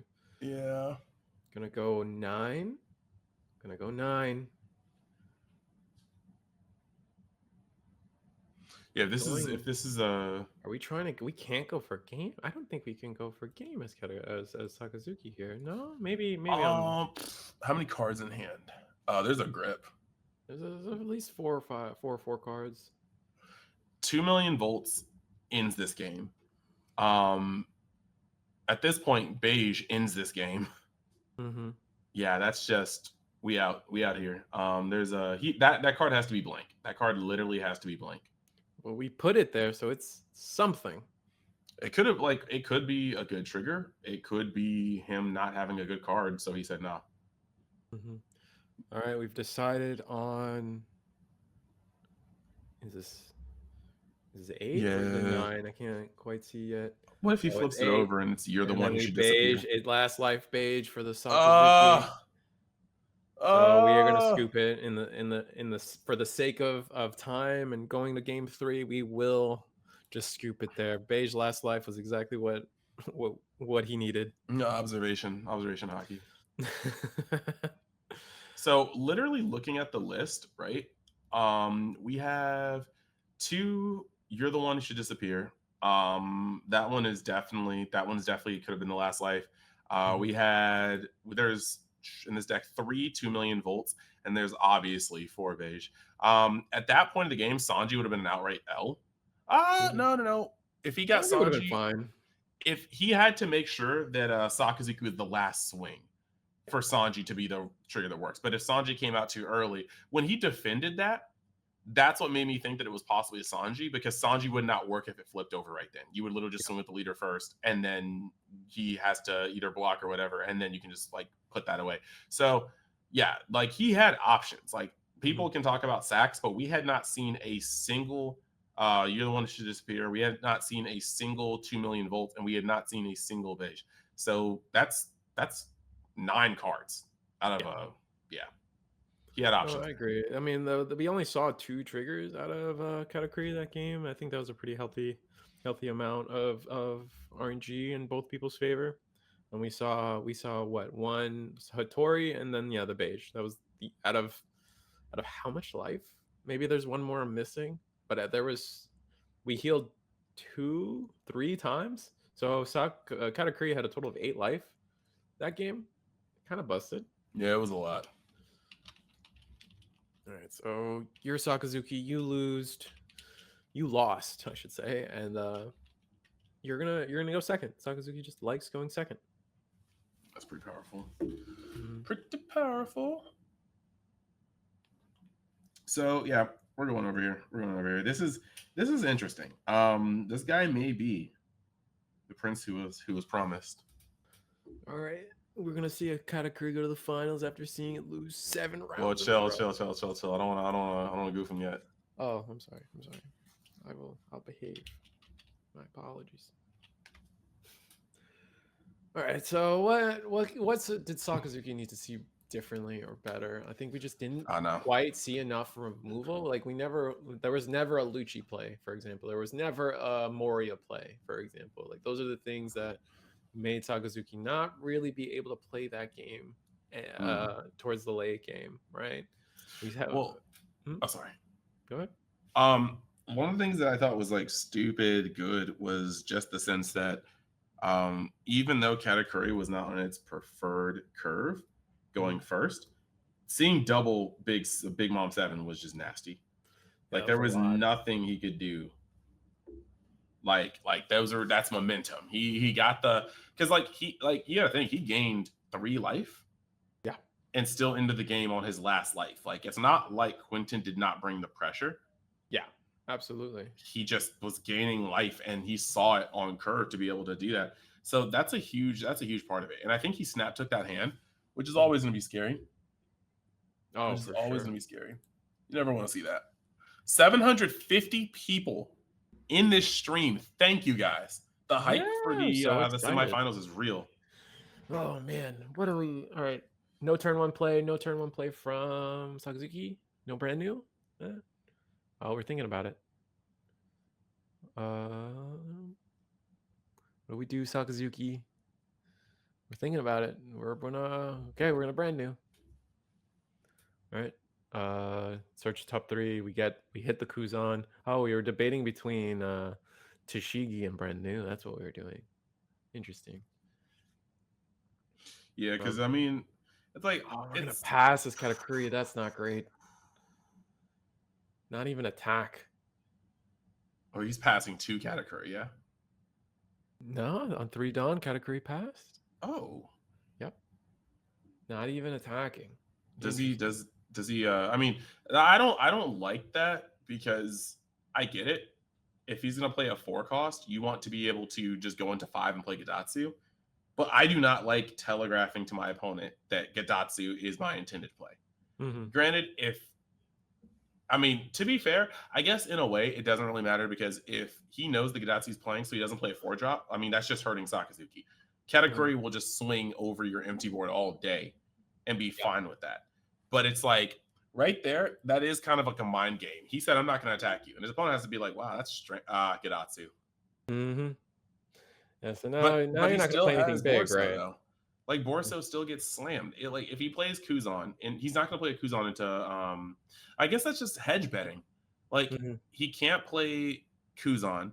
There's no reason to play Rebecca right now unless he really want to do something back. There's no reason to do any of that. So it's like if he plays Borso though, that's not checkmate, but that's like 100%. You just got played. You left open the Gadatsu turn and then you got played immediately. Yeah, I see the Gadatsu. Now we're just going wide. Yeah, we're going wide on searchers. So we just have the answer. Yeah, to respond to that play. Yeah, I just do not agree. And then, granted, like I'm here casting, he's there playing. I don't agree with not swinging to make sure that you can have Gadatsu. It feels like you give up a little too much tempo. You could have seen a life, set up a trigger. Like there's so much you could have done that turn, and you just you gave him the ability to sniff it out and be like, yeah, nah. Yep. That's not me. Agree.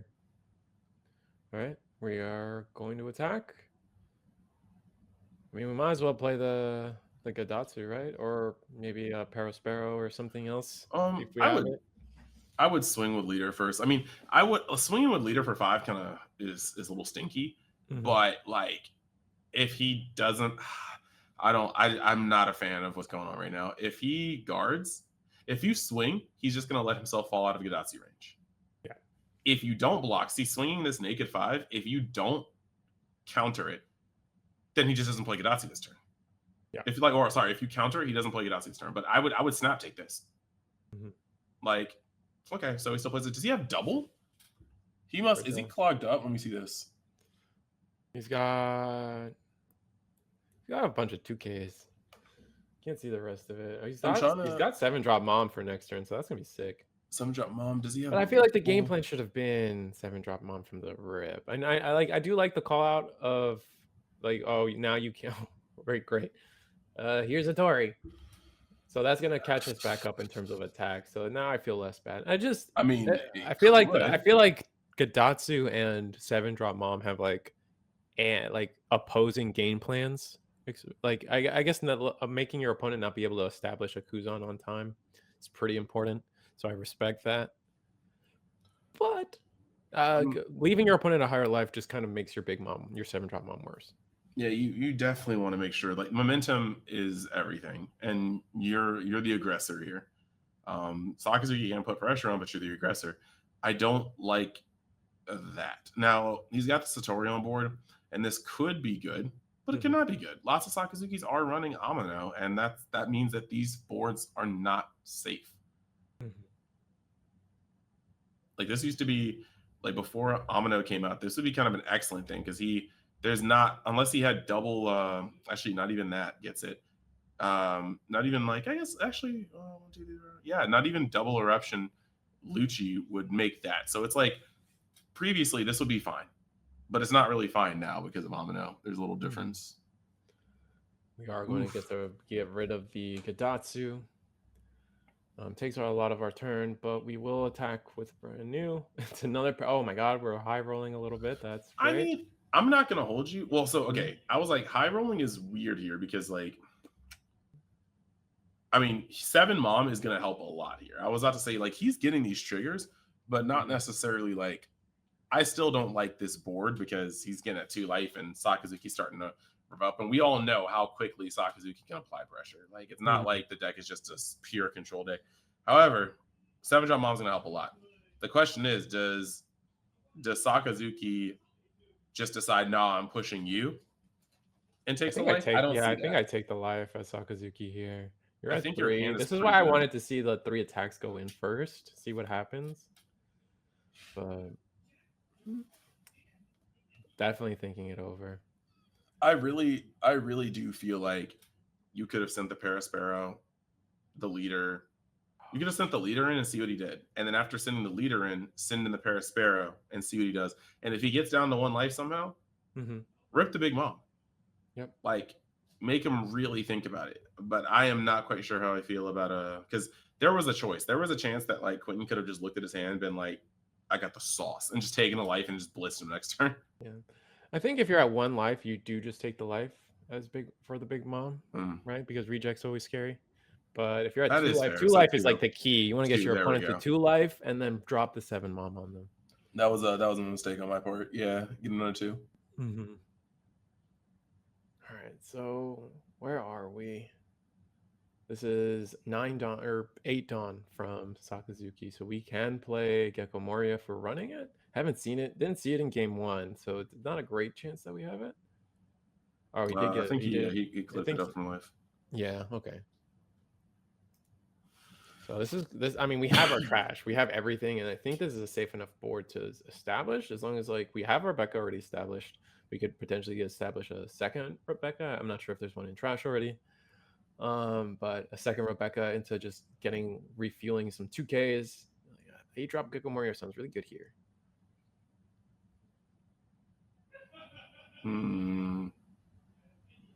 Yeah, what do we do?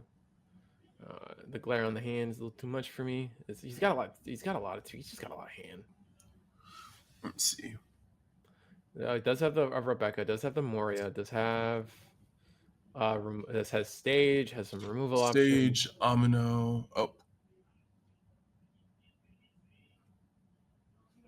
Okay, so whenever he decides to move his hand, there we go. Another Rebecca, Amino, stage.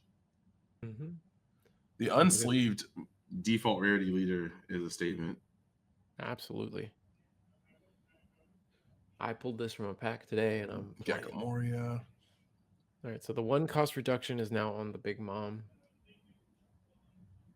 Looking at the trash to just confirm information, see what we're going to do about this.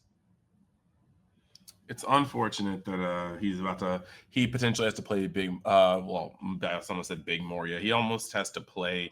If he plays Moria this turn, he's doing it on curve with no other support around it. So that's a little rough. That's fair. And if he taps out, that's deadly. Yeah, tapping out right now is not the way. All right, we're going to use Sakazuki leader effect, discarding a stage. We are still going to play a stage, so we're off Gecko Moria now. Going to cost reduce the Parasparrow. And then we're going to Amino.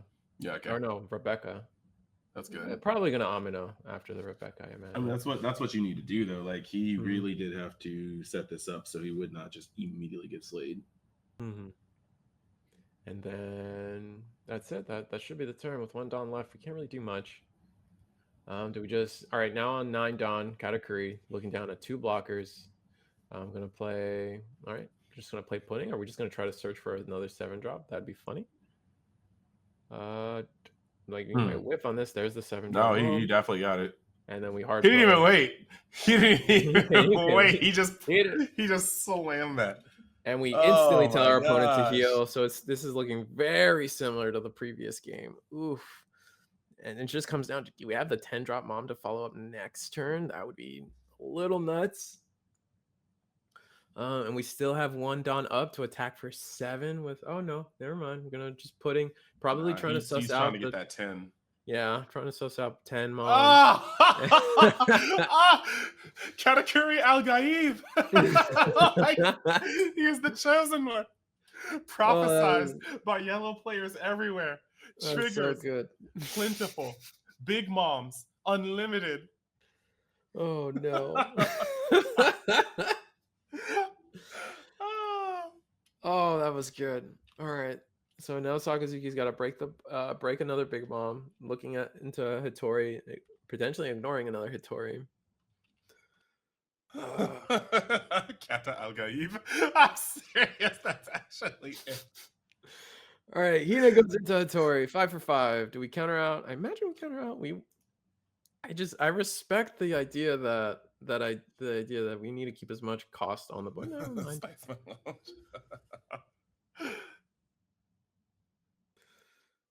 Oh. No way. Hero Sparrow. That's wonderful. Great. Good talk, everybody. This is great. This is wonderful. This is devastating. All right, Sakazuki effect, pitching Kuzan into Amino. And it's looking like the turn where we didn't attack to make the Kuzan turn really awkward is paying off in the long run here. I don't know, man. If we didn't get copyrighted, I think we need that. We need that Doom music. That booming. Oh my gosh. No. Play the Gecko Moria. We're giving up a Tashigi. Bringing back the Rebecca from earlier. And then Helmeppo. All right. Helmeppo. And then do we have another Amino, I believe. So we're going to cost reduce the Pero Sparrow.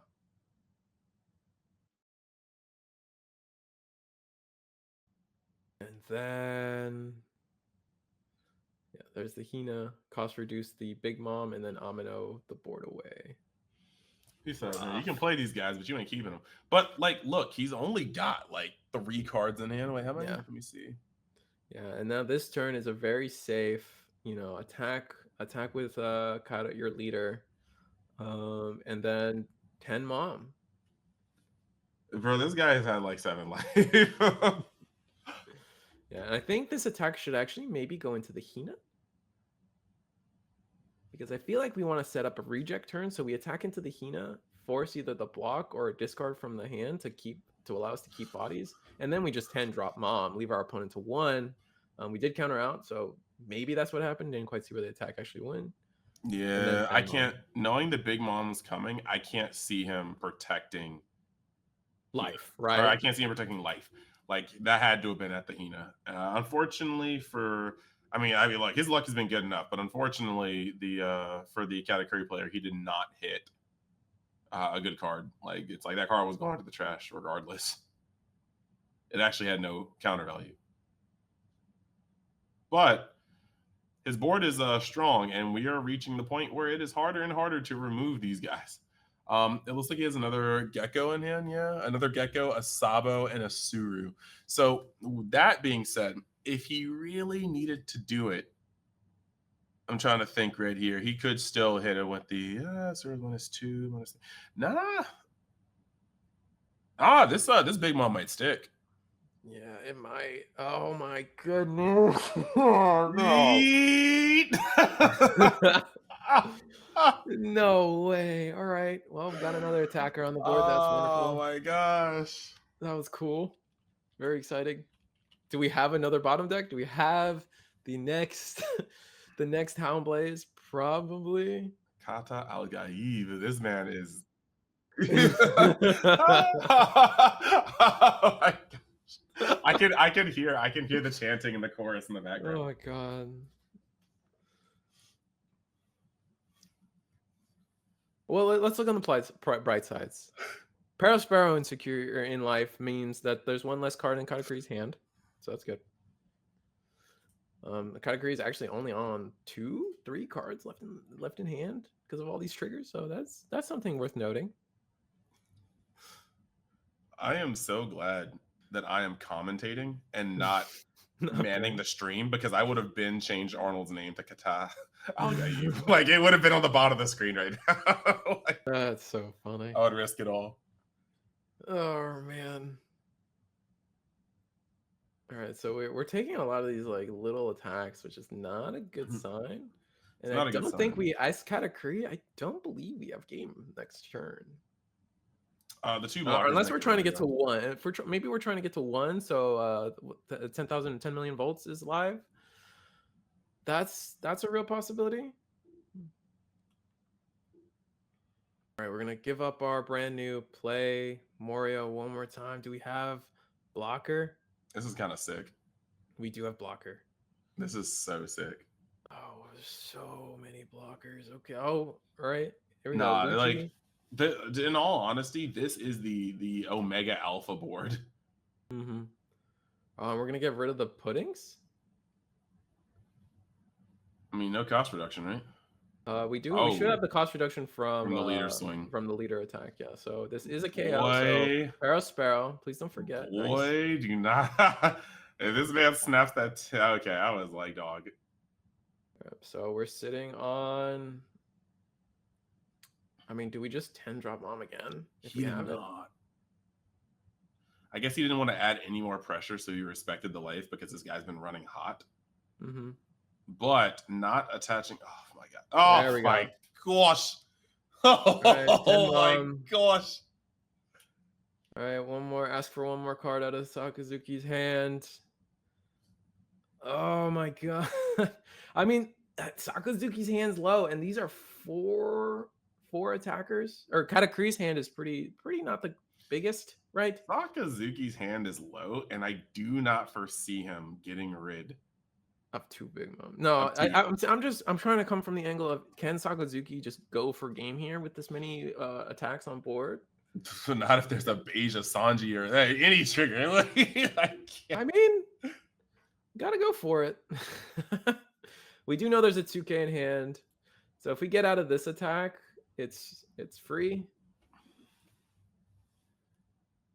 We don't get out of this attack, we're still in trouble in my eyes.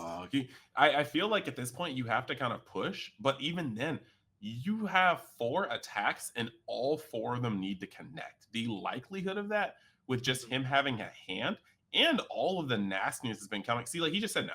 He just literally was like, "Nah, I'm good." I'm pretty sure this is 3 life. He just wanted to let you know. By the way, you are not clearing. You can't even go for a game. Now, granted, I think I might have liked to see 1 more life come out, but at the same time, if the opponent does not try to push for game here, then that's probably 2 turns that are bought immediately. So he's like, I don't even need to see my life. Mm-hmm. I'm just going to make sure you can't beat me this turn. Whether you decide to swing out at a big mom, that's on you.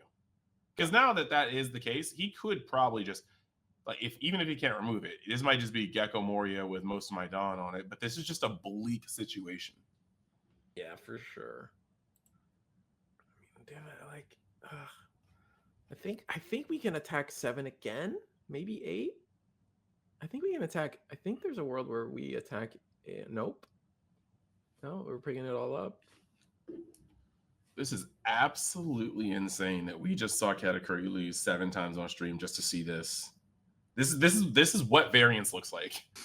You have literally seen almost the exact same deck play 8 times this weekend on stream, and you have seen it lose 7 only for it to be here like this. Yeah.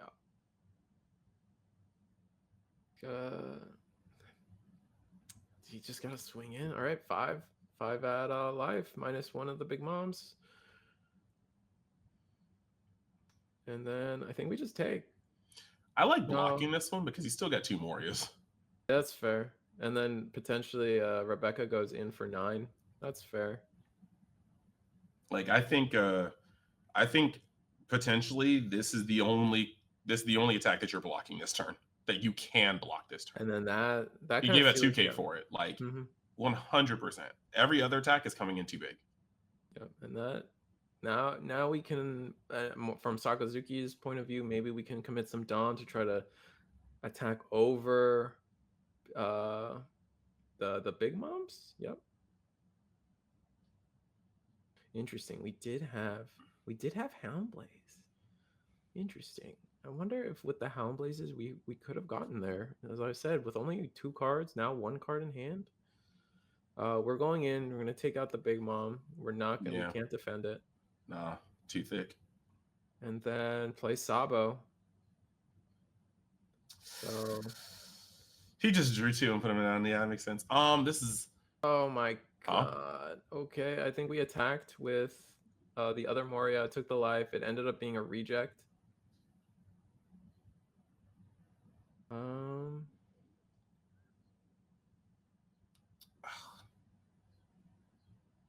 What he happened? giving up? Was his hand just completely dead? Wait, what? Where is this going? Oh, we're choosing where the life goes. Did we wait? I'm so lost. I mean, okay. He does not have good cards in hand. So he is now just like, Jesus, take the wheel. His opponent has 4 swings and he needs to hit 3 times. Assuming that both of those cards are live, and the fact that Sakazuki is drawing 1 and discarding 1, Sakazuki has no ability to destroy anything next turn. Did we with the reject? Couldn't we? I mean, we did play the Sabo, so reject was pointless. I mean, this is went 10. That's intense, dude. Well, I guess our hand is just. I mean, we need are a 2 blocker. on 2 cards. Like our hand could be nothing. Yeah, we need a blocker. If both those triggers are live, we're out. Like a Beige and a Sanji just kind of collapse game right now. What else goes? A Beige and a reject. I mean, I don't think it's sorry, not a reject. You're the one that should disappear. I don't think it's you're the one who should disappear or anything, because that would have been a snap put at the bottom. Absolutely. That card does nothing at the top. So what are we looking at? I mean, Sanji could be good. We could be sitting here on Beige. Oh no. All of that? Not all of that just to lose here. Yeah. Yeah, we're gonna lose. And it's beige. It was beige. Wait, it was beige, and he's just not a. I mean, granted, he can shortcut. He knows. He knows. Yeah. So doesn't break the curse. That's crazy. Category lost. All right, we're in game 3. Oh. Hold up. Keta Al Gaib status pending. Status pending. We almost cashed it in. We are backing it up. I forgot that was game. I thought I don't know. I was so in that game. I don't even know where we are anymore. Oh man, I can't believe Sakazuki was able to take that. That's insane. Yeah, I'm not sure about defending all that. Like, I'm not sure. We gotta see. That was interesting. I thought Homeboy was firing all cylinders until, Maybe there was a world where we just start taking the life. I mean, you have to counter out of the little attacks, right? But the life ended up being like Reiju, Beige. If we just let our triggers do their work on that turn where we had Rebecca on board and we were afraid of like a 9K Rebecca attack. Yeah, he was protecting. There were some life shots he was protecting that like allowed him to have his big mom snatched. Yeah, right. Yeah, so losing the big mom basically lost him the game. Yeah, he needed that. Yeah. So I think that was probably the key turn where Katakuri had it and lost it, was defending those attacks that he didn't need to necessarily defend. I think we saw he had multiple 2Ks. So worst case scenario, that a nine attack Rebecca comes in and you counter out of it. That was very strange.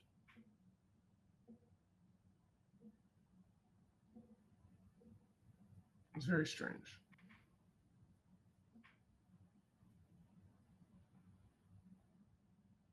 All right, so your Katakuri, you've had a really good game one. I mean, that game two was really good. Feels like you probably could have won it anyway, but just a couple decisions didn't get you all the way.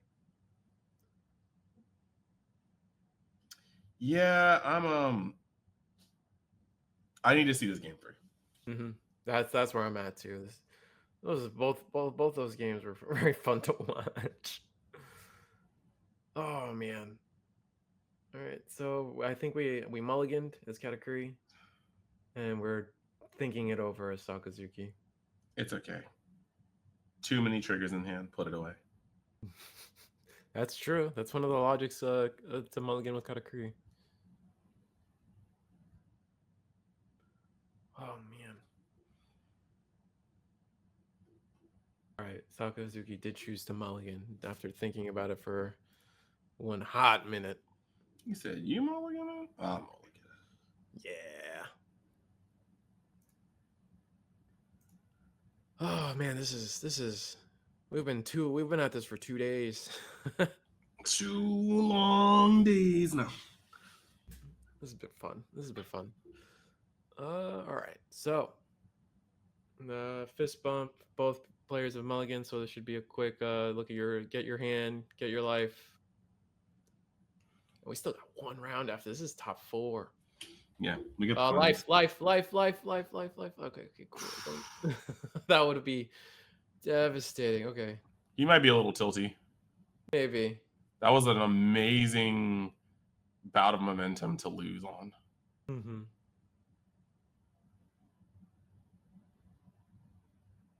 All right, so Sakazuki's just gonna go trust, bro. Just trust. Mm-hmm. That's what I'm talking about. Nice. That's what I'm talking about. Belief. Faith. All right. It's too early to sell, but Kata, you allegations rising, stock rising, stocks rising. He didn't even hesitate. He just said, "Triggers got me." All right, Sakazuki effect. Gonna discard it. Looking like we're discarding Lucci or Kuzan. That looks so similar. They really do. Brand new. So we're actually gonna get a turn where we get to actually use this. Oh wow, brand new into Tashigi. Imagine not liking any of the cards you picked up, so you decide, no, top 5 again. Yeah, I mean, let's you just get more choice, see more cards, and all I see is stage, event in this top 5 search, which I don't know if that's the best scenario. You don't know? I think it's evident. And it looks like we're gonna pick up the stage. Yeah, searching is a little too good. I mean, we ban leaders for that kind of stuff. Remember that? I remember that. Let's see. All right, we pass and play back. All right. Did we end up taking? Did we end up taking stage? Is that what? Yeah, we ended up taking stage. Gonna take 5, attack Crunch. 5. Gonna Okiku. Risky, but we'll see. Yeah, it's a little risky. Probably gonna this is probably gonna get Aminoed. I mean, to be fair, this early in the game, it's risk reward. Can it be easily removed? Very much so. But on 5, when you don't have stage on board yet, you have to. If you're gonna play it, you're down to 4. Hound Blaze is 2. Amino is I think at this point, you really are at a point where like 5 this is a gamble, but it could very well pay off. If it does pay off, we're cooking though. A lot of cards haven't been seen on top of a lot of cards not being seen. Like this is a 3-card combo minimum. 3-card combo minimum, tap out. All right, so where do we go? We attack. into the Soccer, and we attacked into the Parasparrow, find the 10-drop Mom. Yeah, I mean, we got our card value, and we got the card back. Take the KO effect when you can, because Sakazuki's gonna bottom deck. Like I Oh yeah. fully expect this Kikunojo to get bottom decked. Yep, stage, and then Hound Blaze and brand new goes in.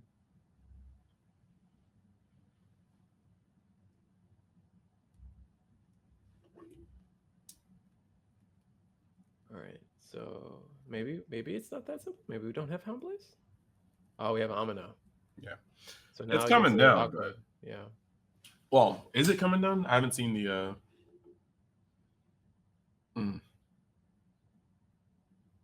I think we might. Amino might come down. Yeah. Oh, we're gonna Lucci. Okay. That's smart. Be getting the KOing the Kikunojo when it doesn't matter, when the effect isn't live, because we're at 4 life. Not attacking with brand new, probably. Wait. Did we just heal? Am I crazy? Maybe we were at 3 life. Maybe I'm tripping. Am I bugging? I mean, we were looking at the graphic and it looked like. Oh no. Hopefully they catch that, because I think he was at 4 life and healed. Yeah, they're catching it. Yeah. Your opponent is a 3 life? Yeah. All the Yamato stuff involves you beating their face in, not your face. I'm sorry. I keep thinking it's my life is at 3. Why do I? Oh man. That's yeah. I'm tripping. I'm so sorry. That's fine. They just built Yamato to be really wild. It's not about where you are. If you're winning, you're winning harder. Yeah, no, that's embarrassing. But like, it's just there's cards that track your life. There's cards that track your opponent's life, and it made sense to me because it's a heal, right? Ugh, my fault. Nah. All right, so we're gonna play Sabo. Ah, man.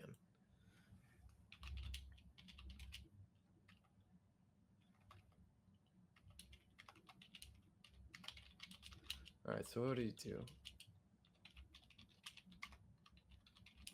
And attack with Lucci. No trigger.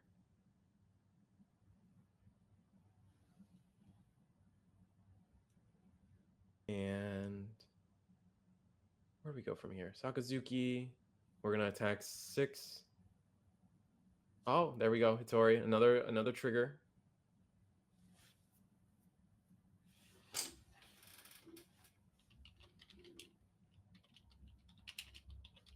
And then we're gonna end the turn. We're gonna 7 Mom. Our opponent chooses to trash.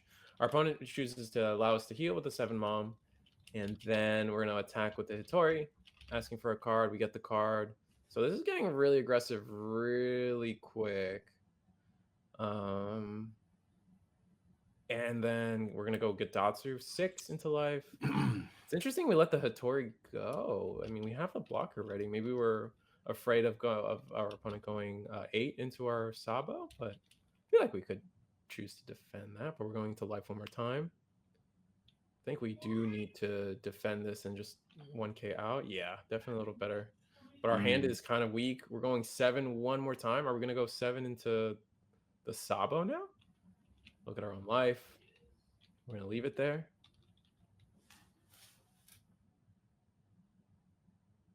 Yeah, I'm still like shooken up about getting Okiku run. For the longest time, I thought it was my life. I don't know if your opponent is at 3 or less, you place the top card of your deck to the top of your life. Yeah. It's for a long time now. It's always been confusing me why they worded most of the Yamato support like that. It's just like, again, if you were beating somebody up, beat them up more. I'm like, why? Like, what? For in my head, I'm like, it's a heal, so it makes sense for it to be like limited based on my life. Maybe I'm just because of our other card games are like that. I'm silly.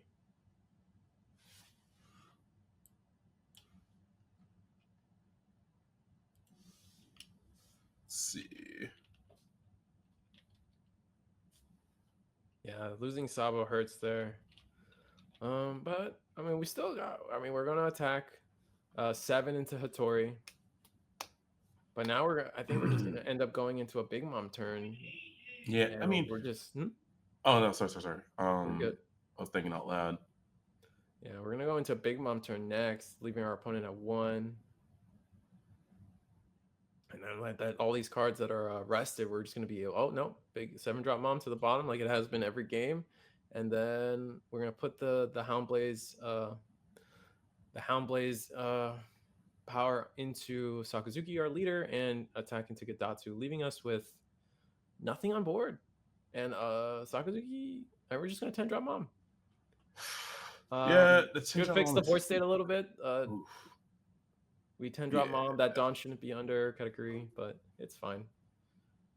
And we pass, leaving our opponent to 1. Maybe we should attack into Hina, but it's okay.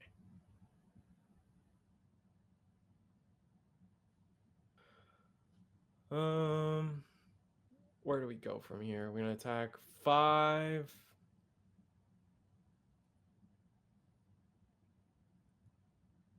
And then 5 into Hina. Oh, so we didn't pass the turn. I thought we did. I was like, this is precarious because, I mean, Big Mom's here. Take the last life. Okay. Yeah, we always have to worry about these particular points where the hand is getting too low to combo out and remove some of these guys. But the issue here is that the life is incredibly high, like a 5-0 differential. Yeah. No, bro. And all these are going to potentially be triggers. We're just gonna snap take a lot of these. I mean, I'm surprised we didn't attack into the Hina to try to get a card. But maybe we're just not on the. We might not just be on the reject plan. Gonna 8-drop Katakuri. Or Gecko Moria, sorry. 9. No, that's fine. But yeah. What do we bring back? We're bringing Black Blocker. We're bringing back Helmeppo. Yeah, that's insane. Like, what do we need to see here? We need to literally. He said, "Sir, we're almost in time too." So, we've been in this match for a minute, and we only got a minute left. Oh, and seeing the 10-drop Mom go, I think Sakazuki has board state here, unless we see 2. No, it'd have to be like something crazy like double reject. And attack 5. Oh, no, not the naked 5. The naked 5. Oh, back to 4 life. Oh, the naked 5 be doing things. Oh my god. I'm not gonna front. Like 10 Dawn open, naked 5 category swing is always one of the scariest things for no reason. You're just like, oh no. Can Sakazuki do it again? I guess becomes the question, right? I mean, here's my thing here. Time doesn't really matter because they're gonna have overtime. The issue here is that you want to keep your board the way it is. You have 0 cards in hand, 0 life. You want to press, but this is up 6. to like the hands of RNGesus now, because all he needs is to not die this turn and see an Amaro. Well, I mean, he needs to not keep. Well, we will counter out of this. It's I kind of agree with countering out at least this one early, just because you know that, like, I mean, if you get to like 1 or like 2. Oh, even, he has the ability to go in for game with Rebecca. I was so confused for a second. Yeah, but like if he goes real quick. Yeah, it is a little scary. I am kind of wondering where he's going with this. You need to find a way to get yourself to 1 while also having enough counter so you don't go to 0, right? Like, that's the key. His opponent is shielding up, trading a 1K for a 2K. His hand isn't particularly like beefy. No, it is not.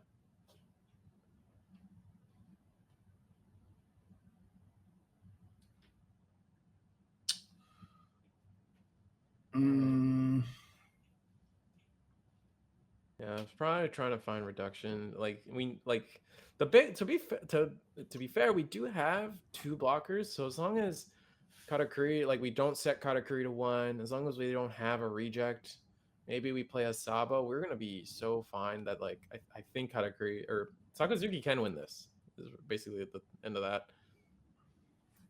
Yeah.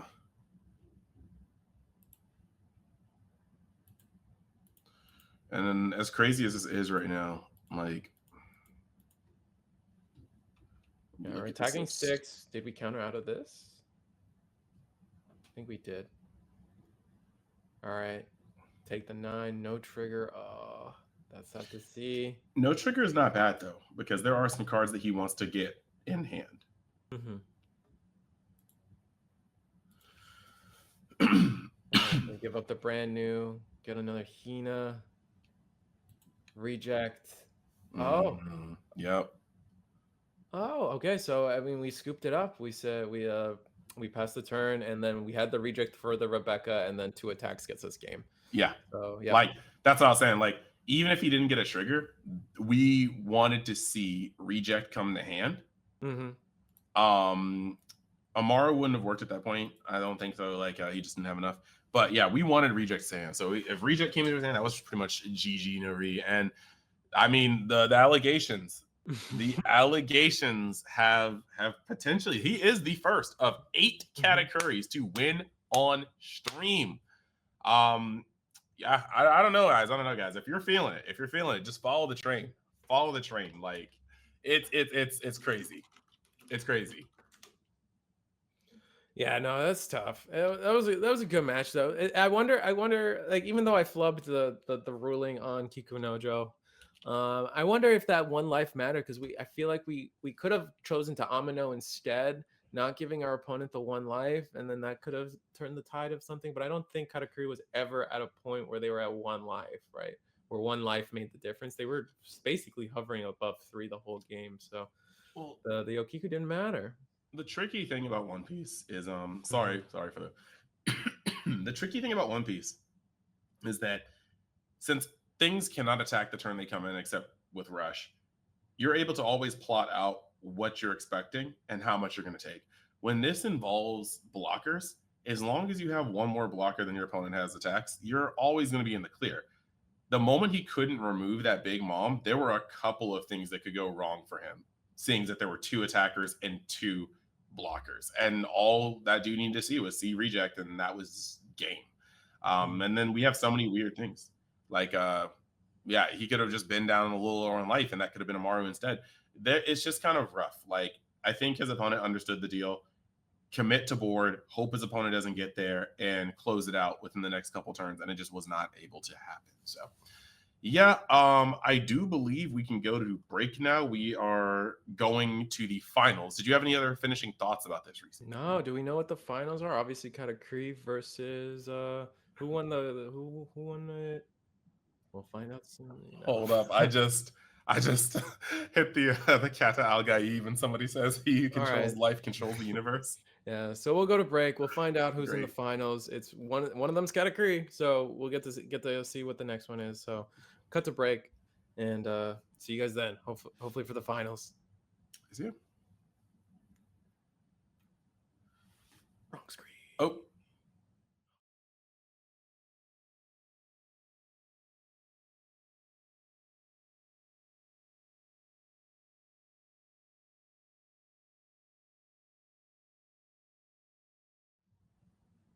All right, we are here. It is finally time after 10 rounds.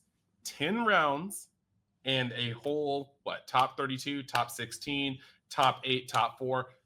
We are finally at the finals of the Esports Stadium Arlington One Piece Offline Regional, hosted by Play TCG. And man, we have had stories. We have had predictions. We have had some grueling matches. We've had some slugfests. We've had some grinders. And at this point, we kind of saw a consolidated big 4. But now we are here at the culmination of this entire tournament, the story of Kata Al Gaib. And we are here to see his ascension potentially. Or will he be dragged down to the depths in the shadows by Gecko Moria? My name is Universe X, UniX, Universe X TCG, and we are here today. I'm here with my co-host. Risu That's not even the right way. Oh no, Risu the Squirrel's here. It's so funny to go from we started the day yesterday. We skewered through 7 categories, all losing on stream. Yo, and it was a fun thing to watch, and just to see one finally take the not take the crown yet, but we finally see one take the cake on the semifinal match, and it's gonna be fun to see if they can push it all the way, be the Katakuri that we needed from the beginning. it has Oh, been. but oh, and then there was other things too. We got to see Reiju a lot. We got to see Nami do well. We got to see so many decks, honestly, seeing Reiju actually win the day of Swiss for after our 10 rounds, the winner was Reiju. If this was a normal, I'll say it again, if this was a normal tournament without a top cut, which most tend to be, Reiju would have been a winning deck, and I think that no one would have saw that coming out of today. Everyone's on the big three. I am on the record saying if there was a fourth, it's probably Reiju on a good day. The problem is Reiju can't have bad days. But man, our finals is going to be Moria versus Katakuri. Yeah, it's just been a wild ride. It's just eight. I mean, this goes to what? This is our 10th game of Katakuri or something that we're watching. Realistically, I think it should be our ninth. It's like ninth or eighth, yeah. I think it should be our ninth. And there's actually a whole prophecy. I've actually memorized it from almost birth. I was Oh, wow. risen. I was grown in like a Oh. little underground pyramid thing to herald in this prophecy. It's crazy. Under Oh. the heat of the Arlington sun, Oh no. when 7 katas fall, their lights extinguished forever, their triggers forsaken, the mother, who is big, not plentiful, the Kata al Gaib shall arise to herald in RNG like we have never seen before. Oh man. To Big Mom on curve, not on just 7, but 10 as well. And to win. To win. We are here. We are here today. I'm ready for it. Oh god. I'm You're ready hyping for this thing up, and if they lose, it's gonna be a travesty. Then he wasn't the but prophesized one. If he loses, Oh, he true. was It's, not truly the Kata al Gaib. That's true. All right, so we need 9 of them then.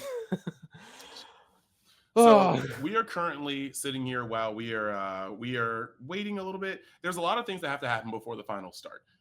If you guys have ever gotten on social media and seen everybody holding up prizing, holding up mats, arm in arm, showing off their lineup, that is what we're doing right now.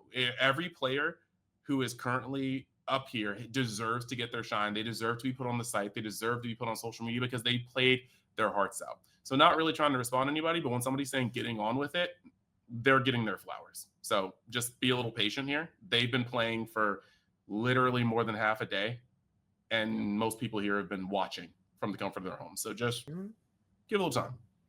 Teams get time. So just trying to fill some air, not leave it on the break screen. We get that. Our players will be sitting down. Moria versus Katakuri, right? I don't think that's a matchup we probably saw once. Obviously, if we did, we saw it once earlier. Once, maybe twice. Maybe twice.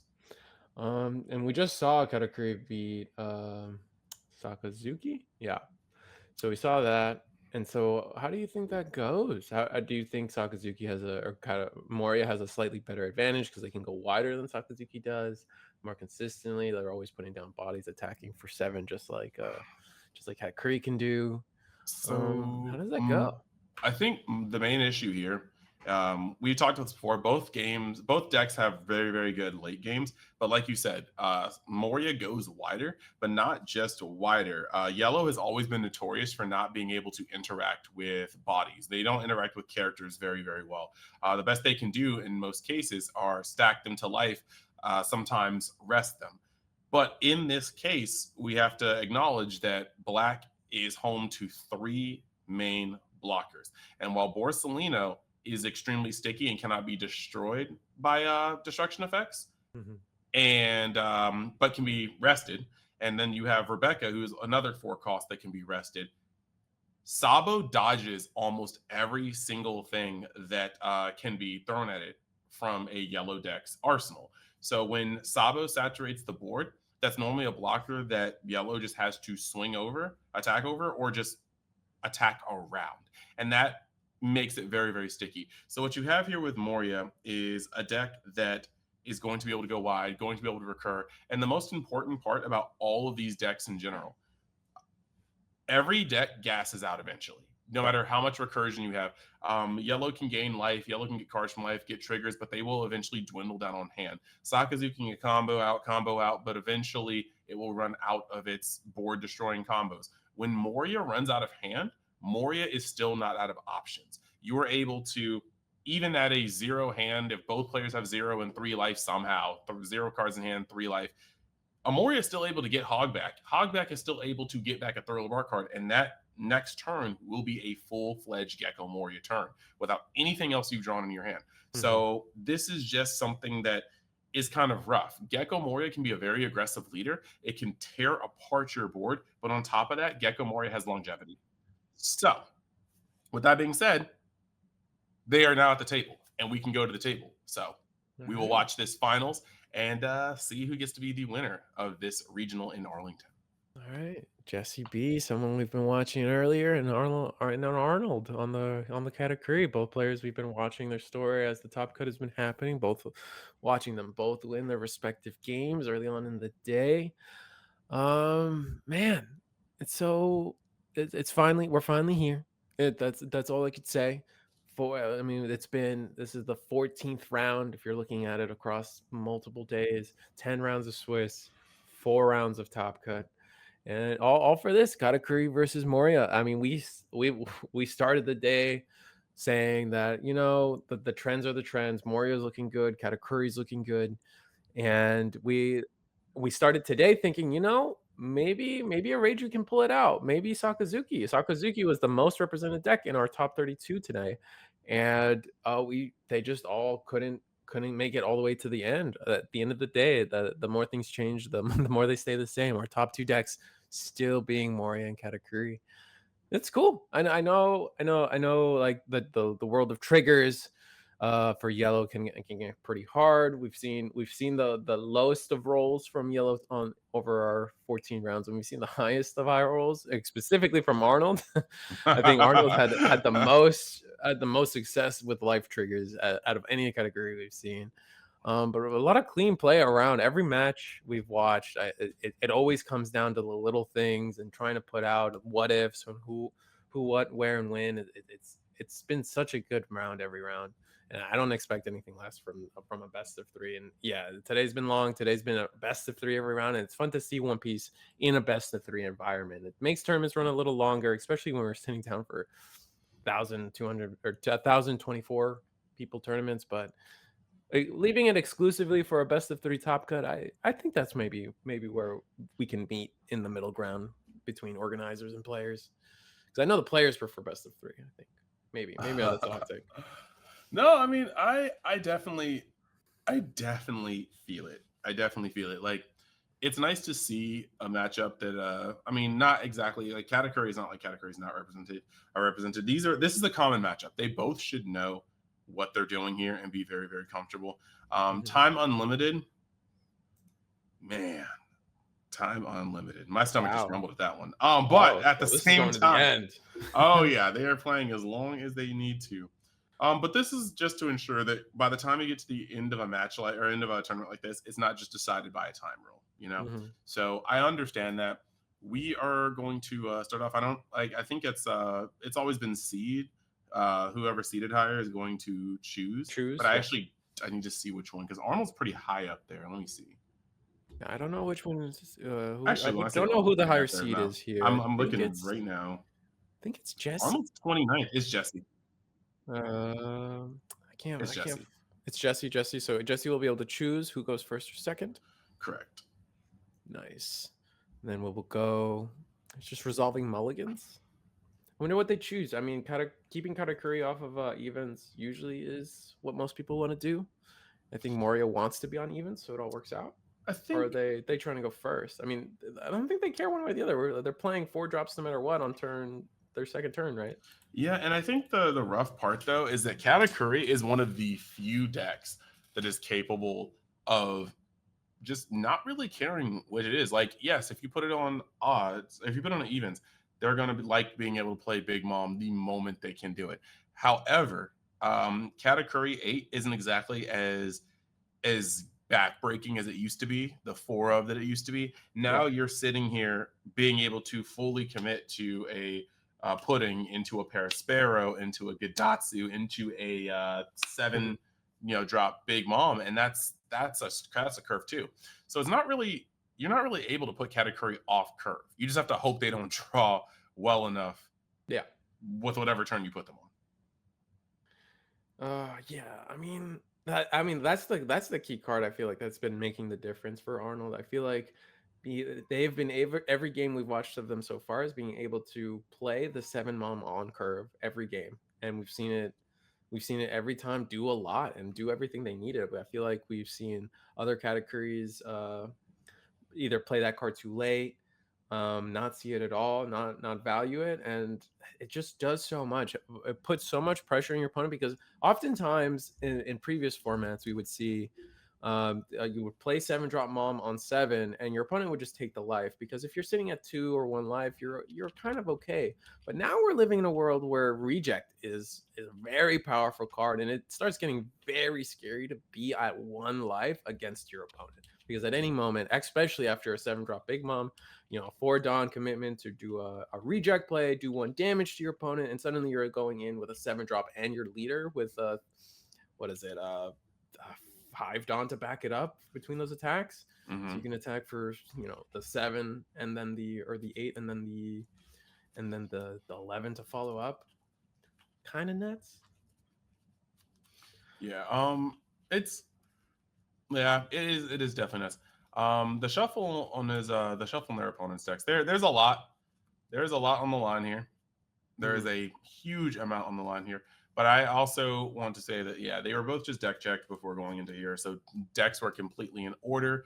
Nobody's trying to draw clumpy in what is the most important match for them in this tournament. I know we're already in top 8. I know we're battling out for our first and second place match. But to both of these competitors, they have played 10 rounds of Swiss, gotten through a top 32 cut. And what I would like to remind people is that this is literally like Nats had this many rounds. Yeah, this is the same length in tournament as the most prestigious tournament of last year. Somebody wants to come away with this dub, and they are not trying to draw like the quad Sparrow and a 10-drop big mom and be like, okay. Oh, man. Yeah, getting your deck after a deck check is the most awful feeling, is everything just being in order after like 10 rounds of proper randomization, if you will.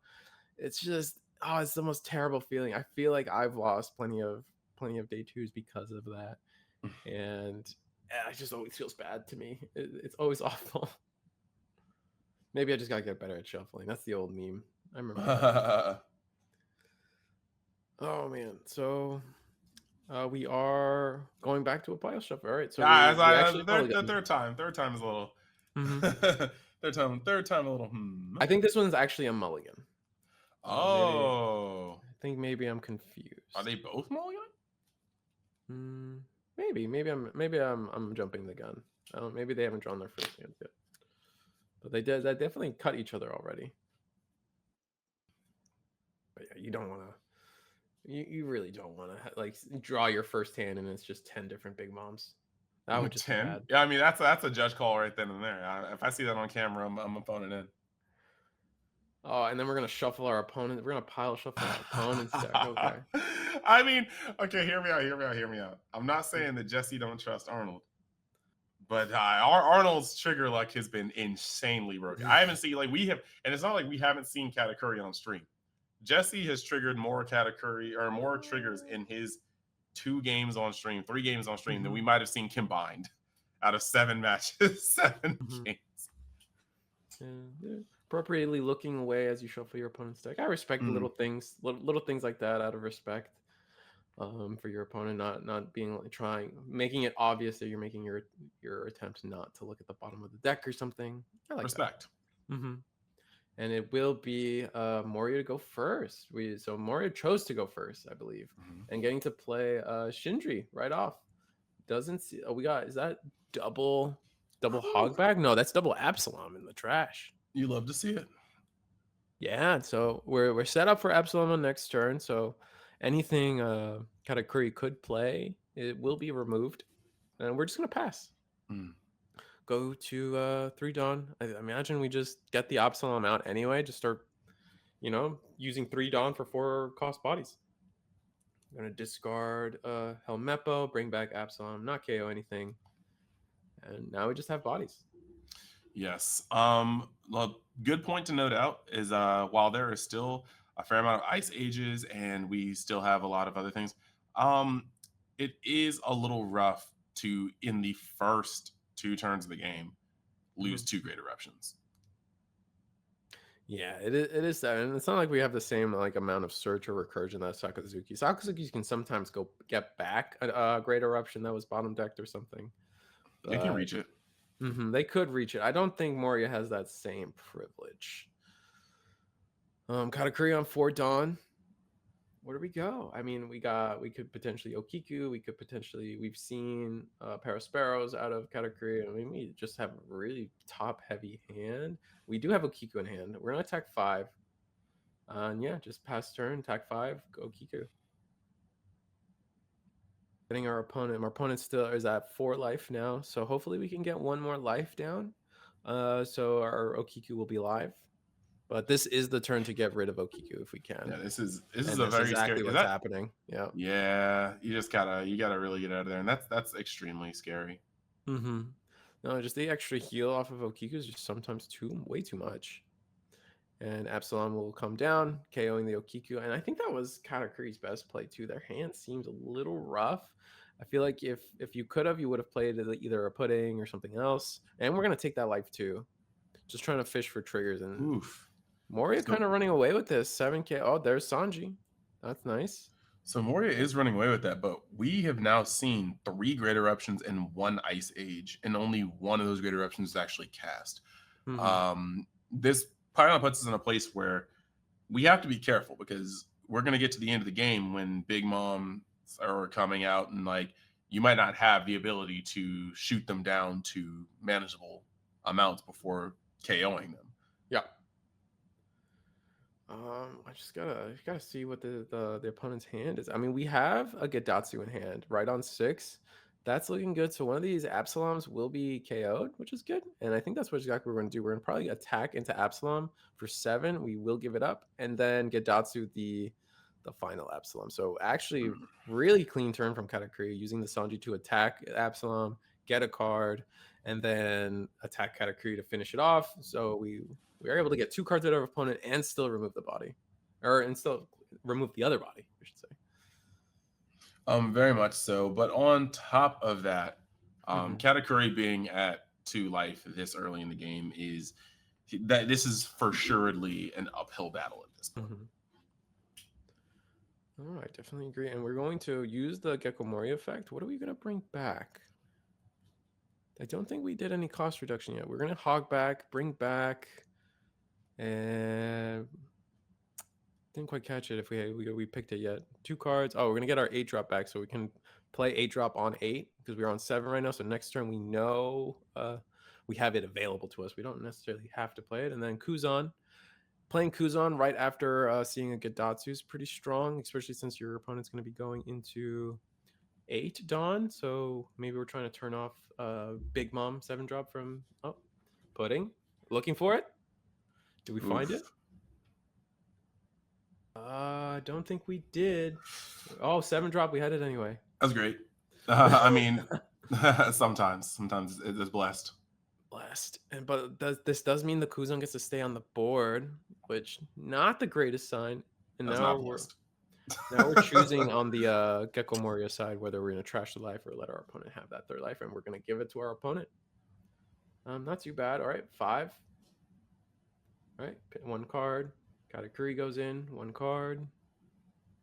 Thinking about it. Nah, we give it up. We give up the Sabo. All right, no, 6. Oof. The craziest part about Kuzan is that Kuzan's going to get his value in, but most importantly, even on the Moria side, you have to be very careful when you deploy this Kuzan, because with a body like I mean, you're going to get rid of that Big Mom if you can help it, but it's just top priority. That Kuzan turns sideways, it is probably getting gone that very turn. Now the 5 into Sanji, I think we're still resolving this. I don't think we discarded a counter card in hand. Maybe we did. Maybe it was the Amande. So what do we do? Oh, we do let it go, so we did not counter out of it. My bad. Kuzan goes in, -4 onto the Big Mom. Surely we have one more way to cost reduce. Looking into the trash myself, I do see a Helmeppo, so we can easily 9-drop or 8-drop the Gecko Moria, and just stagger our on plays correctly to remove the Big Mom on top of the pudding. We looked at the life. It was a trigger, so we're gonna go back to it. It is a 10 million volts. We're gonna pitch 2 cards to heal 1 life. All right, Hogback goes in. Ooh. Oh, we do take that, and it's an Okiku. Nice. Love to see that. Or at least if you're Katakuri, you love to see that. I mean, he's going in. He's definitely trying to keep the momentum. He's like, you may have this board, but I'm still attacking. Now, the question right here with where we're going right now is the amount of cards in Sakazuki's hand, because the board is starting to get to a point where, oh, is that only 2 cards? Oh, I mean, we do not have game on board, but that's not good. Yeah, Katakuri, or Gecko Moria struggling a little bit to keep a hand size. It's 3 cards in hand, I think, from Gecko Moria at the end of the day. So, 10 Mom on 10. Oh, we know it. That's, we did know it. I think we still, we attack with all our characters. Attack 5. Put our opponent to maybe 1, or at least ask for a card. Or we're going for Kuzan. That makes sense. We got to give up the card, and then we attack 6 with Okiku into the Kuzan once again. Seems like the safest play. And then, all right, pitch to 2K, attack 1 more time. I think we have to counter out. I see the hand. It's a Suru and a Sabo. I think we just got to give up. No, we're gonna give up we're gonna value the cost reduction in hand versus the Kuzan. Okay, interesting. Very interesting. And then we also have the fact that Gecko Moria is not going to be bottom decking this Okiku, and so you either leave it so it can be a threat to your life, or you give him another life, which is going on to 4 life. Yeah, that's gonna be, that would put us at playing. Currently, Katakuri has played this game with, we had 7-drop heal, so that's 6 life. We had a Maru heal, that's 7 life, and then 10 Mom has been, so we got to play this game with 8 life in total from the Katakuri player. Potentially 9 life is kind of much, and we attacked with Lucci for 7. We did take that top life, so going back down to 2. And with the low hand size, from reading the low hand size from the Gecko Moria as Katakuri, I feel like we're going to try to let ourselves get to 1 here, potentially. Just to make reject live. All right, we're going to commit 3 Dawn. So this is an 8K attack at life, I want to say. Yep, and we do take. No trigger. Gecko Moria going in for 9. Yeah, he's trying. He's trying right here. And there's still the Dawn up. Oh, we do take, and there's no life left. Do we just attack? Do we just attack out, or do we play safe? I know we were trying to keep Sabo in hand. Oh, going on Hogback. 6 Hogback, okay. Wait. I mean, I guess. I feel almost at that point, 6 is 5. 6 like is kind at of that 5. point. Yeah, I mean, granted, if he's not using the Dawn for anything, he's not using the Dawn for anything. So you might as well make it 6. Yeah. It was just like, okay, well, he's got the Sabo out. Nothing is getting removed. Sabo, we just discussed this. Sabo is very untouchable right now. He's got a full turn of divinity immunity, and we are now moving on to Katakuri's turn. But this is the lowest. This is the lowest we have ever seen Katakuri on life without Arnold about to close out game. Yeah, I think this, unironically, I think might be a good turn to 7-drop Big Mom here, because I don't think maybe I'm wrong. I feel like this is a solid turn to drop a 7-drop Mom, because there's a high chance your opponent chooses to let you heal, so you get to have half of your 10-drop Mom while still being able to maintain a 3 Dawn to kind of try to either pick at board, go for game. If your opponent chooses to trash and we're gonna attack at life, or I wonder where we're going. We did choose to look at our opponent's life because that's the only life remaining, and we choose to take it. Do we just reject? Reject would be so nasty here.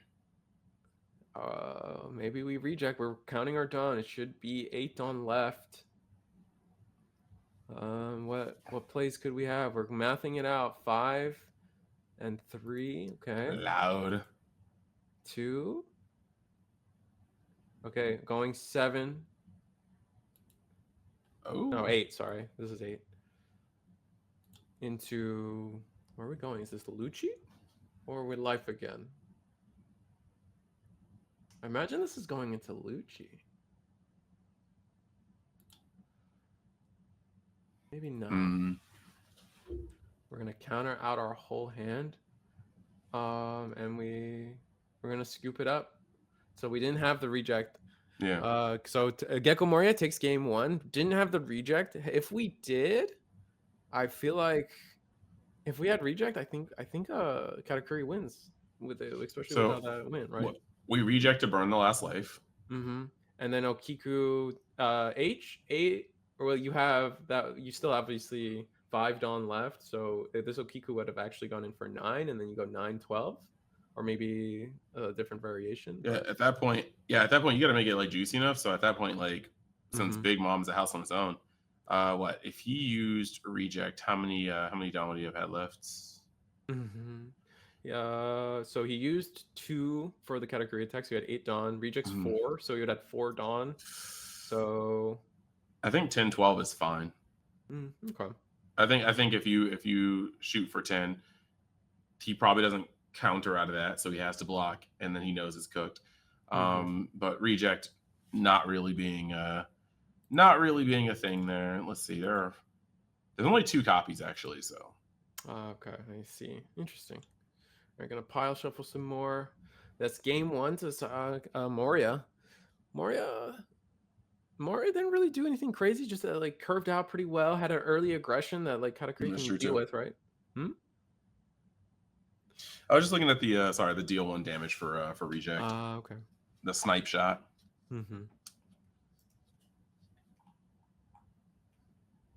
It's just gross. Yeah. I mean, we could have even attacked with pudding if we really wanted to. Pudding kind of just stuck there, did not too much.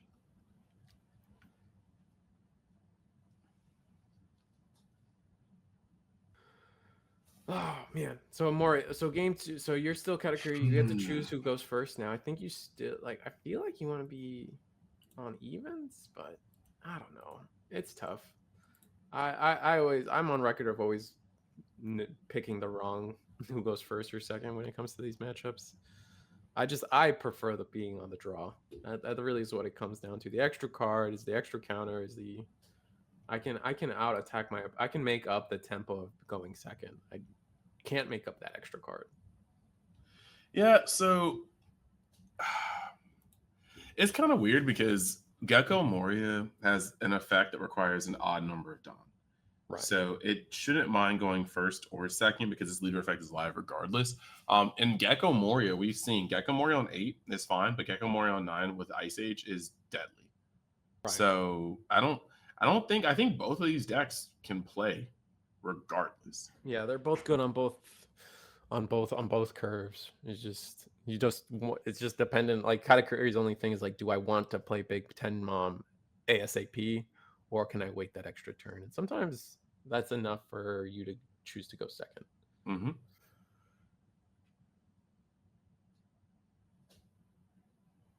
All right. So Katakuri actually going to go first. All right, fair enough. Big fine. I wonder if they're going to opt to not attack the second turn. I'm going to search brand new, whiffs all 3. So just 3. But getting the Absalom in trash is good. We're actually going to attack. Try to get our opponent to 4 life. Still leaving Gadatsu open and available. And then I'm going to trash a Hogback, Prayer Sparrow on curve. Not bad.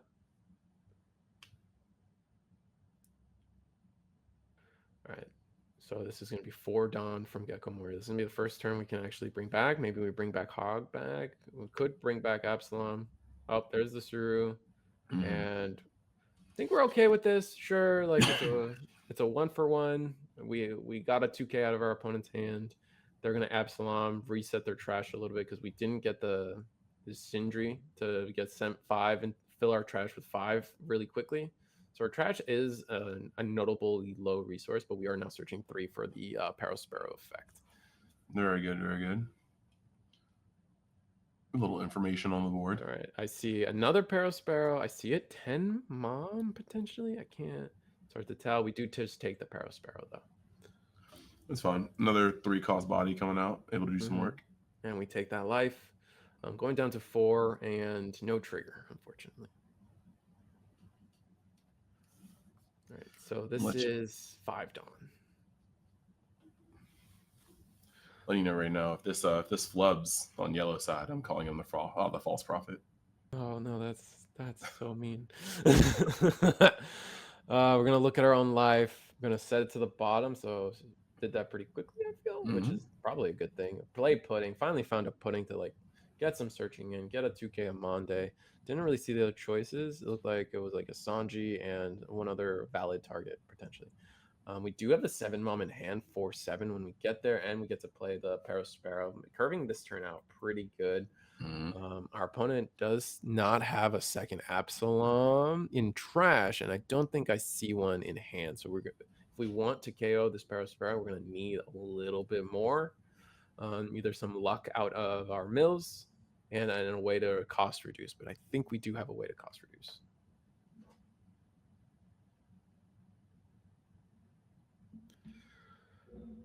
All right.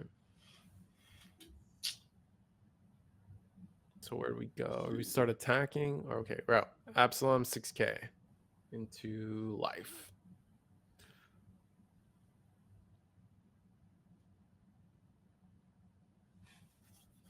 What do we do? Both players have 4 life. I mean, this is just a 2K, and we just picked up the 2K. So we taking this life is just saying we're trying to roll the casino a little bit, and there it is. A little bit of a casino going. We got another body on board, Parasparrow. Still not the Okiki we want. I mean, I guess no, never mind. What am I saying? We don't want Okiki yet. Okay, but that's pretty astounding. It's great against a deck like this that just has to KO things through effect. You're getting quite a few insurance policies on board. Yeah. Oh yeah, we're gonna be able to dig for exactly whatever card we want on curve. We already have the 7 Mom, so now we're spending a couple turns trying to find 10 Mom, so we can get that on curve. We're gonna use Gecko Mori effect, bring back the Perona. We're gonna take a card out of our hand, and we chose to take reject. And oh, Sanji. Okay, so we're gonna have some attacks this turn. Holy. This man just built a complete board for 2 cards in but hand. that shouldn't go understated though. Like, oh, 7 Mom. Jesus. Is that 5 characters on board? That is 5 characters, and we let our opponent heal 1, and then Parasparrow is going into Absalom. Absalom goes. And I think for the rest of these, should just go into face, right? Maybe one goes into brand new just because we don't want that guy attacking us anymore in such a free attack. But no, we're attacking life with this Parasparrow anyway. He said, "This guy is staying here to block." All right, it's potentially a trigger.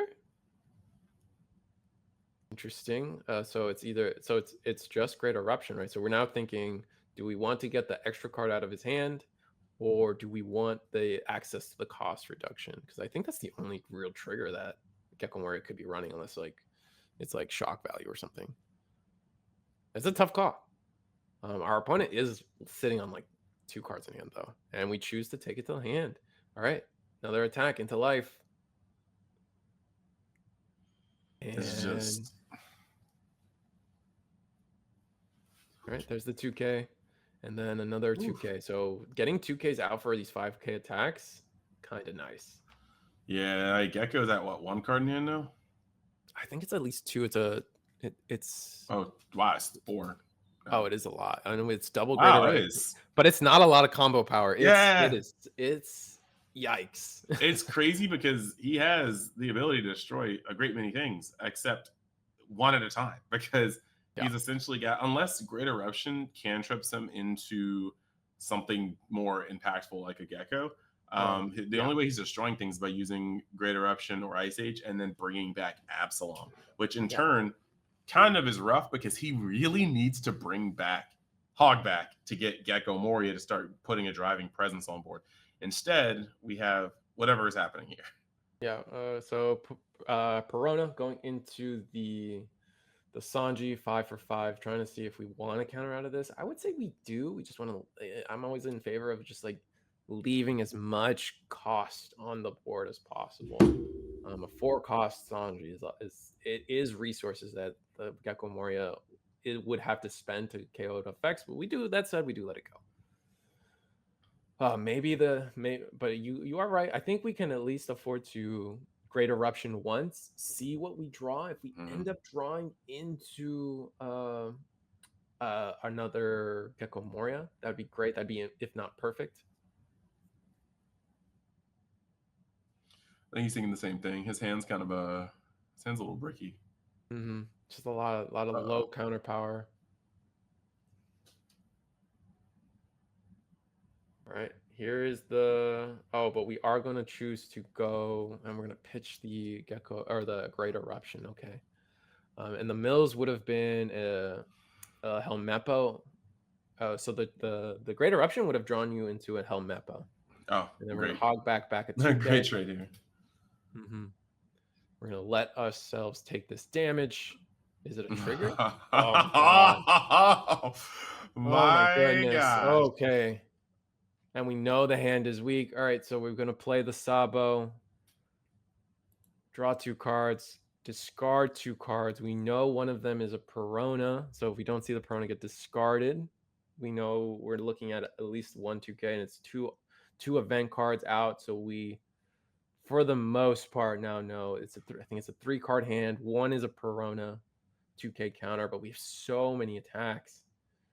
And I think it's just 10 drop mom if we have it. This is so gross. Absolutely. And I don't know if we can justify. All right, we're gonna go attack Little first. Yeah, instead of committing Dawn, just 5. Oh, he's at 9 Dawn. He went first. 1 off. Oh my gosh. I mean, it's true, but this is still so much momentum. No, for sure. These are so many cards. Like Gecko Moria just has a 2-card hand, and we know one's a Perona. He doesn't even have to commit. Oh, he's just gonna do another 7 mom. Oh my lord. Yeah, no, like we're gonna choose to trash our own life, saying we can't let our opponent just keep healing like this. He said, "No, you're good. Just go ahead and I'll put this in here." But that does give us 7 mom. Lets us use this 2 Dawn to place it somewhere. All right, another 5. Where are we going with it? Perona? At this point, the hand is so weak. You just make sure they can't hit you on the crackback. Just kind of starve them out. Absolutely. Right? Oh my gosh. And he hasn't even stolen his leader yet. This is just undeservedly nasty. And like, it's the worst part about it is like, yes, your deck is doing what it does, but like, like half of this stuff wasn't even paid for. Can we take the life? Oh, I think we should go 7-9, right? I think that's 7-9 feels good. Oh, okay. We're gonna do 8. Look, I mean, I get it too. Our opponent has the 2K in hand, so blocking Sabo, we don't want and we counter out. So all our life was counter. Nice. And we didn't have to waste the block.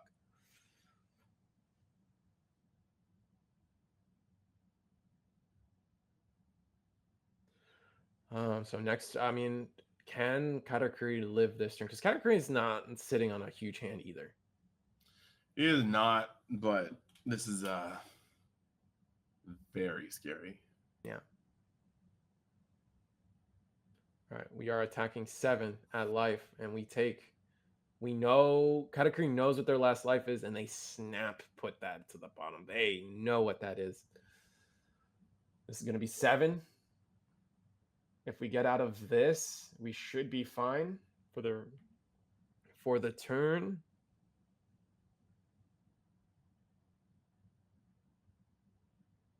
right, now we're thinking. I think we're gonna take. We know what it is. It's Yeah, yep. Going to heal one card. ugly. And Yep. we Now put we got to we start getting it in with mhm. brand new. But these neutral swings are rough. He's got enough cards in hand to where like, We take. oh, Oh, and then 2K, we get out. oh my Yeah, gosh, we get out. So it looks like that's Katakuri. Yep, Katakuri takes it. So the last life ended up probably being either the 1K or the 2K. Good. Yeah, nice. That was that that was was a grind. close. Mm-hmm. That was close. Now I am a little scared because if he blocks, if he blocks the what's it called, the brand new, Mm-hmm. because he could have, he definitely could have. No matter what, he had a 1K and a two. He had at minimum either two 2Ks or a 2K and a 1K. So Yeah. he could have blocked the brand new, and then the only attack that's left is the Gecko Moria, and he doesn't have enough Dawn to split to. Like Suru doesn't get up to. I don't No, know. no. I No. maybe I'm just too cautious. I think I would have blocked the brand new because what if he Mm. just pulled like a blank Yeah, that's true. Because it was exact, that wasn't was it? Right? blind? That was Was yeah, that it? was blind. Was it two 2K? And maybe it was two 2Ks in the Katakuri's end, and then you can get to 9 because I think the attack was 8, right? And we just Mm. over countered because we could. That was a lot of triggers from Katakuri that game. That was a lot, but it wasn't. But all those triggers made the hand size low and like what the game was, right? It's true. You definitely traded that security in hand for you also being able to just punch harder. That was insane. But what we just saw was the full strength of yellow on display. Like this is what happens when you draw pretty decent, but you also high roll off of the triggers. And now we're in a game 3. And to be honest, I want it no other way in the finals of a tournament this big. Yeah, we got infinite time, so we're here for the whole ride. And like, are we gonna see who are we gonna? What are we gonna see? Are we gonna see? I'm gonna vote. I think Katakuri is gonna take it. Katakuri is just it's pretty. It's just I don't know if they can see 7 drop mom twice on 7 and 9, and then 10 mom you. It just seems too good. And as long as you have like a moderate okay luck with triggers, I think Katakuri can take this. But My my main thing is I will never want to bet on a high roll versus one of the most consistent decks. Like I get it can get there. It's showing us it can get there. But Mhm. I mean, we're in game 3 now. Game 1 and game 2 were like night and day, and it's not like the deck list changed. Just that the Gecko Moria is doing the same thing every turn, well, every game for the most part. Meanwhile, Katakuri has a very much so just shifting ceiling and floor. Yeah, it goes. It goes without. I think that game, Moria never even saw an 8 drop. Right, they were struggling Mm-mm. to get there.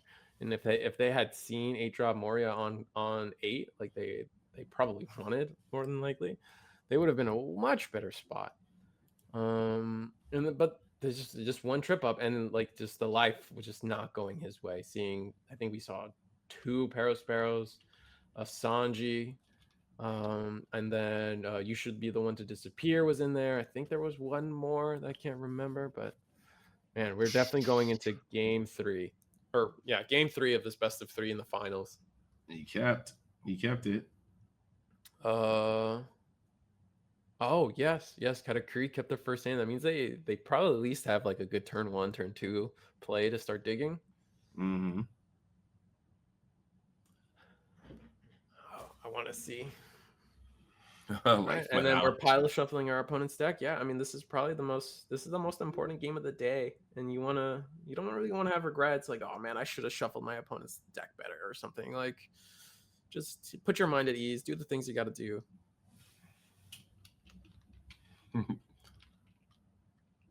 Right, so we did mulligan. So this is Moria's real hand, real life. Doesn't get a choice, and we chose to go first as Moria, playing Sindri turn 1. So really good start. That's what we want to see. The mills are okay. We did get a hog back, but the rest is not great. We're seeing Borsalino. Oh, we got Absalom too. Now that I'm looking at it, so we got exactly what we needed out of Sindri mills there. So that's busted. It actually is just so savage how like a card can just put you on the map like that. Mm-hmm. Such a good card, and you would read it. It's like it's a 2K. I hate when my 2Ks are playable. It puts me in such a weird spot, and we're probably gonna get the Absalom back on board. Discard, Hogback, mill two Lucci's. Ouch. And yeah, just get rid of it. We saw it game 2. Just do it because we can. Fixing up people's lives to make things a little clear. White sleeves make it a little hard to see. Feel like I wish art sleeves were a little easier on the shuffling feel, because otherwise art sleeves during these type of cammed events seem like makes things really readable. Yeah, it's the double Lucci though. Yeah, double Lucci's rough. I mean, it's like that first mill was so good that the universe just countered it. Mm-hmm. The feedback. All right, we're just gonna attack an empty 5 into live. Do we take it? All right, Jesse, what do? You got counter. We are gonna take it. And putting, okay. Oof. So we're gonna put him into Parasparrow. Yep. Parasparrow, 7 mom. Drop mom. So we're gonna get to play that on curve 2. Air quotes curve. It's funny that even though I know we were at 4 Dawn, the moment he swung with just like lone Katakuri, I was like, and I realized we were like 6 Dawn short. I was like, man, that traumatizes me. It traumatizes me. Any person that played from set 3 beyond, All right, and so another 5K attack goes through, trying to fish out the high roll. Still not getting there. And we're going to be 1 off of next turn. We'll be going into 6 Dawn for Katakuri. So the 7 mom's not relevant yet. So it would have been nice to see a trigger, but didn't get there. What are we going to do? We're going to try to leader effect again, get a Hogback. No, we don't have Hogback in there anymore. No, we do. Never mind. We have 2. We have 2, but what is he getting back with Hogback? That's the question. Hogback, get back Hog. Oh, brand new. Okay, 1, 2, 3. Man, those Lucci's do not love him. No, those Lucci's are disappearing one after another. But we can now get Hogback off of we can get the Gecko Mori back off Hogback. Mm-hmm. Insert a Kronk gif. Oh yeah, it's all coming together. Like Hogback into. I guess we could have also played Absalom to KO Perona, but that seems wasteful. We're gonna send back a Suru, Borsalino, not sending back any of the Lucci's, which fair enough. And then we're gonna be able to pick up the 8-drop Gecko Moria, so definitely gonna get to play 8-drop Gecko Moria this turn or this game.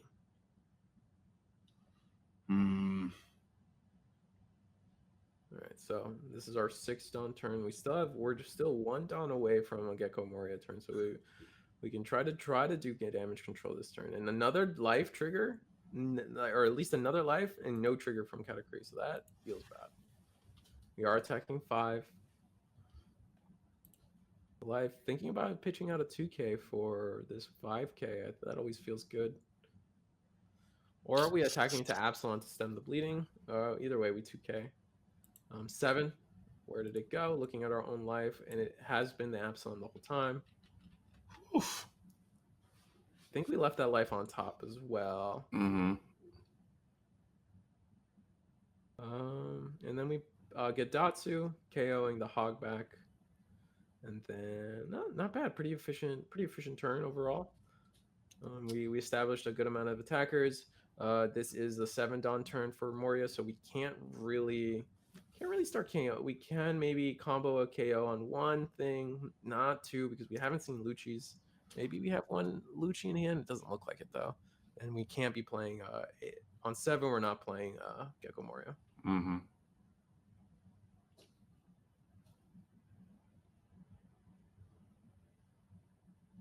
But I think the play is probably to try to attack into this Parasparrow. See if we can, and that's exactly what's happening. We're going to see a 5 into Parasparrow, which I think we should counter out. My heart tells me we should counter out, but I also know that means the Gecko Moria is going to go in to our Parasparrow again. Yeah, it's one of those things where it's about to pop off 2 times, but he's okay with that because that's a shield from his face. He no longer wants to Absalom going in. He no longer wants to take random damage until he can heal up a little bit. So I can see him defending Parasparrow just to be like, okay, now you have to swing into it again. Mm-hmm. So we did Helmeppo the Gadatsu, and then I imagine we're attacking into the Parasparrow.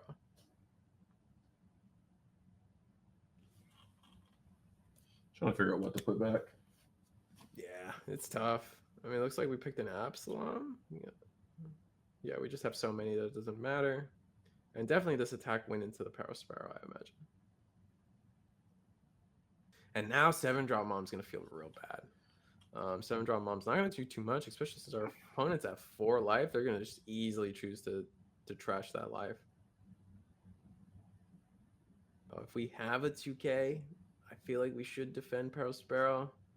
And we are going to defend Parasparrow. That gives us a chance to try to attack and try to get some attacks in to make it awkward for our opponent to, oh, we're just sending it. And I think our opponent just trashes life. We're sitting at 4. It's okay. Mom 7 is only the prelude to Mom 10. Oh, that's true. And we choose to let our opponent heal. Are we at, yeah, we're at 4 life as Moria, so I don't necessarily agree with Parasparrow going in, and then Parasparrow or leader going in, looking at life, leaving it at the top. And now, yeah. Now Moria's at 3 life. If there's an Kikunojo, whatever. Those are live. Now, how do you feel about giving the life in this situation? I would have taken it. I would have if I was the Moria sitting at 4 life, I would have let them trash the life. Especially since we're I mean, I guess we're afraid of a Big Mom. Top life was Nami or Onami, and allowing us to KO the Absalom. And then a drop where this whole board is just gonna be rocked. I imagine Lucci, Helmeppo into the Big Mom, and then yeah, I'm gonna double KO Lucci. You gotta send some stuff back to make sure we fully resolve Lucci, but end results either the same either way. Yeah, that was then the pretty clean turn. Let's say that Moria's kind of running away, but 10 drop. Trash of life. And now like, do we attack? I think we just attack into Helmeppo, get the free attack. Yeah, and honestly, yeah, you attack into the Helmeppo, I believe, but like right now we're just at a point where the hand is not small, but it's not great. It's not big, it's not small. He defended the Helmeppo. Oh, yeah, he defended the Helmeppo because he wanted it for later. He's about to get attacked a lot. Yeah, these are all viable attacks. The hand is small. It was probably attacked into life too. I mean, it was just an option.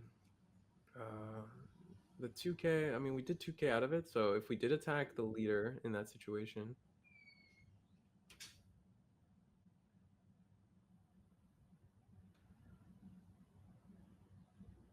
So what do we do?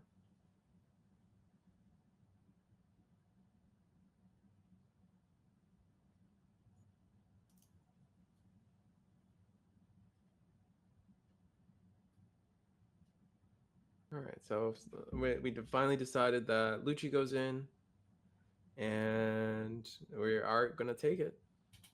It's a trigger. Oh, okay, it's a Parasparrow. Losing a card, dropping a 7-drop Mom, so no counter lost. That's a good feeling. I feel like that's a good discard off of Parasparrow. The Parasparrow wasn't gonna add counter power, and you just kind of gave up no counter power for it too.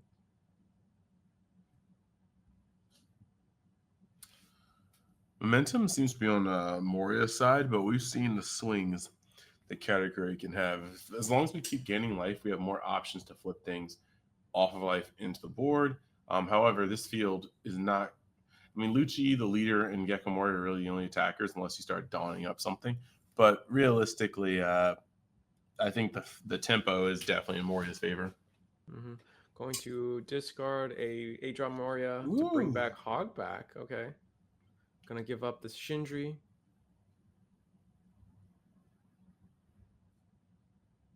Gonna get back use Hogback to bring back Perona so we can sit on a 2K in our hand, make our hand a little more defensive. Correct. And we did just break 1,000 viewers. Yeah, this is getting close. Oh my god, and a Sanji. That's exactly what we. I mean, I think ideally it would have been like Okiku or Nojo or something, but we are gonna play the Sabo here, so it's not the worst scenario. Draw 2, discard 2, so our hand is gonna be 4 cards. It's hard to see. What is the hand? I think it's 3 cards. Something between 2 to 3 cards. Insane. Yeah, it is 2 cards in hand for Moria with 3 attackers, 1 blocker. How does this go? Does reject get us here? Do we just 10 mom again? I don't think we can survive an onslaught of attackers. Maybe with the blocker, but Absalom can easily take care of that. But we do know that they probably didn't pitch any event. They didn't pitch any events off of the Sabo, and I doubt you would keep events this late when you're only sitting on 2 cards in hand. That would be pretty crazy. So reject does nothing. I mean, reject could still take out a life depending on how things go. We did lose a reject already, though. I believe early in the round or early in the game, we either discarded it or I think we discarded off of one of the Parasparrow effects. It used to be a little bit lower. There's a lot of things here that are a little scary. Mm-hmm.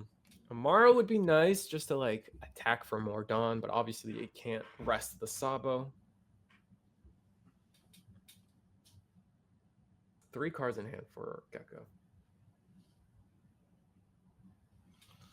Yeah, it's like, yeah, he has to get him down 1 more life to be able to use reject to burn him. Yeah, of course. He has to. It's like Amaru is only a boost right now. Amaru's only a boost right now because he can't tap. He can't rest anything. This is just actually a very sticky situation. There's not a lot of cards that break. Like I don't actually think there's a card in his deck that just breaks his board or really just like puts him over on some things. Checking his life to make sure that he knows if there's going to be a trigger, at least gives him something to plan around. Yeah. At this point, even if he had 7-drop Big Mom, his opponent would just I would just take the life. Well, you know what? With 1 blocker, you'd have to give him a life. It's weird because this is actually a really crucial situation where critting or not like just taking a life is going to be very, very bad for you because he still has a lot of bodies up. But giving him a life is going to potentially put him in the game. I'm not sure. This is sticky. I mean, Moria is definitely ahead, but oof. So this is 7 out of life, I believe, right? So we have the 2K, so now it's up to we do have the counter to get out of this, but it is 2 cards, and then leaving us at 1 card for some potential attacking probably feels bad. Amaro's would be really good. It looks like we're really contemplating it. Is it 2 2Ks? I mean, I guess that's what the 7 attack is pretty clutch, right? Because you get to see if it's 2 2Ks. If it's 2 2Ks, then the last card is either also a 2K, and then you can just attack 5. Oh, but we're gonna take. Interesting. Okay. Interesting decision. It's hard to see the hand from my end. Let me enhance. We gotta get deeper. I know there's a pudding or Perona. I keep messing that up. It's Perona in hand for Moria. I guess, I mean, reject now, right? Reject is live. Just counting out all our Dawn. We have 9 Dawn available to us. Surely there's a number that gets us there. Especially if we have the reject. With only 1 blocker on board, if you reject him for his last life, do you not just swing with Big Mom to get the Sabo out of the way and then just see what you can do with Sanji and Parasparrow? That's what I would do, because then you could attack like something neat, like 8 and then 9 or something. No, that doesn't add up. What am I saying? You could do 2 and 3 Dawn on your characters there, so 7 and 8. because the 7 was good enough one time and they were highly considering it. So like just getting, the 7's gonna be destructive or very disruptive again. But saving the 12, like I feel like 12 has to be the last one, or at least the one that like gets over Sapo. You're probably right. I mean, he has no knowledge of his opponent's hand, but Mm-hmm.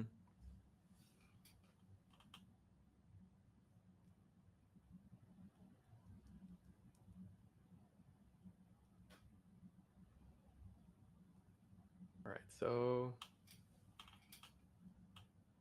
we're choosing. This is 10 Dawn. This is 10 Dawn into life. Can't counter out of that. Opting. All right, so we're gonna go 10, or yeah, this is 9.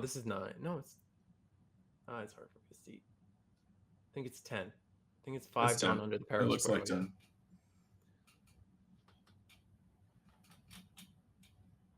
Still leaving up the 4 Dawn representing reject. I like the mental play, even if he doesn't have it.